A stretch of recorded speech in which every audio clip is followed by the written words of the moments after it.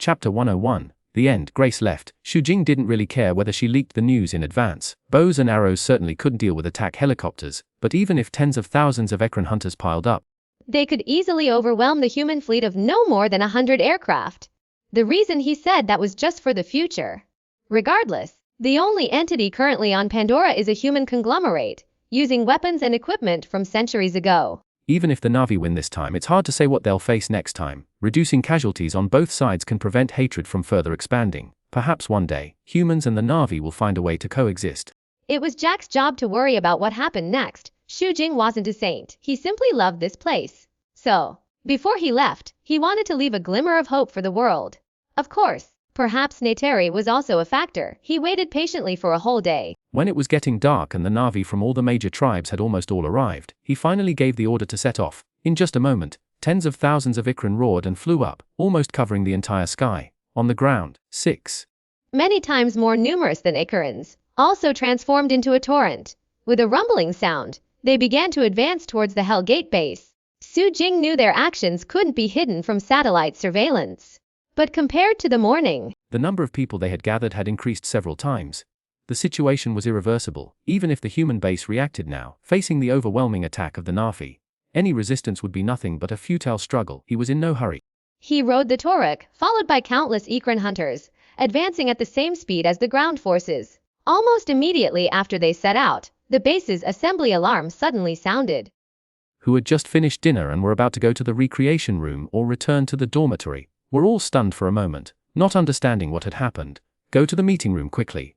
At this moment, someone shouted and ran towards the conference hall. Soon, the conference room was packed with people, all talking and noisy. Although they still didn't know what had happened, everyone's faces were solemn and they had a bad feeling in their hearts. At this moment, Parker, the head of the base, hurried in with a group of people. The entire conference room suddenly fell silent. Everyone turned their eyes to Parker. Parker looked around at everyone, trying to remain calm, but his hands were shaking slightly. During the day, he was still ecstatic about effortlessly flattening the Omaticaya tribe's home tree. But now, his heart was filled with only fear and anxiety. He swallowed several times, suppressing his inner fear. His voice trembled as he spoke in this base. Each of us strives for survival every day. But now, I have to tell you some extremely bad news. The lights in the conference room went out. And the projector beamed the image just captured by the satellite onto the wall. Perhaps you learned this during the day. The Na'vi from this planet are gathering towards Mount Hallelujah. But Alice, we were wrong. They're not holding a grand gathering. Instead, they're preparing to attack us. Wow. As soon as Parker finished speaking, the entire conference room was in an uproar. Are these Na'vi crazy? Why are they doing this? This is war. We must not retreat. Fight with them. The meeting room was as noisy as a market. But those who spoke were mostly mercenaries who were aggressive and belligerent but didn't understand the specifics of the situation. Quiet, Parker shouted. After everyone calmed down, he said, I must remind you all. The Na'vi's assembled winged beast army alone currently numbers nearly 20,000. Our surrounding high-voltage electric fences and machine gun turrets are powerless to stop them, even if all our helicopter gunships were launched. They would be overwhelmed in an instant. He paused, his expression dejected. We have no chance of winning this war. From the very beginning, we were doomed to fail. There was a moment of silence as everyone understood the current situation. Surrender immediately, someone asked. Parker took a deep breath. After a long silence, he said, yes, we have no choice but to surrender. He was very unwilling in his heart, but considering the consequences of resistance, he made a wise choice. Of course we're coming here. Grace's persuasion played a big role in his decision. The meeting room instantly became chaotic again. Will the Na'vi let us go? Are you sure these natives won't kill us after we surrender? Parker pressed his hands together. When he regained his composure, he said, Dr. Augustine will answer these questions. Grace then walked up to the stage and began answering questions and calming the crowd. When Xuanhuan led the Na'vi people, after hack, they arrived at the human base in a mighty procession. The gates were already open. Parker and other key personnel were waiting at the door, their hands raised in a gesture of surrender. Facing a losing war, no one would risk their life for no reason. Except for a madman like Quach. Everything went smoothly. A head count was taken. Weapons were confiscated. At daybreak, most of the humans at the base were lined up and escorted aboard the shuttle. Only a few were allowed to remain. When it was confirmed that the spacecraft stationed in space had returned to Earth, Xuanhuan's heart moved and he opened the system interface. Task 3 has clearly shown a completed status. It's finally over, he couldn't help but sigh. He hadn't experienced any thrilling life or death battle, he hadn't had Jack save the day, and he hadn't received any help from Ava. All he had was his own hard work and his familiarity with the plot. He planned every move step by step. And ultimately completed the mission so simply. Even he himself found it somewhat incredible. Su Jing didn't choose to return immediately. There were still many things that needed to be dealt with. On his way here, he saw that the tribe's home tree had been destroyed. All the Omaticaya people were now homeless. Although 3 months was short, he still felt a little bit of affection for the tribe and the Na'vi people. He was unwilling to just disappear and leave without caring about them. Furthermore, although humans have been driven away, they will inevitably return in a few years. Su Jing didn't know if he would ever have a chance to come back. So he would tell Jack some of the information he knew.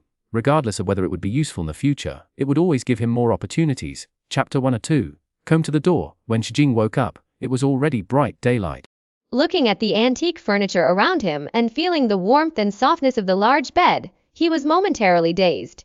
After a moment of daze, he finally came to his senses. If everything was a dream, this wouldn't have happened. But every time he traveled through time, it would become an unforgettable memory, deeply engraved in his mind. System. Su Jing rubbed his head. He summoned the system and first looked at the remaining 2,350 origin points.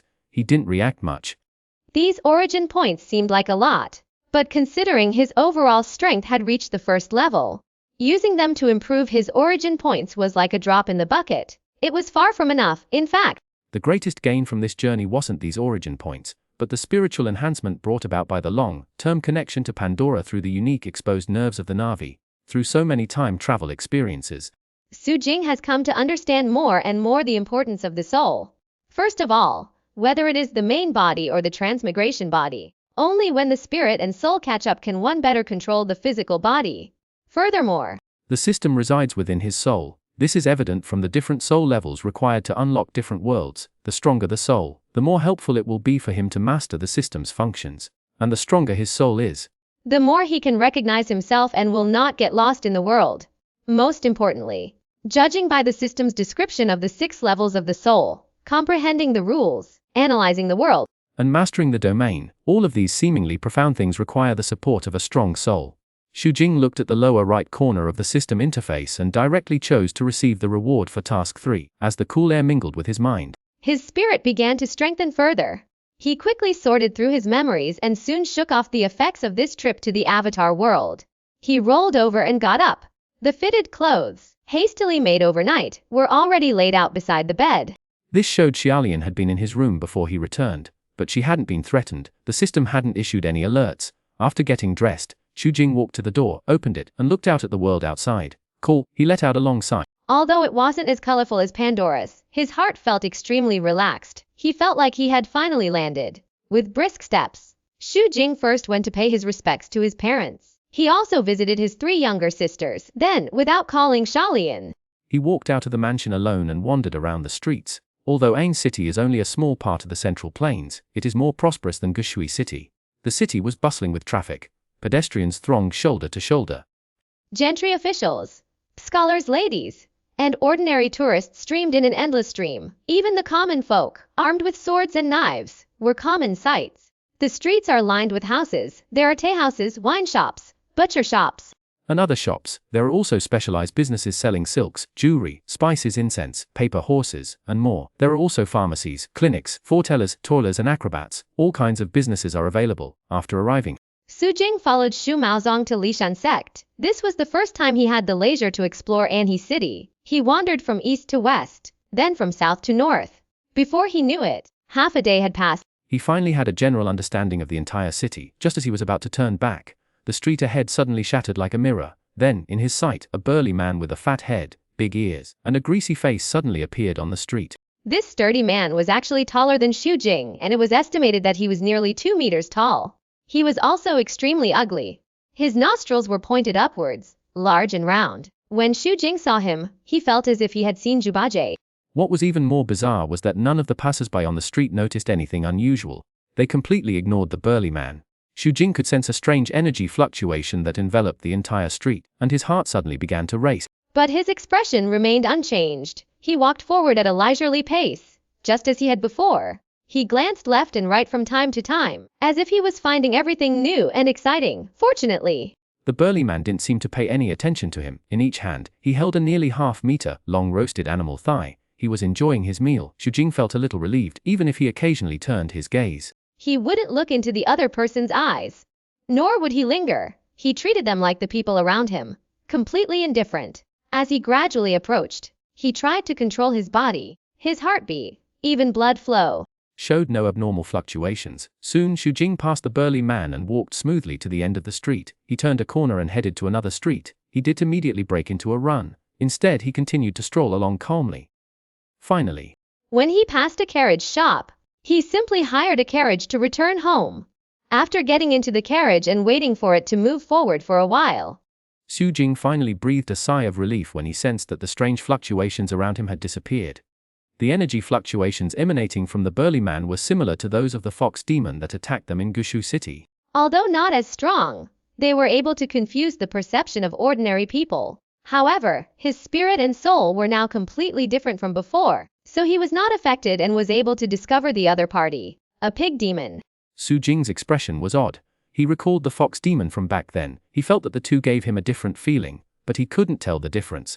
The driver was an elderly man who was very familiar with An City. He took all the easy shortcuts.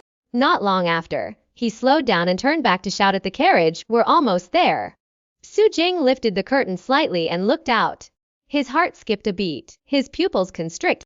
The burly man who had resembled a pig demon was now sitting outside his house, carrying a large bowl of meat and eating with gusto. "Old man, please take me out of town. The price is extra." Xuanhuan didn't understand at this point. The other party was clearly coming for him. Whatever the reason, he didn't want to bring trouble back. The old man driving the cart was stunned for a moment, but quickly recovered and shouted, "Okay." Then he jerked the reins. The carriage suddenly accelerated, Passing directly past the Shu residence and heading towards the city gate. Xuanhuan's expression turned grim. After lowering the car curtain, he immediately summoned the system and looked at the areas that could be strengthened. Physical strength, fairy blade technique, and the corresponding flames. These three abilities were all his own. But even if he continued to improve them, he didn't have much confidence. Besides, he didn't have that much time to improve. He quickly skipped over these three items and turned his attention to the diamond armor, at least for now. This was his strongest weapon. Chapter Hun 3. Currently, the Vajra armor's physique is at level 1. Each upgrade below level 1 consumed 1. But now it has become 10. Zelozid. Originally, Xuanhuan had wanted to accumulate origin points to improve his body, or save them for exchanging them for a better transmigration body. But now he had no choice but to use them. He clicked twice with some heartache. The source that was previously over 20,000 points plummeted to a fraction. Hope it helps. I looked at the data after the diamond armor upgrade, mainly the height and weight. They increased to 1 and 6. 5 meters and 31 tons respectively. He didn't grow much taller, but his weight actually started to increase dramatically. This was completely beyond Jing's expectations, but he still felt uncertain and even a little uneasy. He could clearly sense that as the carriage left the city, a sudden, undisguised presence surrounded him, firmly locking onto him. It was obvious that the other party had caught up. At this time, the old man driving the cart turned around and asked, "Where are you going?" Xuanhuan lifted the curtain and gazed out at the distant Lufeng mountain range. He pointed to one of the peaks and said, "The scenery over there seems nice. Let's go there." The old man hesitated. The place Xuanhuan pointed out was too remote. Xuanhuan took out a piece of silver and handed it over. He said, "Don't worry, old man, just send it there for me. I'll go back by myself then." The old man took the silver and had no objection this time. About half an hour later, he called out, "We're here." Xuanhuan got out of the car without hesitation, thanked the old man, and then walked towards the forest. As soon as he entered the forest, he started running wildly. The rustling of grass and bushes swept past him. Soon, he reached the end of the forest. Not far ahead was a mountain hundreds of meters high. "Come out." Xuanhuan turned around and looked somewhere in the dark woods. The ugly, burly man from before stepped out from the darkness and stood 30 meters away from Xuanhuan.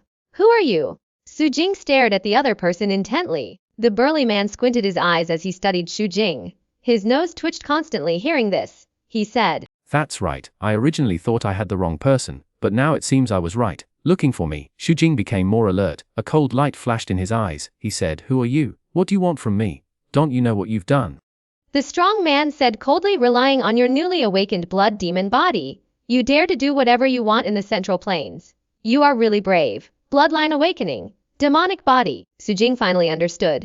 It seemed that his theft of the sex library had been discovered. Furthermore, the other party mistook his diamond armor for a bloodline awakening. This allowed him to glean quite a bit of useful information.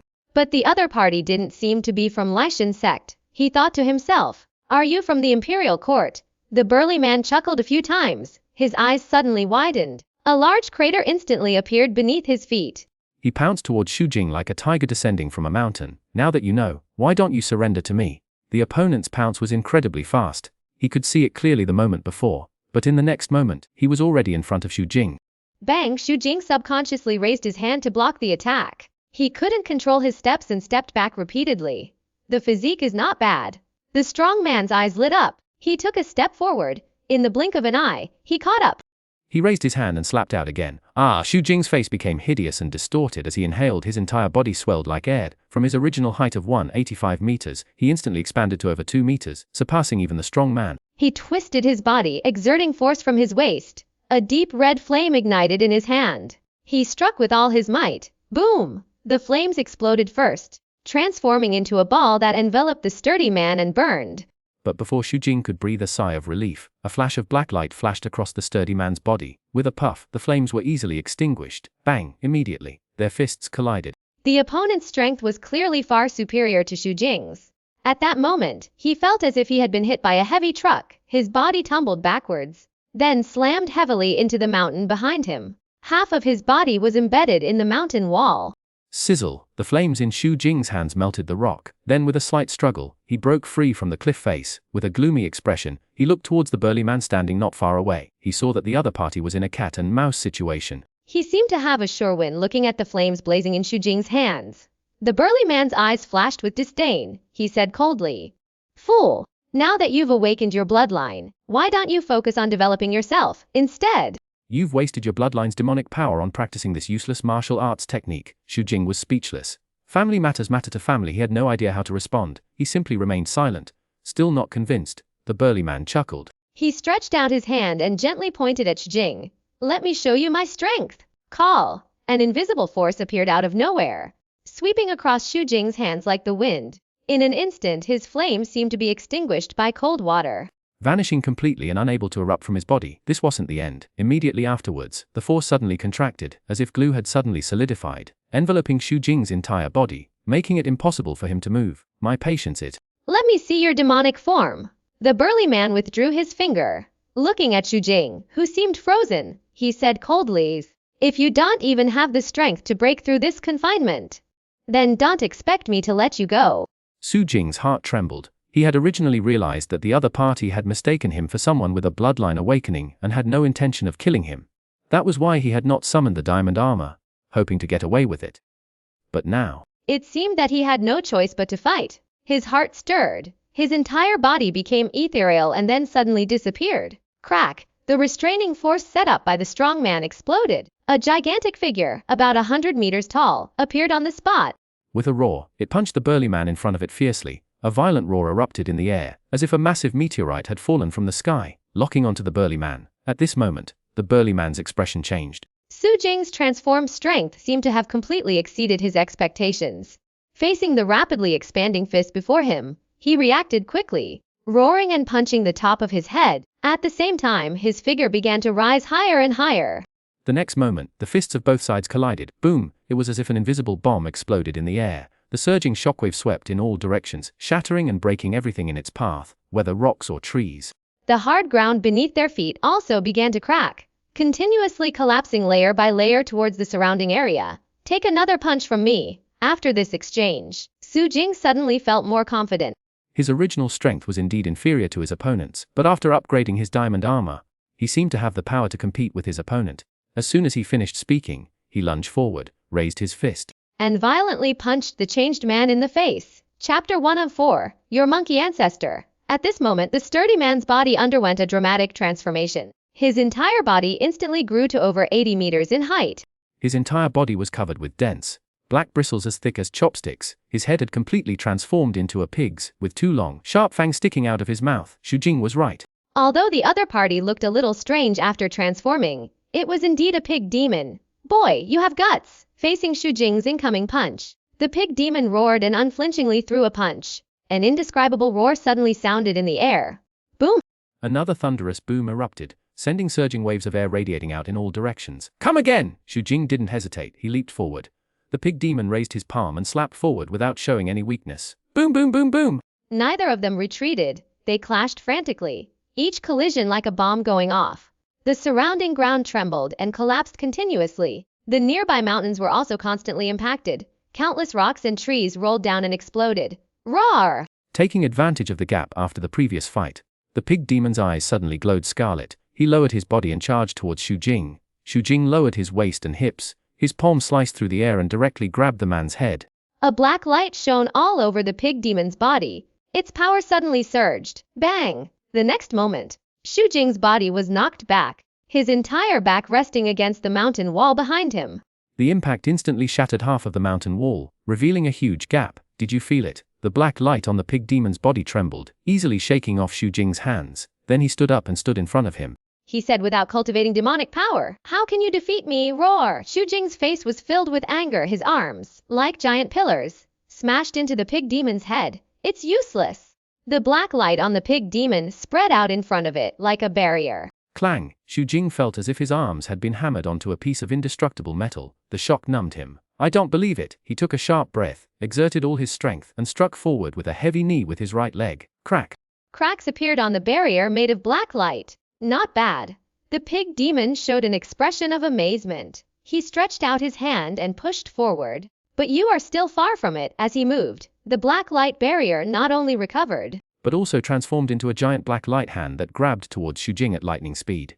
Xu Jing had nowhere to retreat. He had no time to dodge. Suddenly, his vision went dark.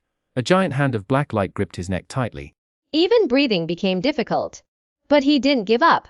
He grabbed the giant black hand that was stuck around his neck with both hands and tore at it, trying to break free. The pig demon suddenly laughed and said, "Boy, stop struggling. If I really wanted to kill you, you would have died long ago." Xu Jing now realized the difference in strength between the two sides. The initial confidence he had felt was completely shattered. He paused, staring intently at the pig demon and asking.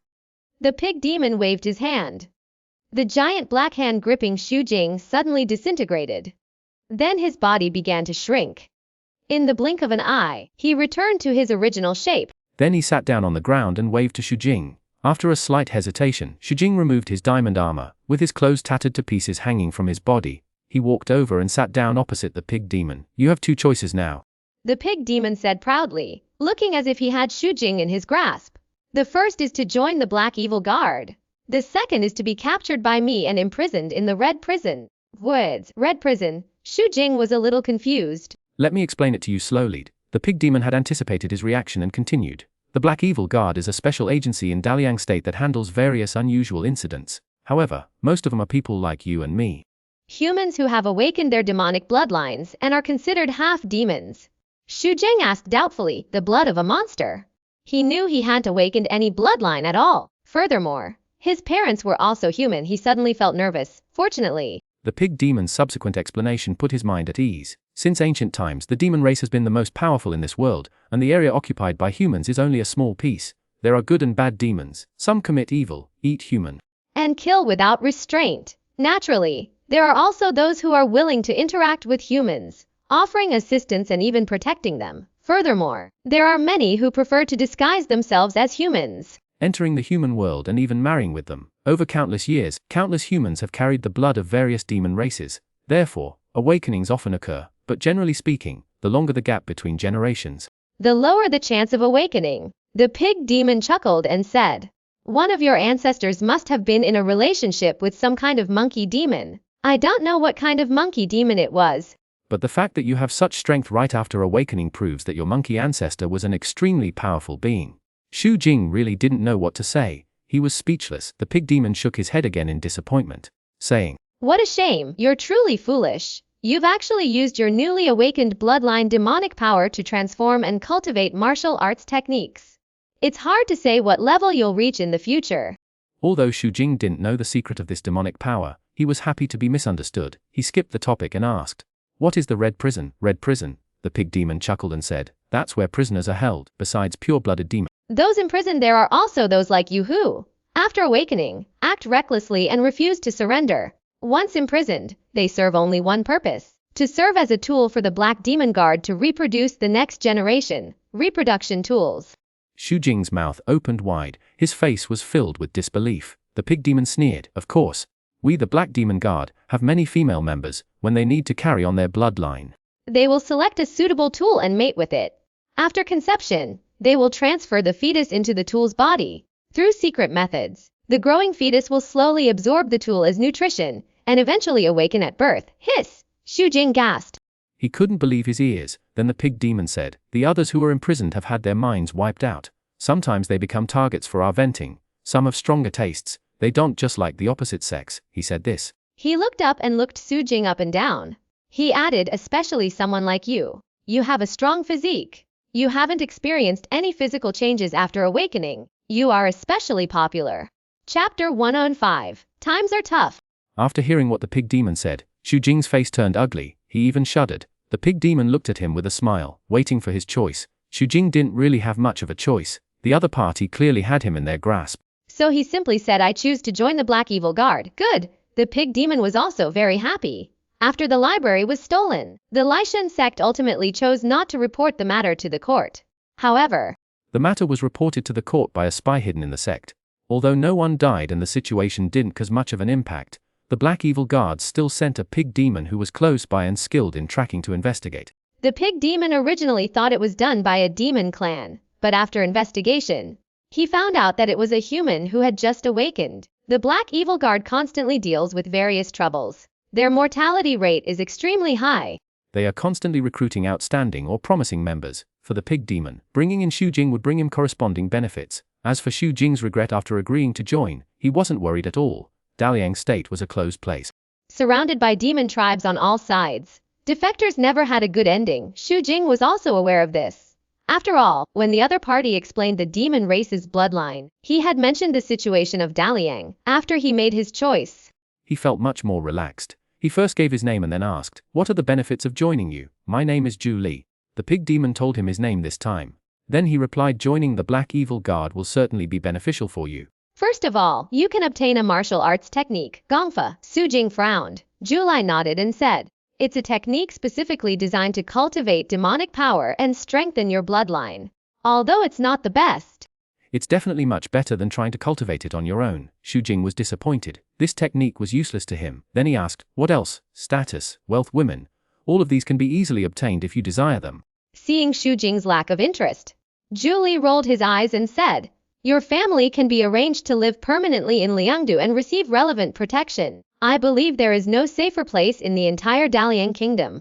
This time Xu Jing was somewhat tempted. However, he still needed to discuss this matter with his family. He thought for a moment and said, "What will I have to pay?" Zhu Li nodded appreciatively and said, "We will assess you based on your strength. Then, when trouble arises, if it's within your capabilities, we might send you out to handle or investigate. After completing the mission, you'll receive merit. Merit can be exchanged for cultivation resources, or even better cultivation techniques. Evaluation." Xu Jing immediately became interested and inquired carefully. This wasn't a secret, and Zhu Li was always open about it. Within the Black Evil Guard, members are primarily divided into 4 levels: A, B, C, and D. Level A is the strongest, while level D is the weakest. Generally, those who have just awakened experience demonic energy flowing through their blood. Their bodies, influenced by this demonic energy, begin to undergo partial changes, but they are unable to control the transformation. This is the weakest D level. When the demonic power grows, one can freely control the changes in the body and use the demonic power to amplify oneself. Performing simple magic spells will even reach the C level. At the B level, like Zhu Li, demonic energy can be released from the body to attack, defend, and perform powerful magic. As for the class of beings, all of them were powerful beings who could summon wind and rain with a wave of their hands and create disasters. Although this is the classification, the evaluation is not solely based on demonic power cultivation. Instead, it focuses on specific strength. This is because some bloodlines have powerful talents after awakening, making it difficult to measure demonic power levels. Zhu Li directly used Xu Jing as an example. He said, "People like you, who can reach tens of feet after transformation and possess an incredibly powerful bloodline, are very rare. Even without demonic power, your strength has firmly reached the C level. Is it rare?" Xu Jing was stunned. Then he said, "Aren't you the same?" "Ha ha ha." Zhu Li laughed and said, "Of course it's rare. You have to know that in the entire Black Demon Guard, including me, there are only a few people who possess such a huge demon body." He was very optimistic about Xu Jing. He could control his demonic body with ease upon awakening. His physical body was no worse than his current one. This must be a bloodline with tremendous potential. If it wasn't him this time, but someone else, he would have suffered a great loss, even though he had known about this from intelligence. He was still stunned when he saw Xu Jing's transformation for the first time. It's a shame, Zhu Li then said with some regret. You actually used your awakened demonic power to transform and practice martial arts techniques. Do you know how stupid this is?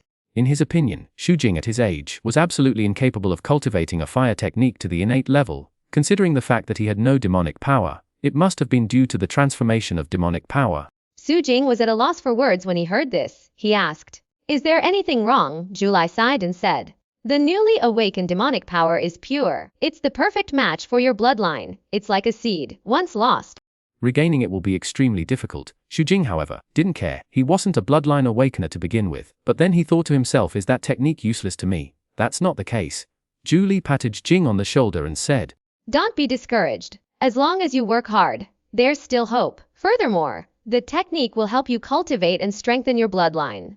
With your demonic body's natural talent, if you continue to grow stronger, you might as well become a Class A expert. At that time, any demonic barrier will be shattered with a single punch. Even sorcery won't be able to break your defense." Most of his words were just words of comfort. Even he didn't believe them. But after seeing Xu Jing's natural physical advantages, he was still optimistic. He might even make further progress in the future. Xu Jing nodded. Through his conversation with Zhu Li, he had learned a great deal of information he hadn't been able to obtain before. Joining the Black Evil Guard had its pros and cons. While it would give him a stronger backer, the dangers he faced in carrying out his missions would also increase. This made him feel even more urgent. The world is difficult. Human survival is not easy. Zhu Li sighed. Although we are no longer pure humans, as long as we accept it in our hearts, we can still protect our people and win space for them to survive.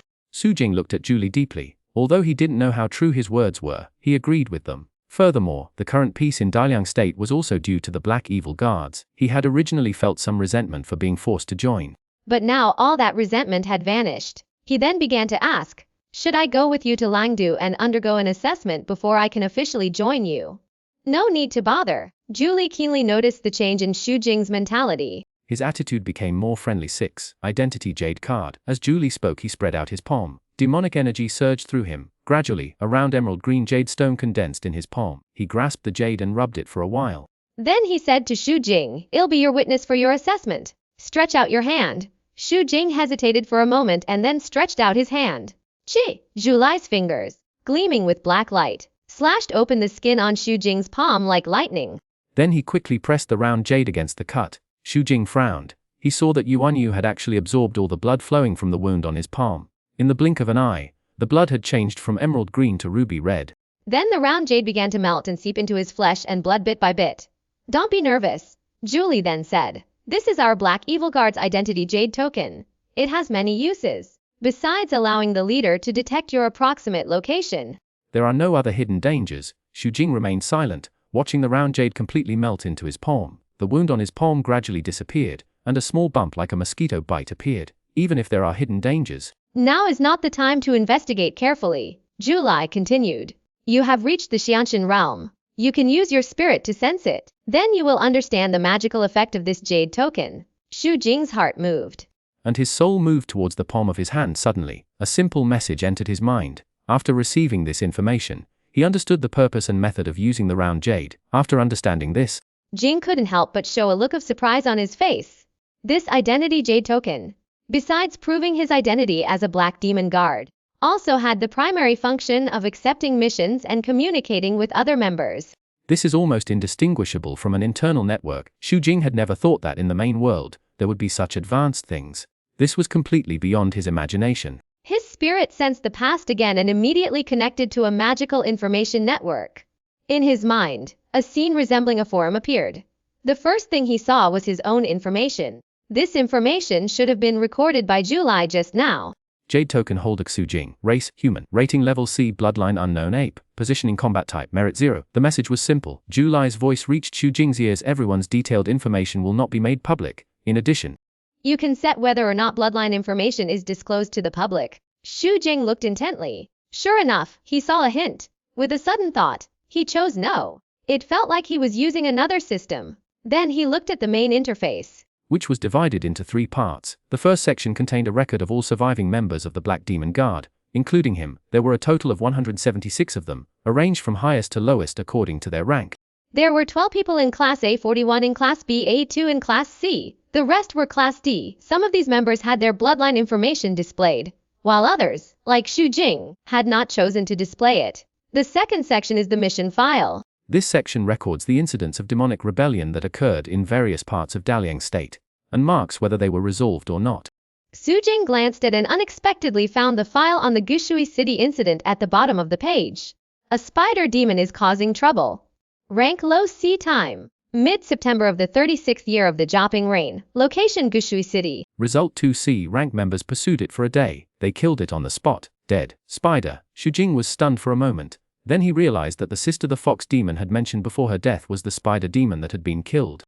But this was a good thing for him. He finally didn't have to worry about any retaliation. He then looked at the third section. This section was for exchanging merits. Besides techniques and sorcery, it also contained various items he had never heard of before. The descriptions mentioned materials, rare treasures and some items with unique uses. However, most of them were very expensive, often requiring tens of thousands of merits. In addition, the red prison mentioned by Julie earlier was also available for exchange. The prisoners there were clearly marked with prices. Just like the girls in the Yihong courtyard, detailed information and video footage were also provided, of course. If you're just playing around, most of the time you only need less than 100 merit points. That's assuming you don't break it. However, the Redeemer has to go to Liangdu, and no one will deliver it to your door. After Xuanhuan glanced through it briefly, he walked out and opened his eyes to look at Julie. Julie said with anticipation, "Isn't it amazing? When I first came into contact with this thing, I was uneasy for a long time. I would sense it whenever I had time." Xuanhuan cooperated and said it is indeed amazing. Julie laughed heartily. Then he said, "You're a newcomer. You can redeem a free technique for no more than 10,000 contribution points. Of course, this technique must not be leaked. Also, every year, you must travel to Liangdu for a retest and level assessment. Once there, your identity jade token will be displayed, and someone will contact you." Xuanhuan replied, "I understand." This identity jade token can be split by using demonic power or sufficient internal energy. The split jade can be used to guide others to join us, just as I just did, and you can take 10% of the merits they earn from completing missions in their first year. Also, do not attempt to remove the jade token, as that would mean you have betrayed the Black Demon Guards. Julie didn't hide anything and directly revealed the key information. Xuanhuan suddenly understood. No wonder the other party forced him to join the Black Evil Guard. This organization actually had subordinates. However, if the person who joined didn't have sufficient strength, facing the assigned mission would be a dead end.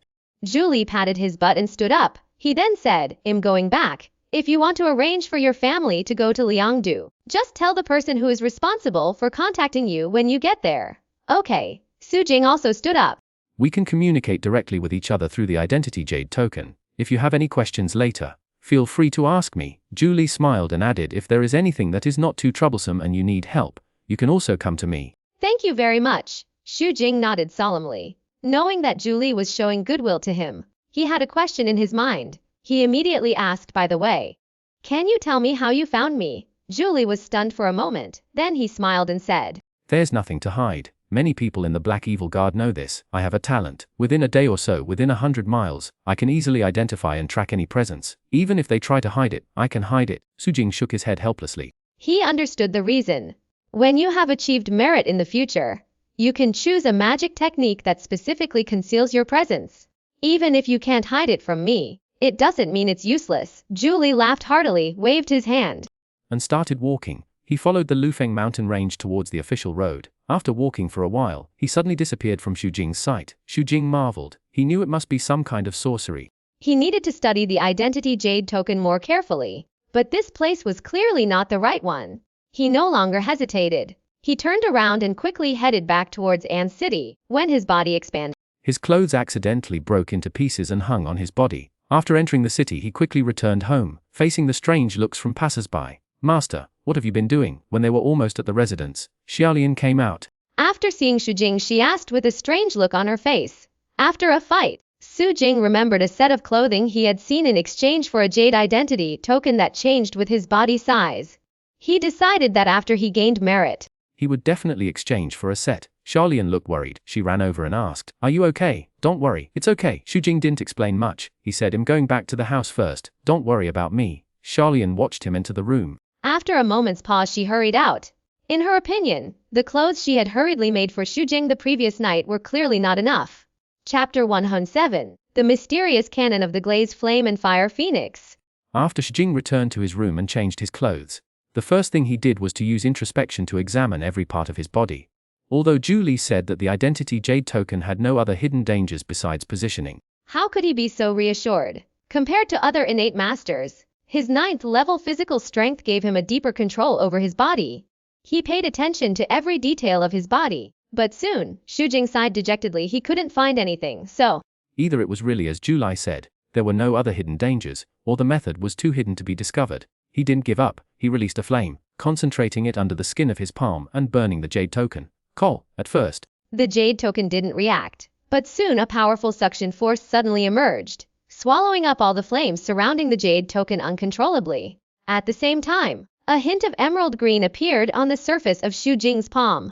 Faintly forming the prototype of a new jade token, Xu Jing quickly dispersed the flames and stopped trying. His flames were fueled by internal energy and emitted through the operation of a technique. Essentially, they were a variation of internal energy. He didn't know what this jade token was.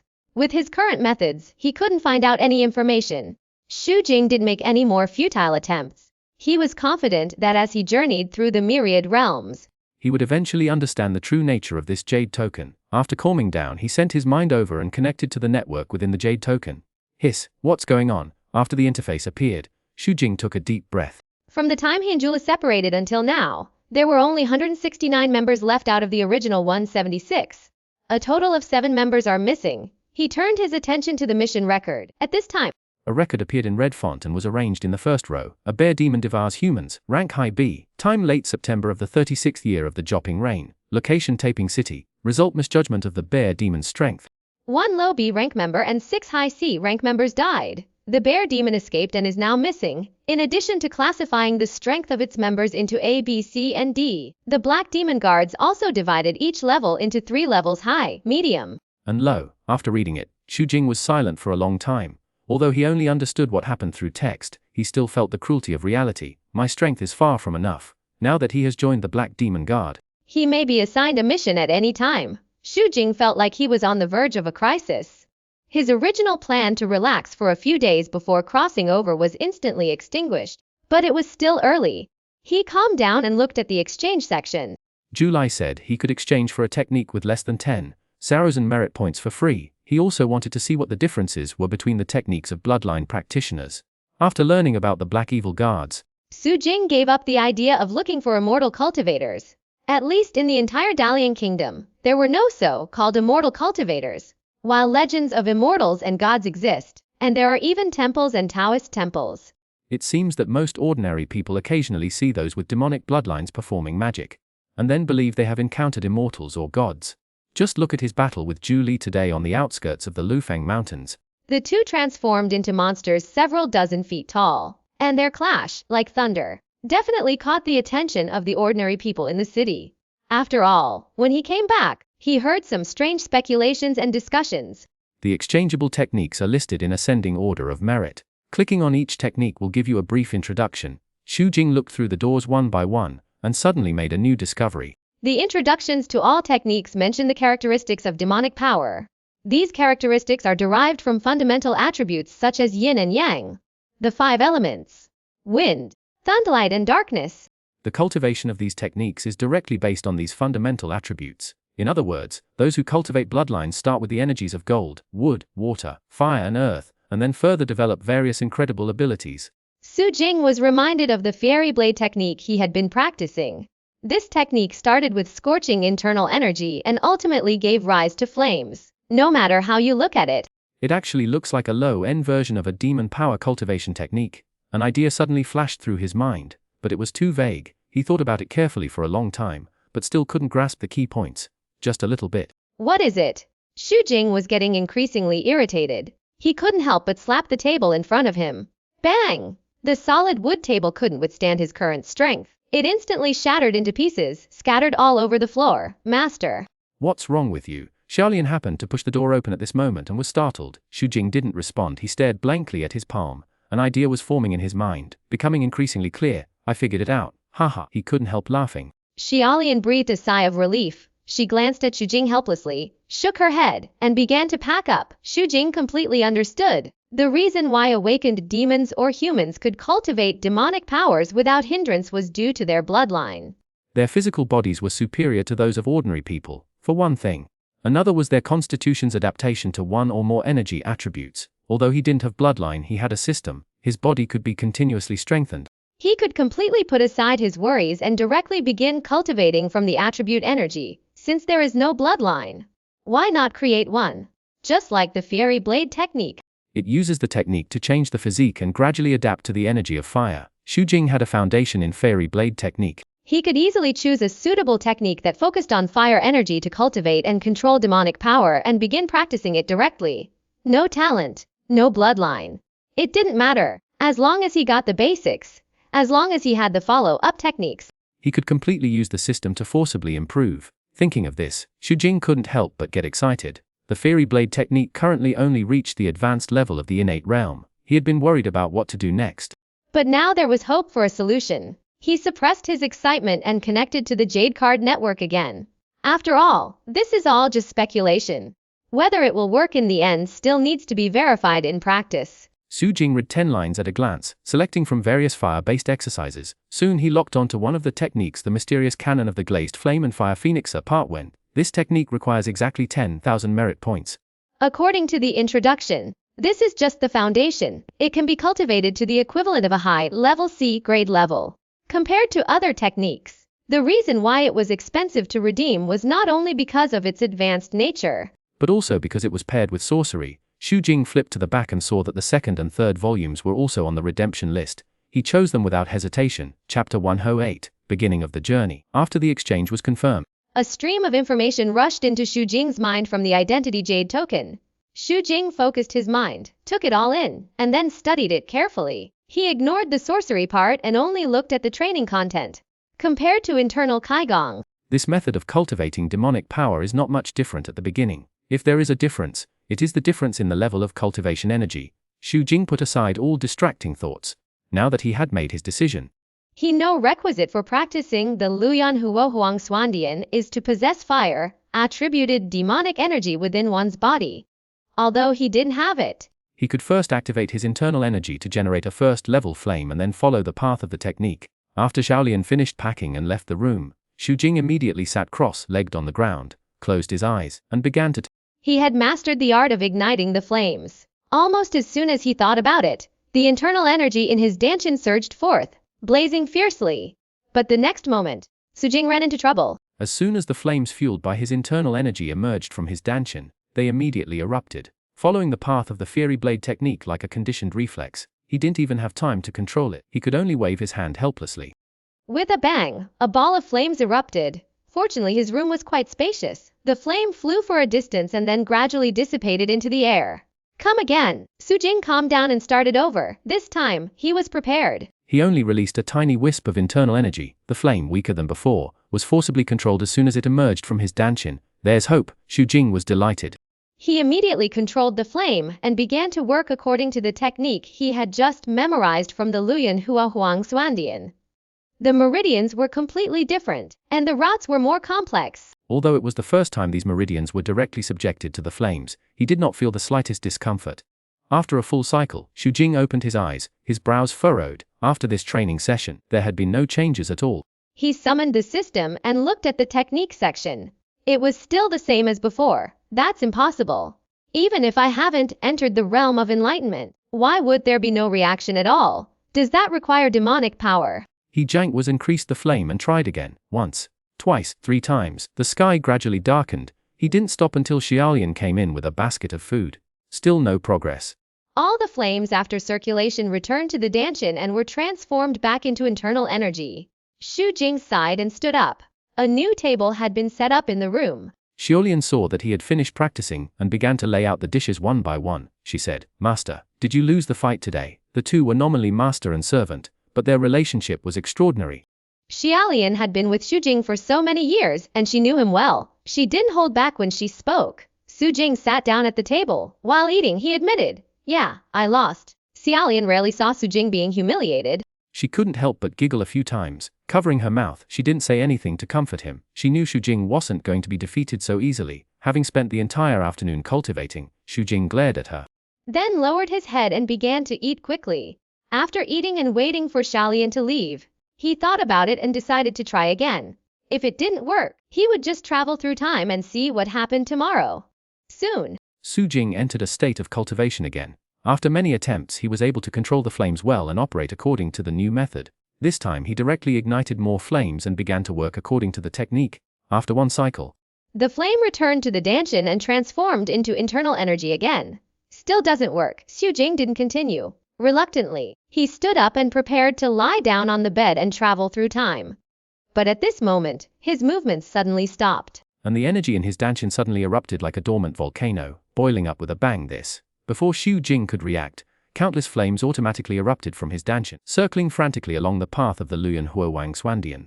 His skin instantly turned red and hot. A sharp, scalding pain filled his body.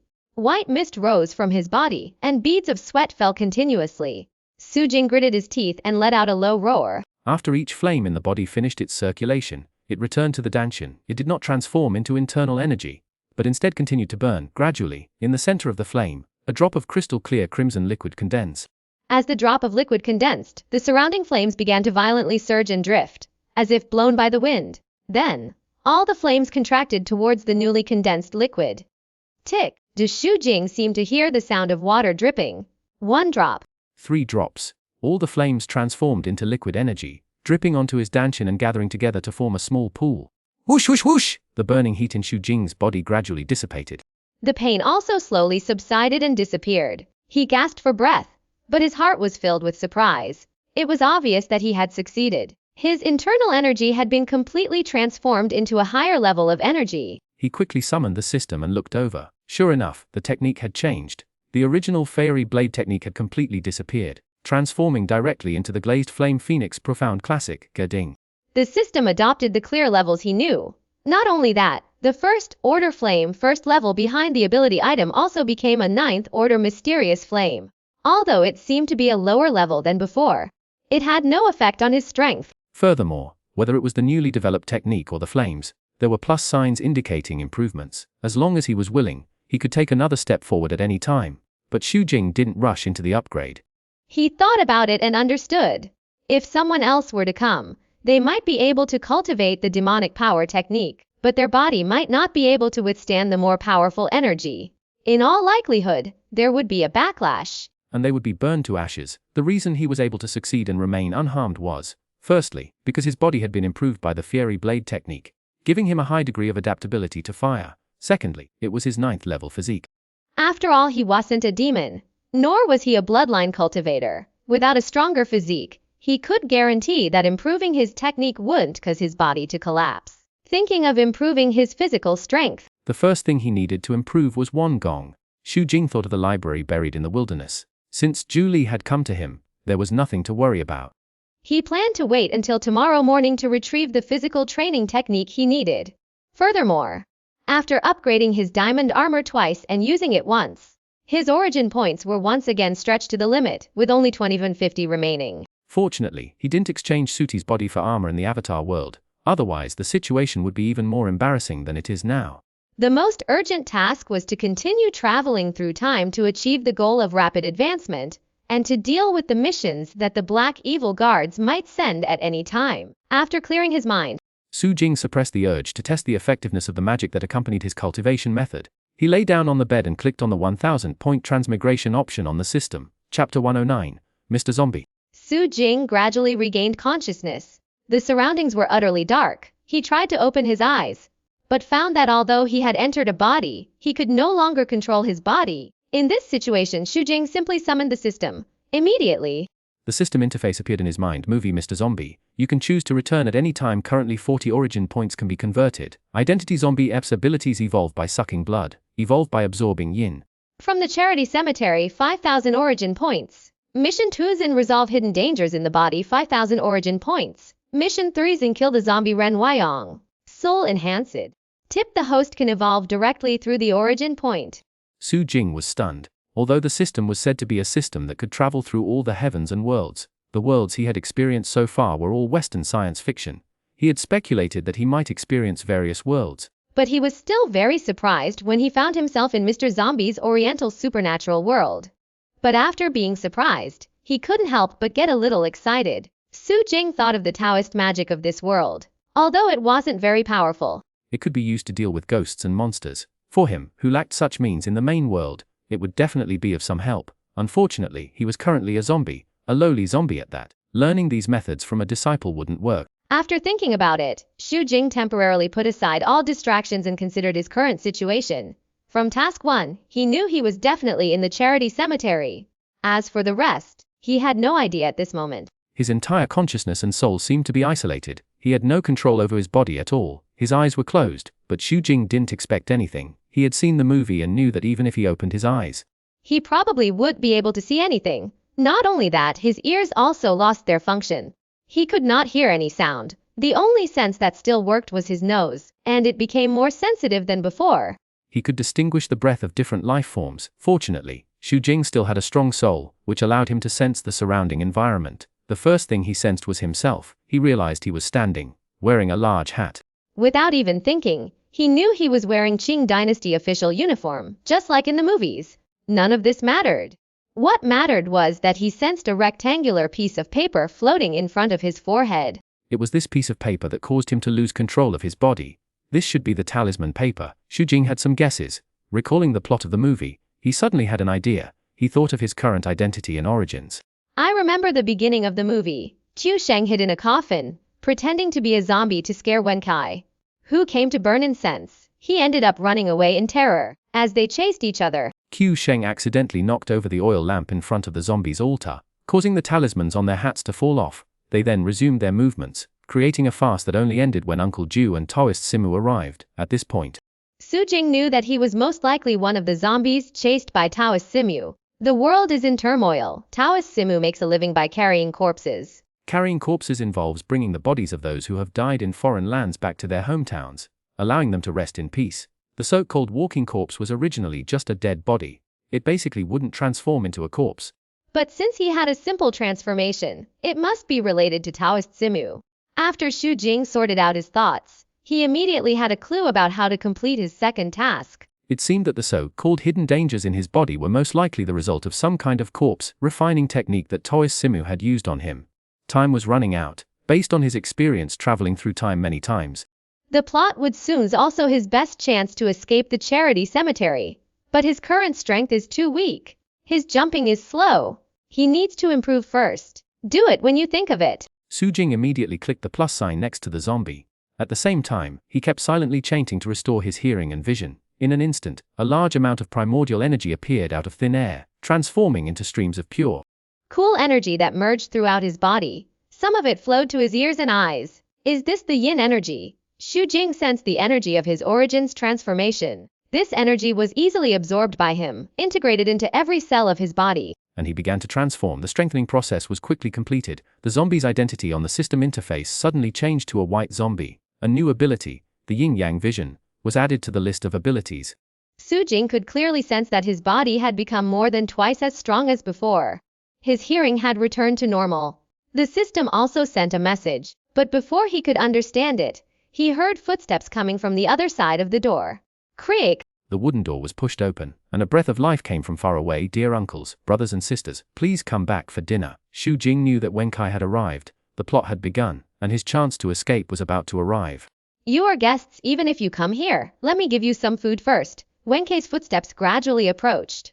Then the curtain was drawn aside. He said calmly, my friends, please don't be polite, as the incense on the altar rose. At this moment, not only Su Jing's nose twitched, the other zombies instinctively began to twitch their noses. A gust of wind blew outside the door. The oil lamp on the altar began to flicker, looking as if it might go out at any moment. Su Jing noticed that the talisman on his forehead was slightly weakening its control over him, and his body began to sway back and forth instinctively. Don't put it out. If it's out, they'll start moving. Wenkai noticed what was happening. He quickly picked up a pair of wooden tweezers and fiddled with the wick. His face was filled with nervousness, but soon, he breathed a sigh of relief. Not bad. If you were allowed to run around, there's really no way to catch you. After he finished speaking, lit incense for each coffin, and said, "It's time to eat. It's time to eat." Xu Jing's heart moved slightly. He was ready to escape. Ah! Not long after, Wenkai suddenly let out a frightened cry. Then, inside the house, there was the sound of a coffin lid dropping to the ground, mixed with the sound of hurried footsteps. It seems that this is Qiu Sheng. Xu Jing sniffed and smelled the scent of another unfamiliar human. The other person was hiding behind a door not far in front of him. Wenkai followed closely behind. Nervously, he approached the bodies of Xu Jing and the others. He counted 1, 2, 3, 4, 5, 6, 7, 8, 7. He counted it twice and said in surprise, "Strange, the number is correct." Roar. Qiu Sheng quietly approached Wenkai from behind the door and suddenly let out a ferocious roar, frightening Wenkai so much that he screamed. Chapter 110. Zombie. Although Xu Jing could open his eyes and couldn't see the specific situation, his mind couldn't help but think of the movie he had watched. In panic, Wenkai raised the bagua mirror and pointed it at Qiu Sheng. Qiu Sheng feigned fear and retreated. Then Wenkai bravely stepped forward. However, he accidentally hugged Qiu Sheng. Terrified, Qiu Sheng dropped the bagua mirror and fled. Bang! In his panic, he bumped into the altar in front of Xu Jing, instantly knocking over the oil lamp. The two of them, one chasing the other, headed towards the other end of the house. The breeze they created as they ran easily blew away the talismans on the corpses of Xu Jing and the others. The opportunity has come. Xu Jing suddenly opened his eyes. The other zombies on his left and right did the same. Then the zombies around them sniffed and began to beat their hearts. Following the scent of Wenkai and the other man, Xu Jing felt his body stiffen. He jumped a little, somewhat uncomfortably. After glancing at Wenkai and Qiu Sheng, he turned around without hesitation, running in the opposite direction from the other zombies, and leaped toward the nearby gate. As for those who were driven solely by instinct and had no intelligence, they could just buy him time to escape. After leaving the house, there was a closed door about 7 or 8 meters in front of the house. This is the back door of the entire charity cemetery. As long as he opens this door, he will escape from the charity cemetery. Ah, master, come and help me. When Xu Jing jumped to the back door, he heard Wenkai and Qiu Sheng shouting in fear from behind. Time was running out. He glanced at the latch on the door. Other less intelligent zombies would have been helpless or forced to break down the door. But he stretched out his hands, pushed against the right side of the door latch, and then turned slightly. Snap! The latch slid to the floor, and the door opened a crack.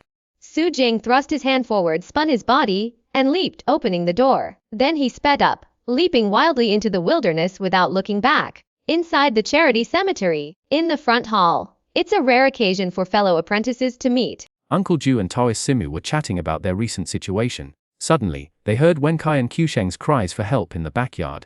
The two looked at each other and immediately stood up and rushed to the backyard. "Master, help!" After seeing Uncle Jiu and the other two, Wenkai, who was the first to run out of the door, seemed to have seen a savior and pointed to the house behind. Things were easy from then on. These were low-level zombies. Even an ordinary person could defeat them one-on-one if they stayed calm. Uncle Jiu and Taoist Simu quickly resolved the situation. Then, Uncle Jiu and his two apprentices joined forces, moving the immobilized corpses into a row and reapplying the talisman paper. "You two can have fun, but please don't play with my things, okay?" Taoist Simu donned his robes and returned with a salute. During the earlier fight, several zombies had had their arms broken by Uncle Ji's heavy blows. He couldn't blame his senior brother, so he could only complain to Wenkai and Qiu Sheng. "Uncle Master, it wasn't me." Wenkai pointed at Qiu Sheng and argued, "It was him." "Hey, stop talking." "I'm leaving." Uncle Jiu said helplessly, "Just stay for 2 more days, senior brother." "Alas, see you later." Taoist Simu looked at the nearly destroyed zombies. He shook his head and sighed, clearly unwilling to stay any longer. He shook the spirit, calling bell in his hand, and sang, "The skies, the night is long, return home, line up." He sang as he walked. With his other hand, he scattered paper money. The zombies lined up in unison and followed behind him. Uncle Jiu sighed and prepared to open the back door. But when he looked up, he froze in place. "Junior brother, wait," he shouted. He quickly counted the zombies one by one. Then he exclaimed, "Your boss is missing one." "What?" Taoist Simu, Wenkai and Qiu Sheng exclaimed at the same time. 1, 2, 4, 5, 6, 7. It's really less. What about the other one? Uncle Jiu pointed to the wide, open back door and said, "That person must have run away. This is not right." How could they possibly think of escaping? Taoist Simu suddenly became confused. He paced back and forth and said, "Oh no! How should I explain to my customers? Don't panic. He can't run fast. He certainly can't get far." Uncle Jiu analyzed calmly. Then he said, "I'll go get the things, then we'll catch up. In this chaotic world, ghosts and monsters are especially numerous in the wild at night. Even Uncle Jiu wouldn't dare run around in the wild at night without weapons. Soon, Carrying a peach wood sword, wearing a Tai Shi Bagua robe, and carrying a cloth bag filled with talismans and other items. Wenkai, you stay here and look after the house until we come back. Xuanhuan. you should go back to your aunt as soon as possible. Uncle Jiu glared at Wenkai and Xuanhuan angrily. After giving an order he called Taoist Simu. The two hurried out of the charity cemetery. Xujing bounced and jumped, moving forward. He didn't know the way. He only knew to head in one direction, the farther away from the charity cemetery, the better. The wilderness was eerie and gloomy. The dim moonlight, the gloomy clouds, the cries of crickets, owls, wolves, and other creatures all made the air feel eerie. Although Xujing was a zombie at this moment, his soul was still human. He still felt a little uneasy in this environment. He glanced around with a hint of vigilance. As he jumped quickly, he came to a dark forest. Suddenly, he felt something kick his foot. He didn't know what it was. It was hard and nearly tripped him. Then he heard a scream, ouch. That hurt so much. Xujing took 2 steps back, leaping over a meter. Then, he lowered his head slightly and looked in the direction of the sound. He saw an old woman. The old woman, dressed in a white shirt, hunched over, fell to the ground with her back bent. Her limbs trembled as she tried to get up, only to fall down again and again. She looked incredibly pitiful. Yet in this environment, she seemed particularly eerie. Damn, I actually ran into a ghost. Xujing's heart trembled. But then he steeled himself. He pretended he saw nothing. He stared straight ahead. He stretched out his arms without hesitation and leaped forward. I'm a zombie. Why should I be afraid? He also thought about the ghost that had come to him in the main world. Wasn't it absorbed by the system? After thinking about this, he calmed down a little. At this moment, the old woman suddenly turned around and glanced at Xujing. She immediately cursed, "What bad luck! I thought a young man came, but it turned out to be a ragtag zombie." As she spoke, her entire body vanished before Xujing's eyes. The next second, it transformed into a cloud of ethereal black air, stretching and drifting towards the top of a tree not far away. Is this the yin-yang eyes? Xujing believed that if a human were here, or if the ghost was intentionally hiding, then nothing would be visible by now. But he could still clearly see the ghost woman. Furthermore, through his first-level soul induction, he confirmed that he was not mistaken. The ghostly old woman was indeed in the tree, and her eyes were fixed on him. Ghosts carrying sedan chairs. Xujing pretended not to know and continued to skip forward. He didn't want to get into trouble for the time being. The most important thing right now was to escape Uncle Jiu and the others' pursuit. Then, find a relatively safe place and continue his evolution. Furthermore, with his current white zombie strength, he wasn't sure he could defeat a ghost, unless it rushed into his mind like the ghost in the main world. Fortunately, this ghostly old woman didn't seem to have any interest in him, apart from staring at him. She didn't take any further action. Xujing relaxed. This was the best way to keep things to themselves. Not long after he emerged from the woods, the view of rolling hills was hazy in the dim night. As a zombie, Xujing was extremely sensitive to the yin energy between heaven and earth. He could even see faint gray, black smoke rising from the earth's veins through his eyes. The more yin energy there is in a place, the more likely it is that ghosts exist there. Xujing certainly understood this, but thinking of Uncle Nine who might come after him, he decided to go there anyway. Regardless, he's a zombie now. The ghost woman's attitude just now showed that the ghosts probably had no interest in him. If Uncle Jiu and the others tracked them down, the situation would be completely opposite. Xujing made a decision. After careful consideration, he immediately headed towards the area where he sensed the strongest yin energy. Not long after he left, Uncle Jiu and Taoist Simu finally caught up with him out of the woods. Taoist Simu held a compass and pinched his fingers. Then he pointed to the north of the woods and said, "Has been here before." He went that way. Has been gone for a while. Let's get. While he was talking, he looked down at the compass and headed towards the woods. Wait, Uncle Jiu's expression was serious. He suddenly stretched out his hand to block the Taoist Simu. What happened? Taoist Simu looked up. He looked at the woods again and asked, "What did you find?" He studied Martian magic. It can be said that everyone knows how powerful Uncle Jiu is. Uncle Jiu is proficient in Martian magic. This is also recognized by everyone. Uncle Jiu's graying eyebrows rose. He took 2 willow leaves from his cloth bag and wiped them across his eyes with his inner strength. Then, after observing the woods for a moment, he whispered, "Let's go around. There's a troublesome old ghost in there." Old ghost. Taoist Simu was shocked. It's not certain that old ghosts are powerful, but they are certainly cunning. As the saying goes, people become more shrewd as they age, and ghosts become more powerful as they age. There's some truth to this. Let's go. Uncle Jiu grabbed Taoist Simu and turned around. They took a detour and left. He wasn't afraid of the old ghost inside. With him and Simu alone, dealing with the old ghost wouldn't be a problem. but doing so would inevitably delay and waste even more time. Taoist's important thing now was to recapture the escaped boss. As for enforcing justice, forget it. There are so many ghosts in this world. Unless it's absolutely necessary, no one wants to get involved in something they can ignore, Lest they get themselves into trouble. In the shade of the woods, the ghostly old woman watched Uncle Jiu and the other two walk away. But she didn't chase after them. Although she coveted these two powerful Taoists, she still knew her place, of course. If the other party entered her territory, she might give it a try. After going around in circles, Uncle Jiu and Taoist Simu finally caught up to the other side of the woods. It's over. Taoist Simu looked at the compass with tears in his eyes. He said, I can't pinpoint his exact location anymore. Uncle Jiu heard the sound and looked at the compass. He saw the needle on it swaying back and forth. It was very off. He looked up at the peaks inside. Has gone up the mountain. There are many desolate graves there. Let's not take the risk. Let's wait until daylight. During the day, Taoist Simu hesitated. Yes, Uncle Jiu nodded. Why don't you stay with me for a couple more days? We can search slowly during the day when we have time. Even if Hes turned into a zombie, he wouldn't dare come out during the day. He'll definitely be hiding somewhere dark. It'll be much easier to find him this way. It's definitely more convenient than searching the mountain in the middle of the night. It's also safer. Alice. Taoist Simu sighed. This is the only way. Xu Jing leaped along the rugged mountain forest. The sound of his rising and falling footsteps was particularly clear in the quiet night. But at this moment, he was no longer as nervous as before. Instead, he was calm and composed.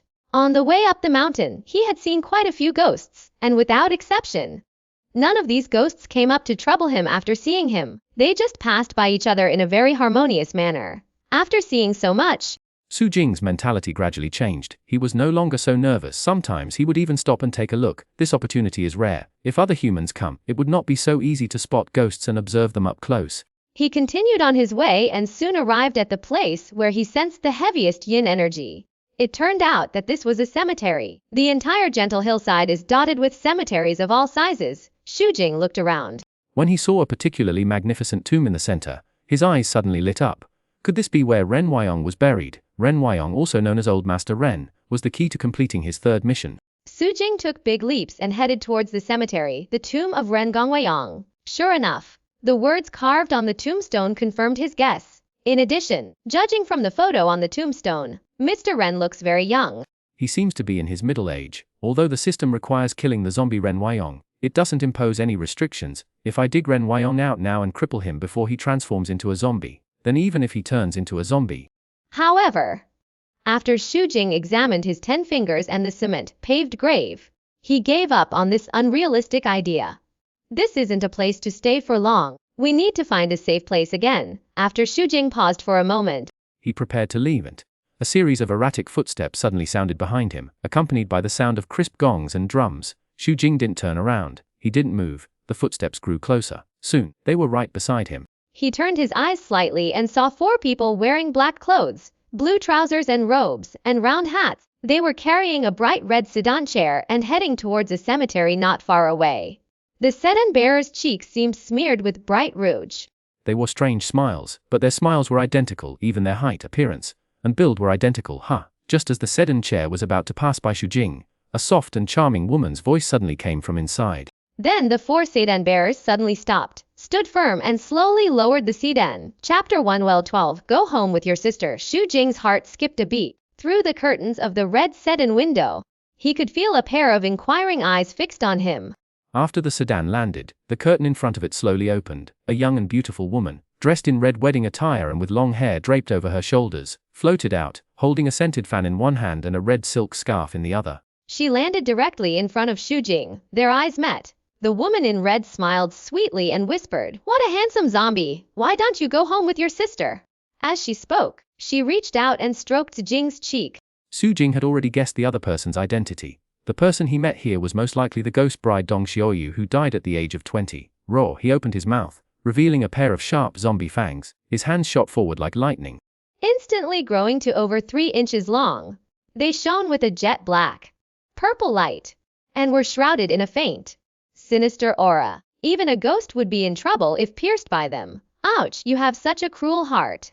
Dong Xiaoyu turned around and disappeared into a wisp of green smoke. Xu Jing felt his eyes blur. His hands found nothing. Without a second thought, he spun around, his arms extended like clubs, sweeping behind him. As a zombie, He could detect ghosts through his yin qi, adding to this his first-order spirit's ability to sense ghosts. The other party was as bright and dazzling as a firefly in the dark night. No matter how you hide it, it's useless. Swish! As a result, this time, I came up empty-handed again. What a fast speed! Xu Jing was surprised at this moment. He felt his body sink. Dong Xiaoyu had moved behind him again, wrapping her limbs around him like an octopus. A cool breeze blew against his cheeks. and the other person's sweet words rang in his ears. Little one, just be good and go home with your sister. Xu Jing's body swayed. He suddenly felt dizzy and drowsy, and the feeling was getting stronger and stronger. You're looking for death. He raised his head. His face was filled with ferocity as he roared. At the same time, his arms swiftly swung back, grabbing a plump elastic soft mass. He fiercely tore it apart. Sizzle! It was like tearing a piece of paper. A shrill scream suddenly rang out in his ears. Dong Xiaoyu instantly vanished from behind him like a puff of smoke. Then, with a whoosh, she flew to the front of the sedan chair and reformed herself. But compared to before, her figure now seemed somewhat ethereal and illusory. It was obvious that the previous move had taken effect. She rubbed her hip with one hand, her brow furrowed. Her face was filled with pain and shock. She stammered, You, how could you possibly be intelligent? It was clearly just a white-headed zombie. Such a low-level zombie, in her opinion, couldn't possibly develop intelligence, let alone speak like a human. The reason why she wanted to take Xu Jing back was because she sensed the extremely pure yin energy contained in Xu Jing's body. Xu Jing swung his arms back and forth. Although his body was still stiff, it didn't mean he couldn't bend his arms. However, that move just now was also his best effort. After hearing Dong Xiaoyu's words, he opened his mouth. His voice was hoarse and low. He slowly said, You female ghost. Just pass by, why bother to provoke me? Dong Xiaoyu's mouth opened wide. After a long pause she whispered, I really just want to take you home. Take me home.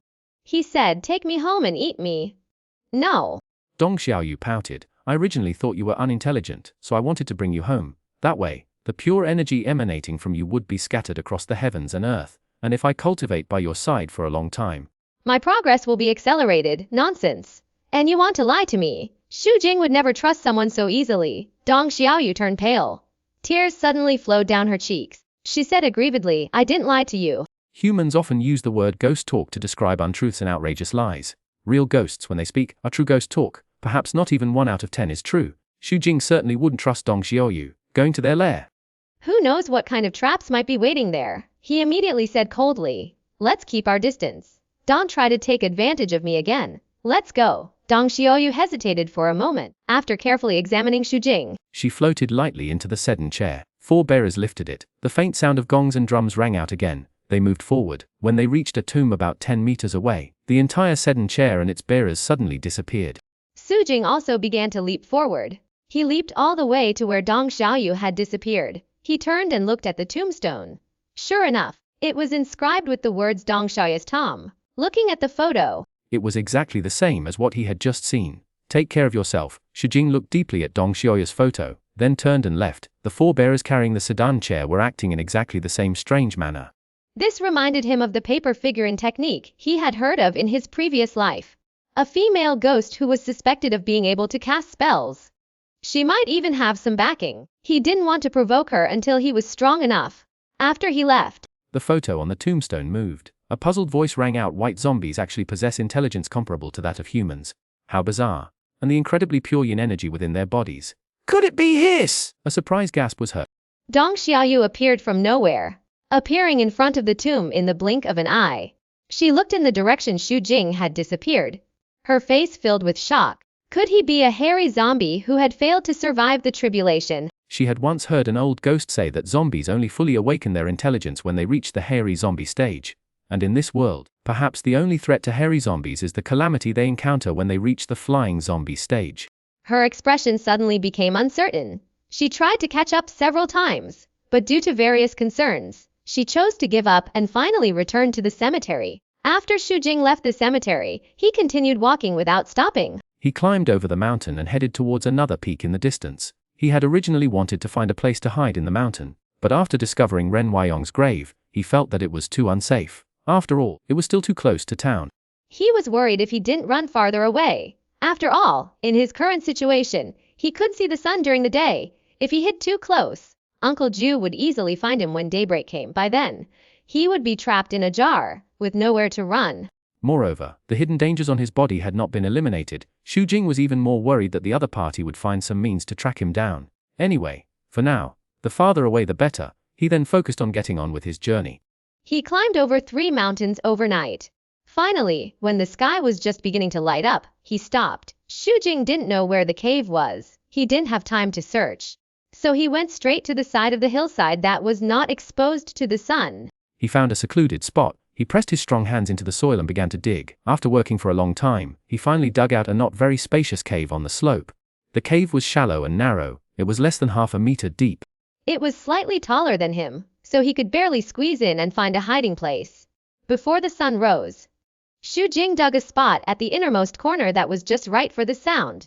He then covered it with some plants and hid inside with peace of mind. Chapter 130 Bronzeby and Black Zombie. As soon as the sun rose, Taoist Simu had already dressed in his attire and rushed into Uncle Jiu's room impatiently. Brother up, it's dawn! Uncle Jiu lay flat on the plank bed, his eyes flickered open. Lucid expression, he said. What's the rush? It's still early. It's getting late. The sun is out. Let's hurry up the mountain. Taoist Simu stayed awake almost all night after returning home last night. He finally made it to dawn. There was no time to wait. Uncle Jiu sat up, shook his head, and said apologetically, Mr. Ren from the town invited me to have tea today. I have to go to the appointment first. I can go up the mountain with you after I come back. Although Mr. Ren's family had fallen on hard times, he was still a well-known and wealthy man in the town. Oh, Taoist Simu often comes to the charity cemetery. Has heard of the Ren family. He knows Uncle Jiu wouldn't want to break his promise and offend them. He helplessly waved his hand and said, Why didn't you tell me earlier? It won't be late. I'll be back in the morning at the latest. That's about the matter of removing old Master Ren's coffin and reburying him. Actually, it's almost settled. Today we're just going to discuss the specific date for the groundbreaking. Uncle Jiu got off the ground and rummaged through the closet, finding a bright suit of clothes. As he put them on, he asked, Would you like to come with me? Forget it. You should go by yourself, said Taoist Simu, waving his hand. Uncle Jiu nodded and said, Okay, you take Wenkai with me. Don't up the mountain by yourself. Wait until I come back, we'll go together. Got it, go ahead. The fiery red sun rises from the eastern sky, enveloping the earth in light. Xu Jing hid in a corner of the cave. He watched as rays of light filtered through the gaps in the vegetation covering the cave's exterior, barely brushing past his body. He couldn't help but breathe a sigh of relief. Although it was his first time as a zombie, after strengthening at the charity cemetery, the system sent him a message containing detailed information about the zombies in this world. There are 3 reasons why zombies appear in this world. The first type is directly refined by someone using corpse refining techniques.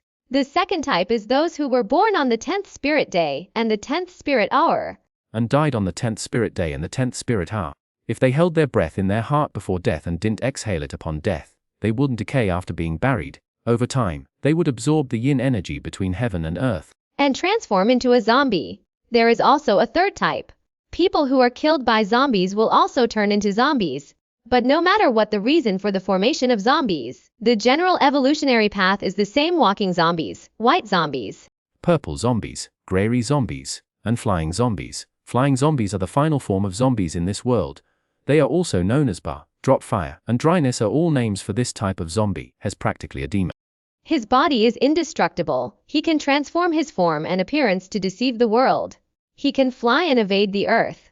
He can even cause disasters. Wherever he goes, he leaves thousands of miles of land in ruins. Hes truly the king of the zombies. According to the information transmitted by the system, the first 4 forms of zombies were only considered low level, although their bodies were beginning to transform. They had many weaknesses and were within the range that ordinary people could manage to eliminate.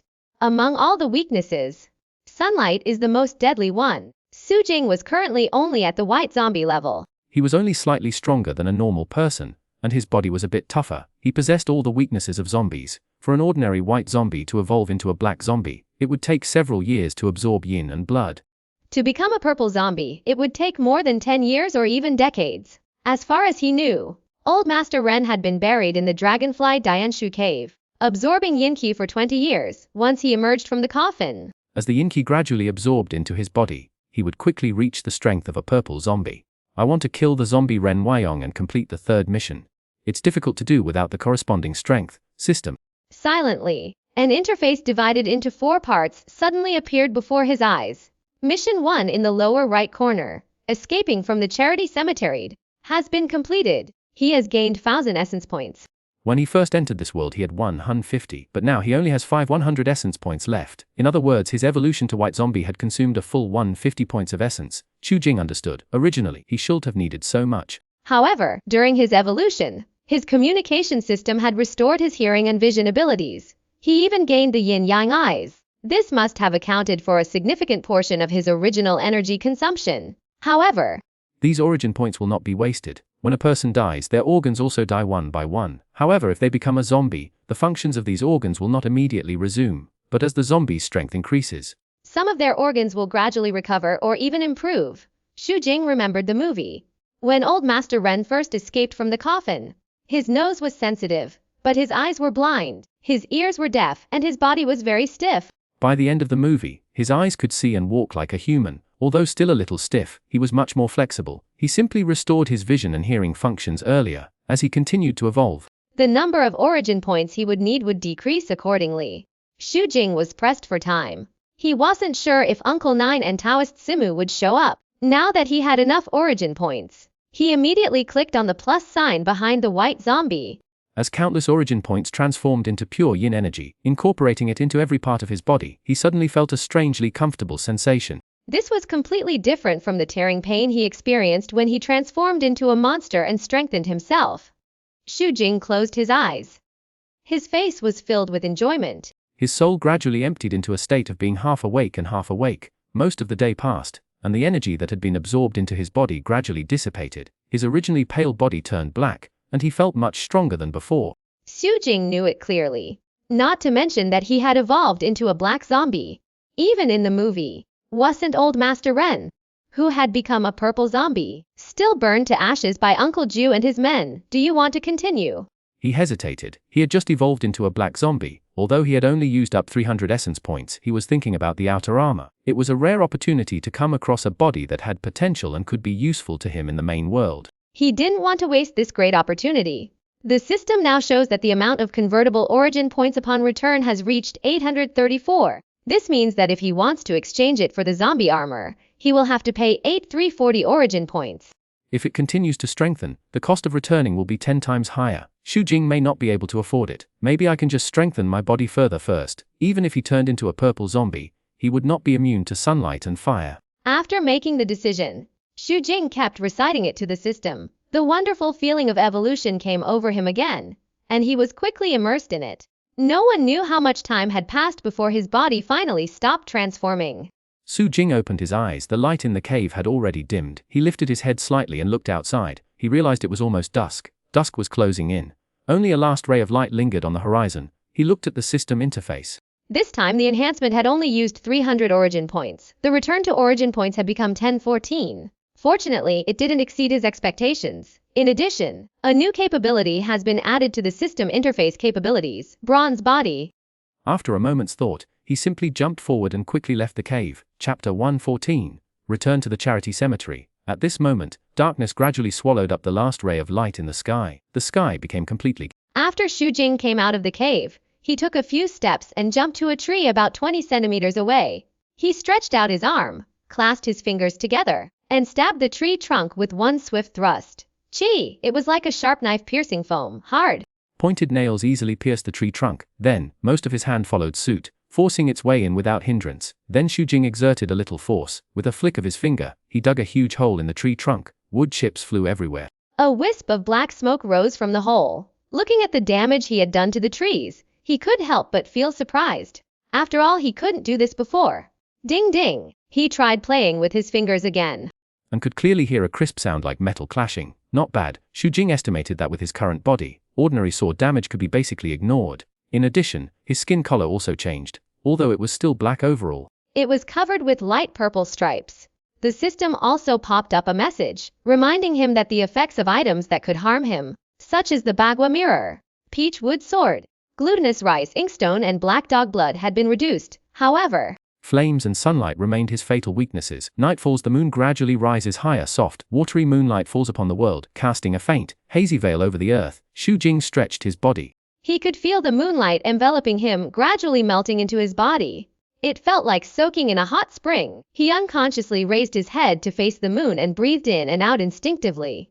But soon, Xu Jing stopped and controlled himself. He had examined himself several times, but still couldn't find the problem. Even after his evolutionary strength increased, Task 2 still didn't show as completed.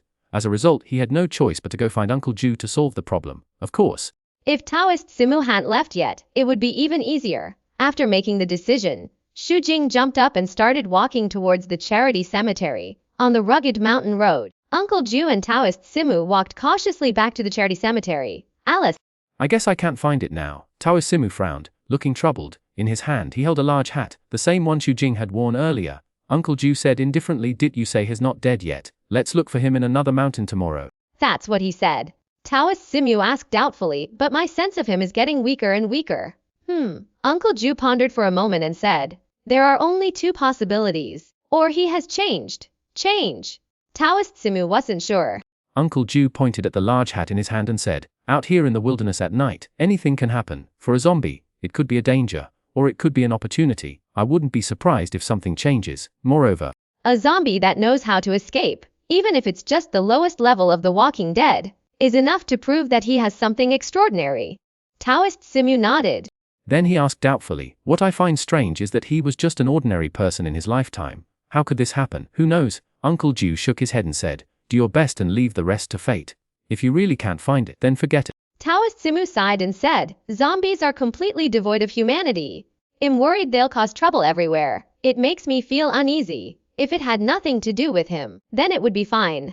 But this zombie was created because of his corpse refining technique, so this had an impact on him. In reality, this influence is simply a matter of openness or indifference. However, for a kind-hearted person like Taoist Simu, it could potentially lead to demonic miasma in future practice. Uncle Jiu naturally understood the situation. He quickly consoled her, saying, I'm also responsible for this. I didn't teach those two brats, Xuanhuan and Wenkai, well. I'll definitely teach them a lesson later, and let's keep searching for a few more days. Maybe we'll find them. I hope so. Taoist Simu was worried and sighed continuously. Uncle Jiu said no more. The two of them quickened their pace and soon returned to the charity cemetery. Wenkai and Xuanhuan were playing around inside the house. Seeing the gloomy expressions on Uncle Jiu's and his partner's faces, they immediately stopped and exchanged glances. Master. Master Xuanhuan was clever. Before Uncle Jiu could say anything, he said, it's getting late. I have to go back to my aunt's. I'll come back tomorrow. Uncle Jiu glared at Xuanhuan fiercely, while Wenkai was speechless. Xuanhuan didn't care about Wenkai. After saying that, he ran away in a moment. He disappeared outside the gate. Xu Jing was still a white zombie when he escaped. It took him almost an entire night to run that far. But by this time his strength had greatly improved. He could jump faster and farther than before. In less than half the time he had climbed over 2 mountains and arrived at the hillside where old Master Ren was buried. After passing by Dong Xiaoyu's grave, he went straight to the grave of old Master Ren. Bang! Xu Jing lifted his stiff legs and kicked without mercy. The upright tombstone was instantly knocked to one side. Then he slowly bent down and tried to lift the cement cover on the ground. Hey, he exerted all his strength. And the cement cover was lifted up bit by bit. But after a moment Jing felt powerless and had to let go. Boom! The cover fell heavily back into place. Cool! Exhaling a puff of turbid black air, Xu Jing shook his head helplessly and turned to leave. He couldn't deal with Ren Weiyang in advance. He didn't want to overstrengthen his strength. So he had to give up temporarily. He remembered that in the movie, the coffin was opened on the 3rd day after Taoist Simu left. Which meant he would have to wait 2 more days. Shortly after Xu Jing left, Dong Xiaoyu suddenly appeared in front of the cemetery. A look of dread filled his face. He muttered to himself, he's about to break through to the purple zombie stage so soon. It seems my guess was right. Fortunately, I didn't offend him too much before. After she finished speaking, she looked towards Ren Weiyang's grave. With her strength, she could certainly sense the dense yin energy gathered in the coffin buried underground. As well as the corpse that could change at any moment. Did he want to release the guy inside and then take away the energy in his body? Thinking of Xu Jing's previous behavior, Dong Xiaoyu showed a thoughtful look on her face. Xu Jing walked down the mountain, following the route he remembered, heading straight towards the charity cemetery. It took him less than half an hour to reach the outside of the charity cemetery. Mentioning a funeral home always conjures up a gloomy feeling. However, Uncle Jiu's funeral home isn't anything spooky. Aside from the backyard being used for coffin storage, most of the rooms are just like any other. It was midnight, and the entire charity cemetery was silent. Xu Jing circled the wall, found a relatively low, took a deep breath, suddenly leaped straight up, landing squarely on the wall. Then, with a light, silent leap, he entered the charity cemetery. Chapter 115. Kidnapping Wenkai. The charity cemetery was silent late at night. After Jing jumped off the wall, he didn't blindly search from room to room. Instead, he sniffed, trying to distinguish the different scents in the air. Soon he smelled a familiar human scent. It is literary talent. Xu Jing's eyes lit up. He slowed down and hopped lightly towards one of the houses in the backyard. This was the room next to the mortuary. There was a door in the wall between the two rooms, separated only by a curtain. Wenkai was sleeping on a plank bed against the wall outside the door, sprawled out in his arms and snoring like thunder. Xu Jing peered through the half-open window and saw what was happening inside. He immediately jumped in. But he didn't notice the wooden basin on the ground. He accidentally kicked it over when he landed, and it immediately made a loud thud. At that moment, Xu Jing was ready to rush over and subdue Wenkai. However, he found that the other party didn't react at all. He was sleeping like a dead pig. He didn't act rashly. Instead, he dodged behind the door, concentrating his attention. After making sure the sound of the wooden basin falling hadn't attracted Uncle Jiu to come check, he jumped out and jumped to Wenkai's bedside. Pulling off the thin blanket covering him. Squeak! Xu Jing scratched with his fingernails, easily tearing open the quilt. Then he tore off a few strips of cloth, pulled Wenkai over, and began to tie him up. During this process, Wenkai showed no signs of waking up. This made him laugh and cry. This kind of person was indeed, as Uncle Jiu said in the movie, the most suitable person to guard the charity cemetery. Xu Jing's fingers were still stiff. He was very careful throughout the binding process, trying to avoid scratching the skin with his nails, which were tainted with corpse poison. He also planned to hold Wenkai hostage and ask Uncle Jiu to solve his health problems. He didn't want to make a complete enemy of Uncle Jiu. After a while, Xu Jing finally tied Wenkai's hands and feet. Then he reached out and lifted him up, carrying Wenkai towards the gate. As he jumped up and down, Wenkai's body was shaken violently. He finally woke up from his deep sleep.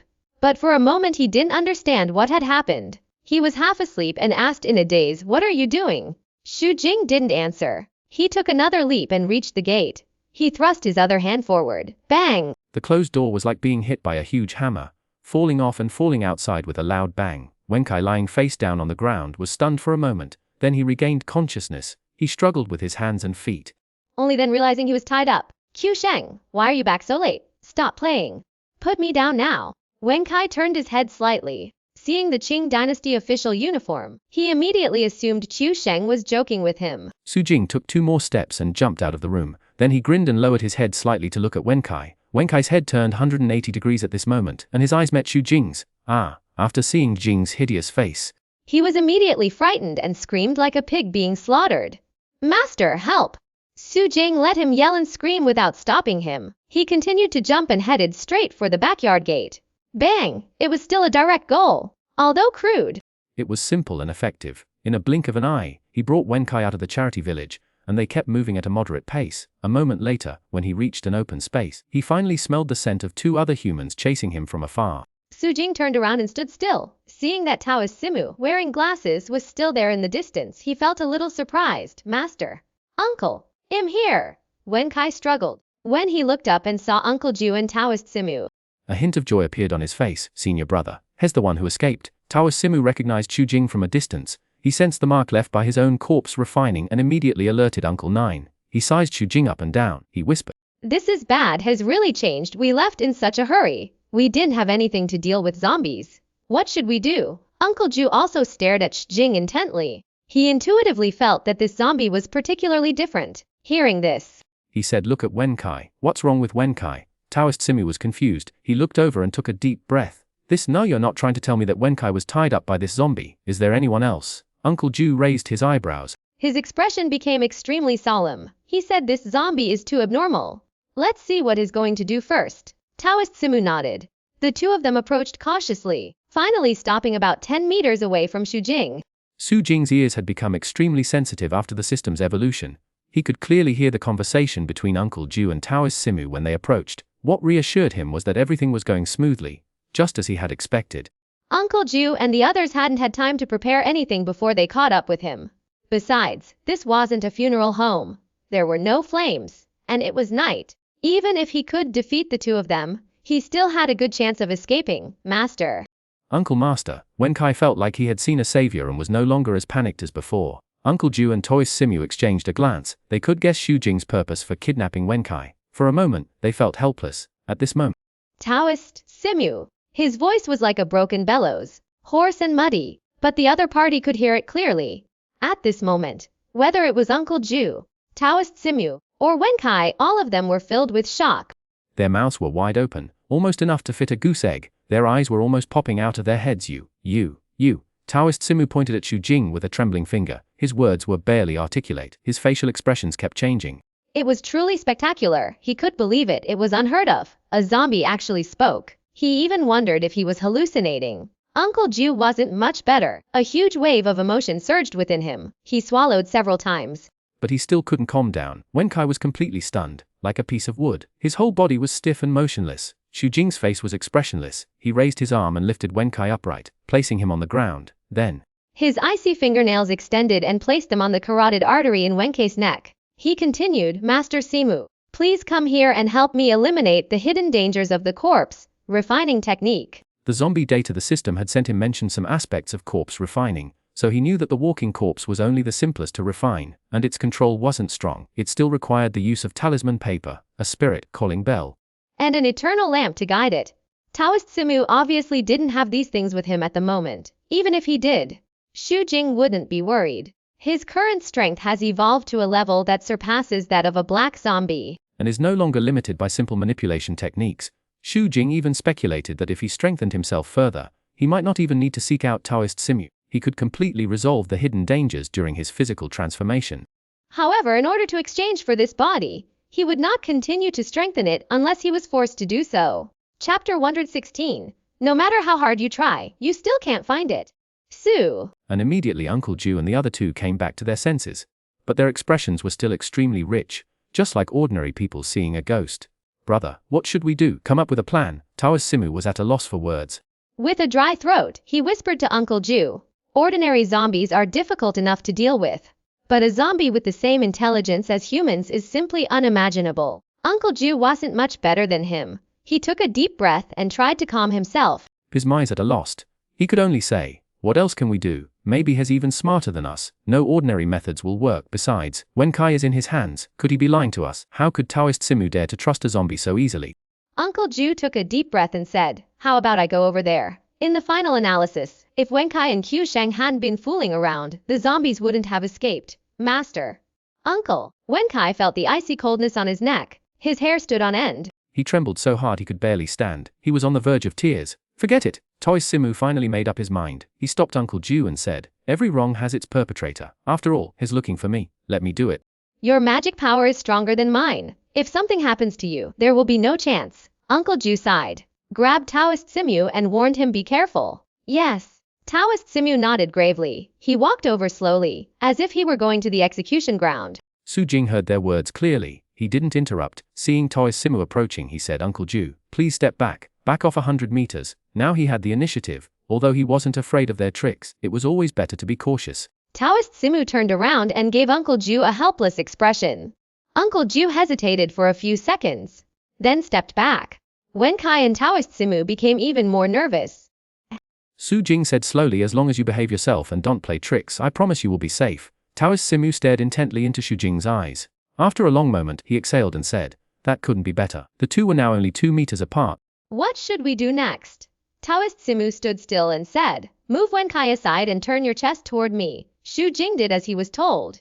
He pushed Wenkai aside, but his hand never left Wenkai's neck. Taoist Simu didn't take it seriously, and his sword finger began to draw talismans in the air. Then, with a fierce wave of his hand, 3 streams of flame suddenly emerged from his index, middle, and ring fingers. Xu Jing was startled. He almost pulled Wenkai in front of him.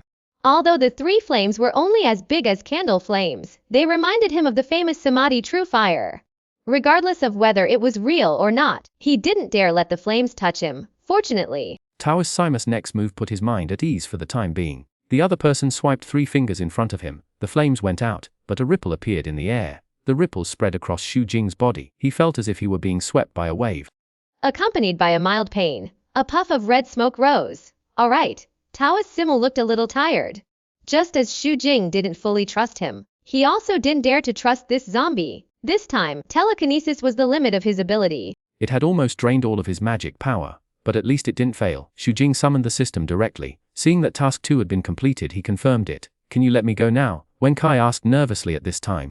Xu Jing stretched out his hand and pushed. Wenkai screamed and flew towards Taoist Simu. Careful! Uncle Jiu saw the situation and didn't care about anything else. He rushed over here with all his strength. Tower Simu forced himself to cheer up and turned to Wenkai. Ouch! As a result, they both fell to the ground. Tower Simu was pinned down by the overweight Wenkai, whose hands and feet were tied, almost completely covering him. He couldn't turn over. Get up quickly! I can't get up, Uncle. At this time, Uncle Jiu arrived. He quickly squatted down and pushed Wenkai away and pulled up Tower Simu. Then the two of them helped Wenkai untie the ropes. Where's that zombie? Already left, call? The three of them heaved a sigh of relief, finally relaxing. Tower Simu dusted himself off. He looked in the direction Xujing had disappeared. Worried, he said, "Brother, what should we do next, if ordinary zombies went rogue?" It would cause serious consequences. Entire villages and towns could be massacred, and a large number of zombies would be transformed. But if an intelligent zombie like Xujing went rogue, he couldn't even imagine what would happen. Uncle Ji's expression shifted. After a long pause, he said, "You should set off again tomorrow night. Go inside the sect and inform the sect leader and the elders of this matter. Everything must be prepared early." "Okay," Tower Simu agreed without hesitation. Let's go. Uncle Jiu pulled Wenkai, who was still in shock, and continued, "If the Ren family's reburial matter hadn't been settled, I would have gone back by myself. Leave it to me." The three of them quickly returned to the charity cemetery. However, they were still burdened with worries and could not fall asleep. The night is getting cooler. Xujing felt relaxed as he leaped through the forest. After completing both tasks, he now had a total of 9,500 essence points. However, he still needed some to exchange for a zombie shell. However, there were still 2 days until Old Master Ren was born. He could use these 2 days to obtain as many killing essences as possible. This area is full of mountains. It's the Republic of China era again. The mountains are full of everything. Wildlife isn't something to be protected. He even wanted to find an opportunity to pick a few easy, to deal with ghosts and see what tricks the ghosts had. As Xujing advanced, he used his nose to detect the scent of living things. It wasn't long before he found a target.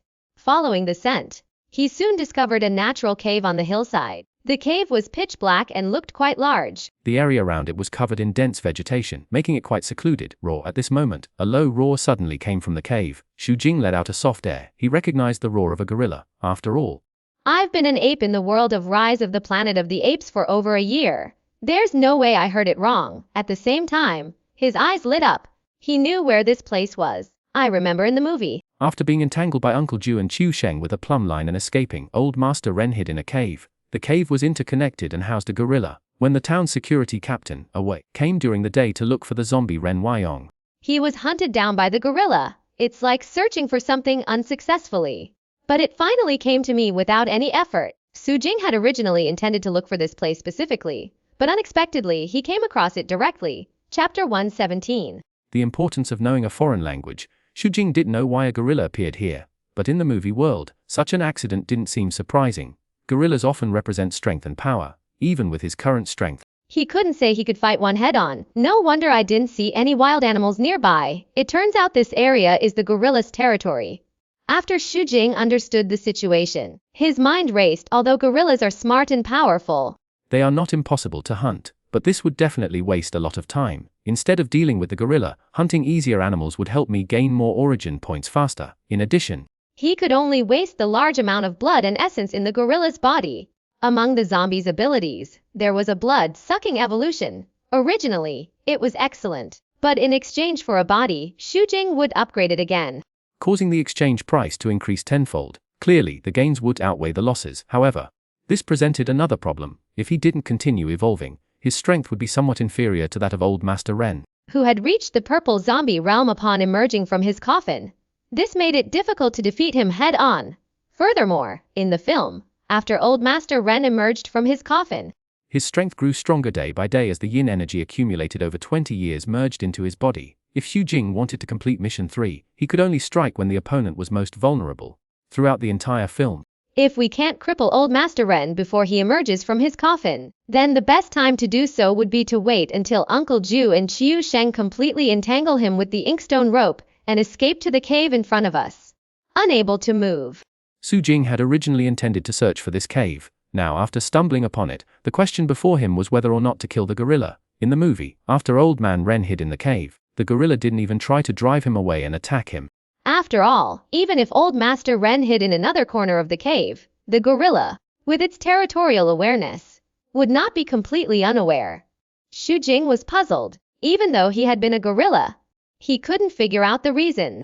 Never mind. Let's find a way to kill this gorilla. He was planning to deal with Old Master Ren here. Naturally, he had to eliminate all interference factors, otherwise, it would be bad if the gorilla suddenly ran out to cause trouble at the critical moment. After making decision, Xu Jing prepared to take action. Roar! At this moment, the gorilla in the cave had already spotted him and rushed out quickly.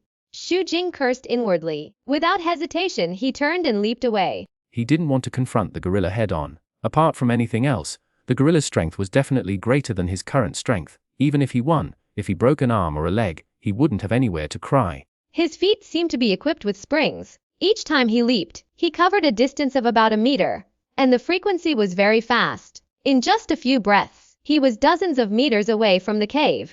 But the gorilla behind him had no intention of letting him go. After leaving the cave, it ran and jumped towards him. Xu Jing quickened his pace. Knowing the gorilla's habits, he knew that as long as he left the cave a certain distance away, the gorilla would not pursue him relentlessly. But soon, he found out that he was wrong. They were already several miles away from the cave, but the gorilla was still chasing them relentlessly, as if it wanted to chase them forever. What's going on?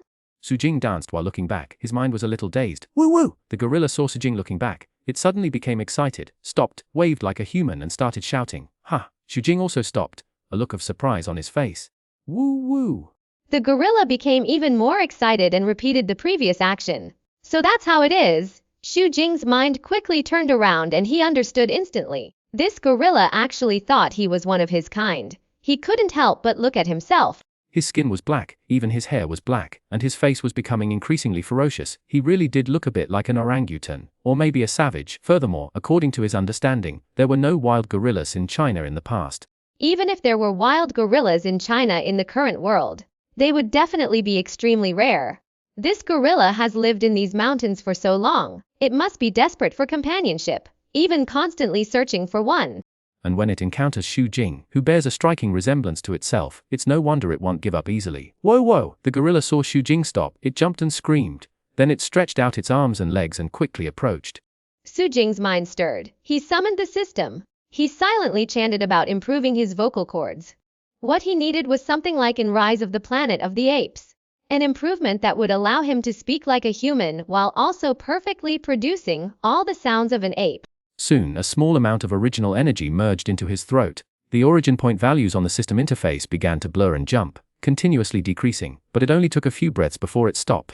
Xu Jing breathed a sigh of relief after seeing that the total had been reduced by 50 points. He had only done so because he was certain of his ability. After all, it's just an improvement, not something created from scratch or a restoration of evolution. When the gorilla came to Xu Jing, he had already completed this improvement. Roar! As soon as Xu Jing opened his mouth, the gorilla's eyes suddenly filled with excitement. They then began a pleasant exchange. Although the languages of the two worlds' apes differed slightly, they were not complex. Combined with their body language, communication became almost seamless. But what troubled Xu Jing was that the other party was a female gorilla. I don't know how long this guy has been lonely. After confirming that Xu Jing is indeed one of his kind, he was so excited that he was like a hot wheel. He rolled and jumped around him, unable to stop. He even showed his affection to him. Xu Jing was also surprised by something else.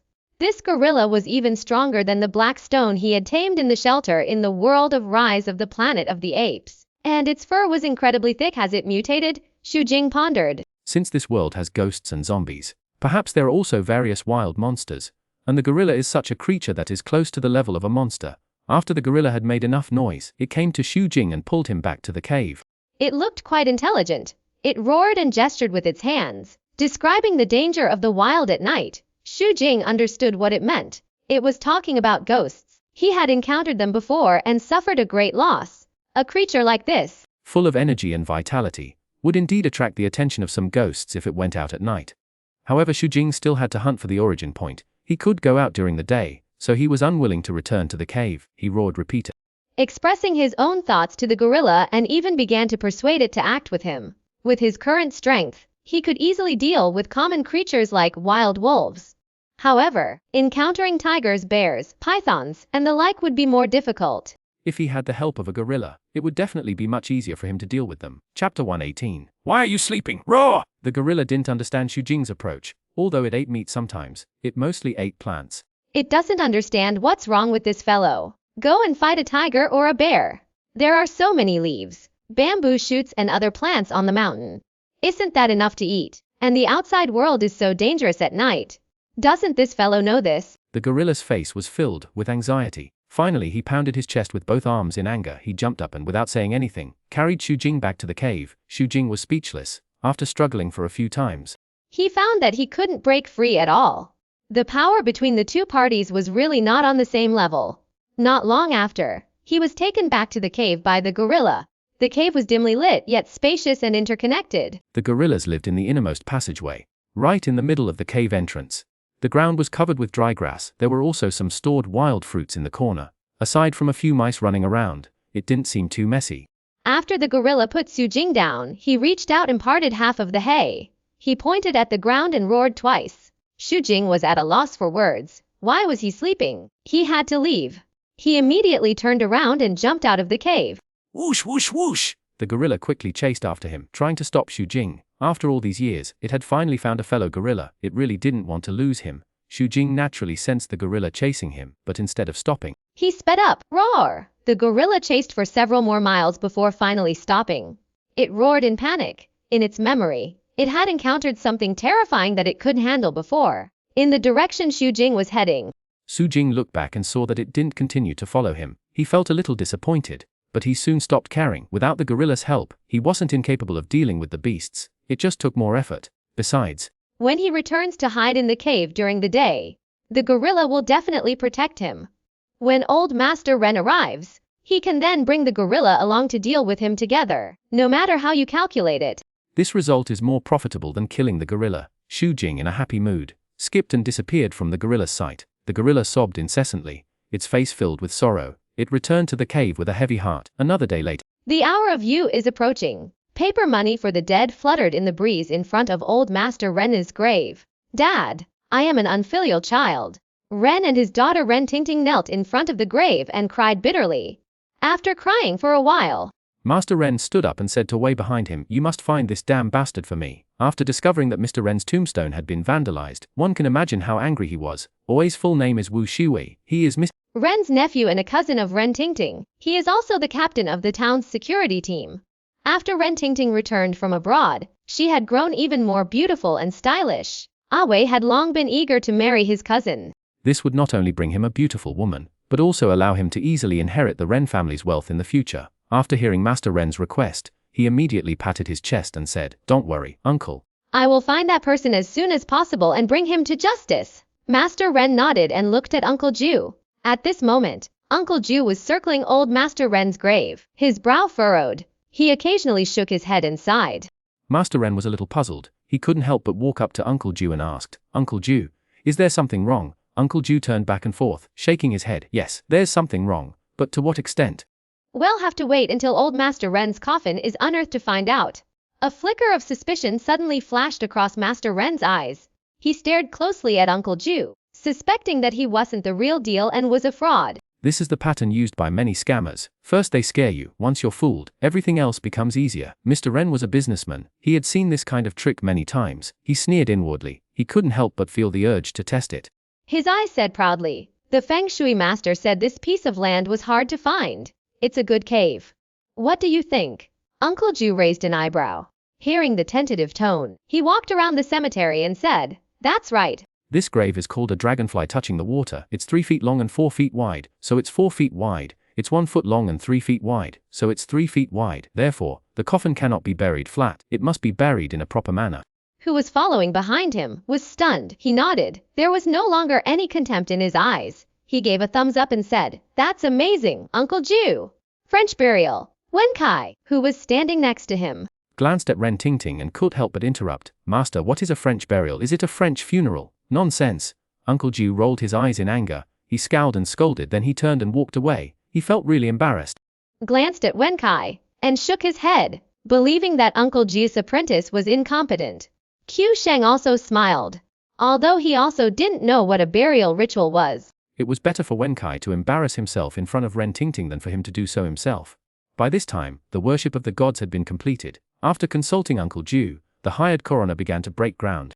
Everyone stood aside and watched. Qiu Sheng then ran to Uncle Jiu and asked, "Master, what exactly is a Dharma burial?" Uncle Jiu was quite pleased with Qiu Sheng. Despite being a bit mischievous, He was infinitely smarter than Wenkai and a quick learner. Upon hearing his question, he stood with his hands behind his back and said loudly, "The so-called legal burial is a vertical burial." He walked up to Master Ren and said with a smile, "Am I right?"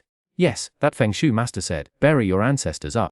Descendants will surely be blessed. Bury at the yin hour and the mao hour for prosperity. Wealth and population will flourish." Mr. Ren's admiration for Uncle Jiu grew, and his tone became more polite.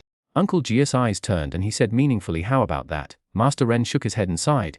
He walked aside and said, "Over the past 20 years, our Ren family's business has been declining. Our family has been dwindling. I've been marrying off one wife after another, and in the end, I only have one daughter, Ting Ting." Uncle Jiu followed beside him, staring at Master Ren and asking, "Does that Feng Shui master have a grudge against you?" "A grudge?" Master Ren thought carefully. Uncle Jiu thought for a while and then asked, "Did the old man have any grudge against him when he was alive?" Mr. Ren suddenly thought of something. His face turned a little awkward. He said, "This piece of land originally belonged to him. My father knew it was a good burial site, so he bought it for a lot of money. Just bribery, no coercion." Uncle Jia's face was full of disbelief, seeing Master Ren's increasingly unnatural expression. He said mercilessly, "I think it must have been coercion." Chapter 119. The female gorilla who fell in love with Xu Jing. Uncle Ji's previous doubts vanished. He walked a few steps to the cemetery and said, "No wonder the Feng Shui master only told half the story and concealed the other half." He kicked aside the bricks and pointed around. "Look, the tomb is sealed with cement and lime. That's a problem. To be buried in this hole, the head of the coffin must be at least a foot above the ground." Mr. Ren followed and wondered, would my father be left to the wind and rain? That's how it should be. Just like a dragonfly skimming the water, the coffin's head won't even touch the water. What kind of water is that? How can you make a fortune? Uncle Ji's tone was not very polite. Then he sighed. That Feng Shui master had some conscience. He told you to move your coffin after 20 years. He can ruin you for half your life, but not for a lifetime. He can ruin you for 1 generation. But not for 18 generations. Master Ren's face was filled with shame. His face flushed red. He kept shaking his head and sighing. At this moment, a commotion broke out. The coroner, who was breaking ground, shouted, "It's out! It's out!" Everyone moved towards the coffin. The soil around the grave had been dug up, revealing the coffin. It was placed upright, and it still looked as clean as new. Uncle Jiu frowned and subconsciously looked around. He sensed a dark energy gathering towards the coffin. Soon, the coffin was hoisted out and laid flat on the ground. The ropes were loosened and the nails removed. Everyone, under Uncle Jiu's orders, stepped aside. Everyone, dressed neatly, open the coffin! And the 4 coroners prepared to open the coffin. But just then, the shrill screams of several crows echoed from the horizon. Simultaneously, a strong wind blew up, and all the birds in the surrounding mountains and forests began to fly and cry. Everyone was in a commotion, instinctively sensing something was amiss. Uncle Jiu's expression grew solemn.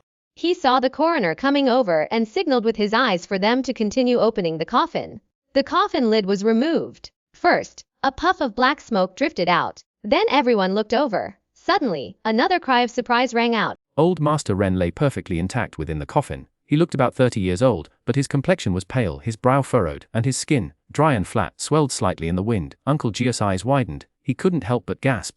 He had a bad feeling in his heart. "Dad," Master Ren blurted out. He quickly pulled Ren Tingting to his knees and said, "I am so unfilial to disturb you like this." He kowtowed 3 times and then stood up. He asked, "Uncle Jiu, is this acupoint okay?" Uncle Jiu understood his thoughts and immediately shook his head. "It's like a dragonfly touching the water. Touch it again and again. You definitely won't touch the same spot. This acupoint is already useless." Ren said helplessly, "Then I will have to trouble Uncle Jiu to help find a good piece of mountain land for burial of my father."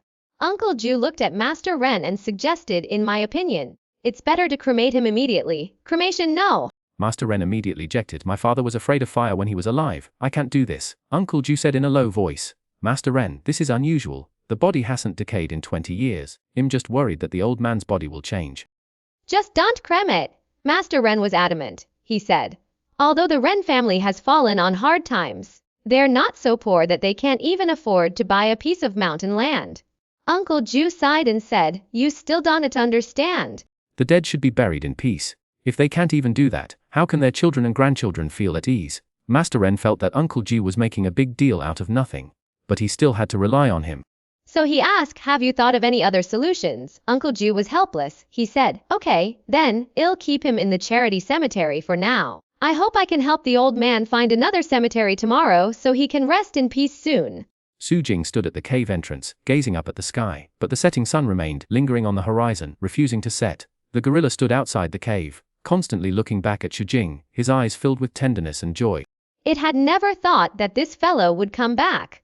Although he would leave at night, he would always stay by its side during the day, but what troubled it was that no matter how attentive it was, the other party was always afraid and avoided it. But it believed there was still a lot of time. Sooner or later, it would make the other person accept it. Su Jing could naturally feel the gorilla's gaze constantly on him, but he seemed oblivious and didn't even glance over. He was really distressed. If he had been counting on this guy to help deal with old Master Ren, he would have run as far away as possible. Being loved by a female gorilla is a terrible feeling.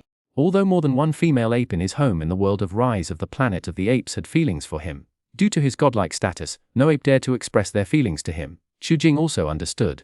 It all came down to aesthetics. Even if an orangutan possessed human intelligence, he still couldn't accept a beautiful orangutan. Over the past 2 nights, he had already gained over 5,000 essence points by constantly hunting animals in the mountains. Although it was still less than the upper limit of 10 Saracen kill essence points, it was enough to exchange for a body. He calculated the time. He knew that today was the day when old Master Ren's coffin would be opened. Unfortunately, the weather was a beautiful sunny day, leaving him with no choice but to hide in the cave and sigh in despair. Otherwise, he would definitely bring the gorilla to the cemetery and forcibly take old Master Ren's body. Then completing mission 3 would be easy. Well, Su Jing sighed and continued to wait. Time passes by little by little. When the sun completely set and the world fell into darkness, he let out a long roar and rushed out of the cave impatiently. The gorilla watched him retreat. It growled a few times. Somewhat mournfully, after hesitating for a moment, it didn't follow him out, but returned to the cave. Su Jing continued on his way and soon arrived at the cemetery, seeing that old Master Ren's grave had been dug out. He was sure that his calculated date was correct. The coffin had already arrived at the charity cemetery. It was Uncle Jiu's territory. He wouldn't risk his life to seize old Master Ren's body, after all. Carrying a body that was like a time bomb and dealing with Uncle Jiu's attacks was not a sure thing.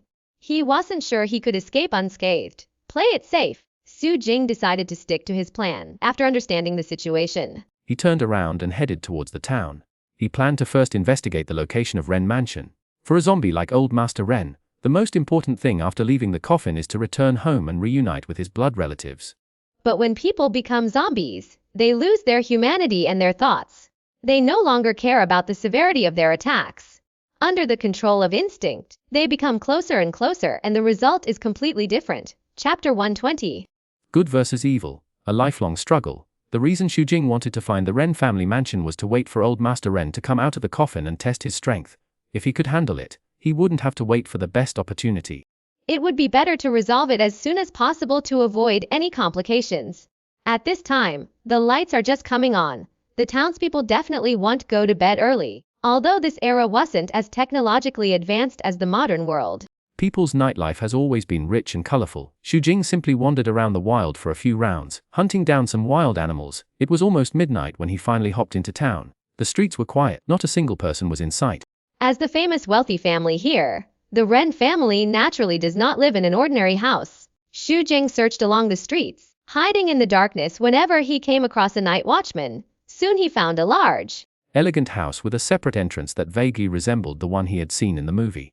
Street lamps stood on both sides of the house entrance, illuminating the empty front yard. He wasn't sure if he had found the right house. So he jumped over the wall next to the locked iron gate and went all the way to the inner hall.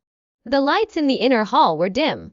Through the windows, one could vaguely see people moving around inside. Su Jing quietly came to one of the half-open windows and tilted his head to look inside. Standing in the dimly lit hall were an old man and a young girl. The girl was very beautiful, while the old man looked like a wealthy local. The old man lit 3 incense sticks in his hand. He placed them into the incense burner on the altar in front of a portrait. Then he bowed once, then 3 times. The young woman beside him followed suit, burning incense and bowing 3 times. Su Jing turned his gaze to the portrait. He immediately recognized it as old Master Ren. It was exactly the same as the one in the photo at the grave. He knew he had found the right place. This was Ren Mansion. The old man and young girl in the hall must be Master Ren and Ren Tingting. Now that he knew the place, there was no need for him to stay any longer. But then Ren Tingting's sudden question from inside made him stop. Daddy, Grandpa was so young. How did he die? I'm not afraid to tell you now, even though you're old enough. He was so angry that he almost died. That year he knew the price of salt would rise, so he bought 300 den from a salt merchant and paid in full. But the merchant had someone arbitrarily transport it without any precautions. They encountered heavy rain on the way, and the 300 dan of salt was gone. He went back to confront the salt merchant, but he was furious. Listening to the conversation between Master Ren and his daughter, Xu suddenly understood why Master Ren was holding his breath before his death. However, he had no sympathy for the other party. He could do something like threaten a feng shui master and force someone to buy a cemetery plot for his own use. He must not be a good person. Sure enough, the conversation between the Ren family father and daughter confirmed his guess. Why is that salt merchant so cunning? As the saying goes, a dishonest businessman is a dishonest businessman. Without dishonesty there is no business. Your grandfather was also such a person, but in the end, I don't do business if I'm not familiar with it. No wonder his facial muscles were so tense when the coffin was opened. It looked so ugly. Stop talking nonsense, it's late. Go to bed. I've been busy all day. Dad should go to bed early too. After the Ren family father and daughter left, Xu prepared to leave as well. Before leaving, he turned back and glanced into the inner hall. He suddenly noticed that one of the 3 incense sticks in the incense burner had gone out. The remaining 2 were rapidly burning down. He remembered what Uncle Jiu said in the movie, people are most afraid of 3 long and 2 short. Incense is most afraid of 2 short and 1 long. If this kind of incense is emitted from the door, it will definitely mean someone's death. I don't know if this statement is true in the main world. A trace of doubt suddenly crossed Xu mind. He also thought, if he learned the secret techniques during his journey through time, would they still be useful after he returned? He was feeling extremely irritated for a moment. He was worried about all sorts of things, and gradually fell into deep thought. He didn't even notice the Ren family servants coming out to inspect. Who's there? A slightly panicked shout rang out. Xu came to his senses and looked over. The servant holding the lantern was immediately startled and screamed, "There's a ghost, someone! Help!" The servant threw away the lantern and ran, shouting non-stop. Suddenly, lights lit up throughout the Ren mansion, waking everyone who had just gone to bed. Xu thoughts were interrupted. At that moment, his already irritable mood was inexplicably aroused and a raging rage began to ignite. A fierce gleam began to flash in his eyes. Roar! A puff of white smoke blew out of his mouth. He leaped a few steps and caught up with the servant. He stretched out his hands and grabbed the fleeing servant. The servant looked back and was so frightened that he stumbled and fell to the ground. In the end, he just managed to escape. What's wrong with me? After Xu attack unexpectedly missed, he was stunned for a few seconds. Then his eyes gradually regained clarity. Don't eat me! The servant lying on the ground burst into tears of fear and fled towards Ren's house, tumbling and crawling. Xu sighed. He stopped chasing and leaped directly outside, before the Ren family members could cautiously come out to investigate. He left the Ren residence in time and disappeared into the darkness. If he chased down the servant who saw him, he would turn into a zombie and expose his presence. If he let him go, the outcome might be better. He was also somewhat puzzled by his body's instinctive violent reaction just now. How so? Xu had been influenced by instinct before when he traveled to other worlds, but he had never been completely dominated by instinct like this time. Moreover, his soul has already reached the first level. Logically speaking, this kind of problem should not occur. At this moment, Xu began to hesitate about whether to exchange for a zombie body. His current body was only at the low-level zombie level, and already had this problem. Who knew if he would encounter more serious problems if he continued to improve it? It might even affect his soul when summoning it. Maybe I should ask someone who knows. Xu first thought was Uncle 9. But he also began to worry about his zombie identity. He remembered another film in the same vein. In it, Uncle Jiu had expressed a firm stance. Among them was the first commandment of Maoshan, good and evil face off, a lifelong struggle. From this point of view, it seems that there is no hope at all to gain Uncle Jiu's trust. Xu made it out of town smoothly. After hesitating for a moment at the intersection, he changed direction and headed towards the charity cemetery, no matter what. He wanted to give it a try. When he was halfway through the jump, a thick fog suddenly emerged from the nearby forest. At the same time, there was a sound of gongs and drums that ordinary people could not hear. Then, 4 paper sedan bearers, carrying a sedan, emerged from the mist with leaping feet and walked in front of him. "You female ghost, what do you want to do?" Xu subconsciously thought Dong Xiaoyu was looking for trouble again.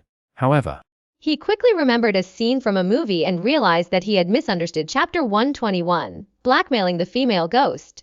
Dong Xiaoyu was indeed not here to cause trouble for Xu. After deciding to temporarily bring old Master Ren's coffin back to the charity cemetery, Uncle Jiu ordered Qiu Sheng and Wen Kai to burn a plum blossom array at the tomb and then returned to tell him the result. Wen Kai was busy burning incense.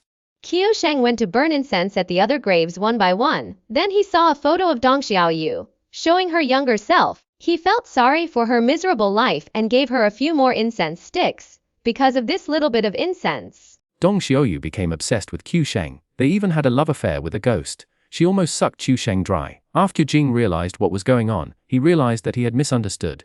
Dong Xiaoyu lightly flew out of the seat and chair and stood a meter in front of Xu Jing. She bowed and said, "Senior, please calm down.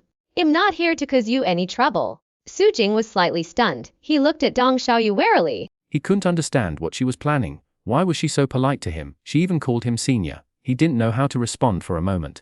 He simply remained silent and stared at the other person coldly. Dong Xiaoyu's face inadvertently showed anxiety. She turned her head several times to look at the road leading to the charity cemetery. She was really worried. If Qiu Sheng came over, would this zombie senior in front of her attack Qiu Sheng? What would she do then? Should he fight against this ignorant zombie senior in front of him? Or should he bear the pain and ignore it? Xu Jing observed Dong Xiaoyu. Something clicked in his mind. He immediately understood her concerns. But he pretended not to know and said coldly, "Since you are not here to cause trouble to me, why are you blocking my way?" Dong Xiaoyu wouldn't tell Xu Jing about Qiu Sheng's impending arrival. She was afraid Xu Jing would take action against Qiu Sheng if he found out, turning his beloved into a zombie. She was extremely anxious, but her face remained calm. Xiaoyu is really just passing through. If you don't believe me, I'll leave now. After she finished speaking, she flew up and returned to the sedan chair. Xu Jing sniffed. Before Dong Xiaoyu could get into the sedan, he laughed out loud. Haha, someone actually showed up. I want this person. He had already tried to trouble a few ghosts last night and had some understanding of their methods. If we compare low-level zombies and ghosts, we can say that one is a physical type and the other is a magic type. Zombies have physical bodies. They have strong physical attacks and defenses, and can use the yin energy they bring with them to cause some damage to ghosts. Ghosts are invisible, immune to physical attacks, extremely fast, and possess innate spells like enchantment and hair entanglement. If it's just a low-level zombie without intelligence, it will be fooled by a low-level ghost. But no matter what, the low-level ghost spells couldn't kill the zombies. Both sides were equally matched. Neither could do anything to the other. However, this situation was unexpected when applied to Xu Jing. He was not without intelligence. Low-level ghosts naturally couldn't trick him. There was nothing they could do to him. Last night, when he went to deal with a few low-level ghosts, he even pretended to be an ordinary zombie without intelligence. He actually tricked the ghosts and then severely injured them. One of them, enraged and humiliated, possessed him, unsurprisingly. The system treated it as absorbable energy and transformed it into a source point. However, in the current world's transformation, the system counted all of this as part of the killing source, leaving him no loopholes to exploit. After Xu Jing tried it, he naturally lost interest in those wandering ghosts. Instead of dealing with them, he might as well hunt more wild animals. That way he could obtain origin points faster. He wasn't afraid of Dong Xiaoyu either. Perhaps she had some backing. She had more tricks than ordinary ghosts, but she was still just a low-level ghost. Dong Xiaoyu was startled when she heard Xu Jing's words. She quickly turned around and flew back. She begged, "Senior, please let him go." She hesitated for a few seconds and then said, "Senior, you may not believe it. He is Xiaoya's sweetheart." If the zombie senior in front of her was determined to harm Qiu Sheng, she had no confidence in stopping him. "You still want to lie to me?" Xu Jing sneered, "Do you think I don't know that humans and ghosts can't be together? If you get involved with him, you will only kill him. I see that you clearly want to suck away all his yang energy and essence. You want to steal my food." He didn't know why Dong Xiaoyu seemed so afraid of him and even called him senior. But he knew there must be something hidden behind it. He wouldn't be foolish enough to ask. The more afraid she was of him, the better it would be for his next plan. Dong Xiaoyu grew increasingly anxious. Qiu Sheng was coming soon. She said anxiously, "What I said is true. Even though it would kill him, once he becomes a ghost, we can be together forever." After she finished speaking, she couldn't help but beg, "Please let him go. I don't want him to become a mindless zombie." Xu Jing was a little surprised. He still found it hard to believe. It was just a few extra incense sticks. This female ghost actually did it. Think about the plot in the movie. Dong Xiaoyu really didn't lie to him. If she only wanted to absorb the essence and yang energy, she wouldn't have had to pester Qiu Sheng so relentlessly. She wouldn't have risked her life to go to the charity cemetery to snatch him from Uncle Jiu. And at the critical moment, she saved Qiu Sheng from being bitten by Wenkai, who was infected with corpse poison. After confirming Dong Xiaoyu's true feelings for Qiu Sheng, Xu Jing had a clear idea. He pretended to say, "It's not impossible to let him go. But what can you offer in exchange? Dong Xiaoya's face lit up. He quickly said, if you need living people, I can help you lure a few more over. Xu Jing didn't really want to suck human blood. He shook his head and said, Humph, if I needed a living person, I wouldn't go and catch them myself. Why would I need you? What does the senior want? Dong Xiaoyu was anxious. Su Jing pondered for a moment. Finally, he revealed his true purpose. I see you also have a legacy. If you want me to let your beloved go, then hand over your legacy. It was still uncertain whether the secret manual of the martial arts he had traveled through time and space would be of any use back in the main world, but he would not let go of anything he could get. This Dong Xiaoyu hesitated, but at this moment, she suddenly heard the clanking sound of old-fashioned bicycles moving on the uneven gravel road in the distance. Xu Jing smiled and reminded, your sweetheart is coming. Dong Xiaoyu glanced back. She knew she could wait any longer. She gritted her teeth, threw out a red handkerchief and said, Here you go! Her face was filled with helplessness and a bit of reluctance. She then said, Senior, please step aside quickly. The red silk flew in front of Jing. It transformed into a red light and rushed into his body. Then it formed a stream of information and rushed straight into his mind. Chapter 122. Evil and Virtue. This wasn't the first time Xu Jing had encountered this situation. He took in the information that entered his mind with familiarity. After briefly scanning it, he nodded at Dong Xiaoyu and then turned and jumped into the woods. Dong Xiaoyu breathed a sigh of relief. She really didn't want to go against Xu Jing unless it was absolutely necessary. If she had been more confident, she would have chased him down and plundered the pure yin energy within him the first time they met. But she didn't dare take the risk. A hairy zombie that had seemingly failed its tribulation but managed to survive. Who knew if it had any terrifying hidden tricks up its sleeve, although she was forced to hand over the inheritance. It was something she had accidentally found in an ancient tomb buried in the mountains. It wasn't something she couldn't hand over. She had already memorized all of it. In addition, Xu Jing's behavior of only asking for the inheritance further confirmed her guess. No matter what, I finally saved my beloved. Dong Xiaoyu sighed. With a thought, she floated lightly onto a branch by the roadside. She looked lovingly at Qiu Sheng, who was riding his bicycle. Qiu Sheng had a large bunch of incense sticks in front of his car. This was to pay respect to passing spirits and gods, to avoid being targeted, and to pray for safety. But at this moment, as he passed under the tree, he suddenly felt a cold wind blowing from behind. He couldn't help but shudder. He looked around and back. But he couldn't see Dong Xiaoyu. Before she knew it, Dong Xiaoyu was sitting in the back seat of Qiu Sheng's car. She stroked her hair, her face full of passion, ready to follow Qiu Sheng home. Qiu Sheng pedaled his bicycle quickly. As he was about to enter the town, he passed a roadside stone shrine dedicated to the earth god. On either side of the path in front of the stone shrine grew a large tree. The trunks of the trees were covered with talismans, and their short, thick branches arched across the center of the path. Incense smoke drifted past the bicycle. A ray of light suddenly appeared from the stone niche and brushed past the bicycle. Dong Xiaoyu didn't notice at all her body, which was invisible to ordinary people.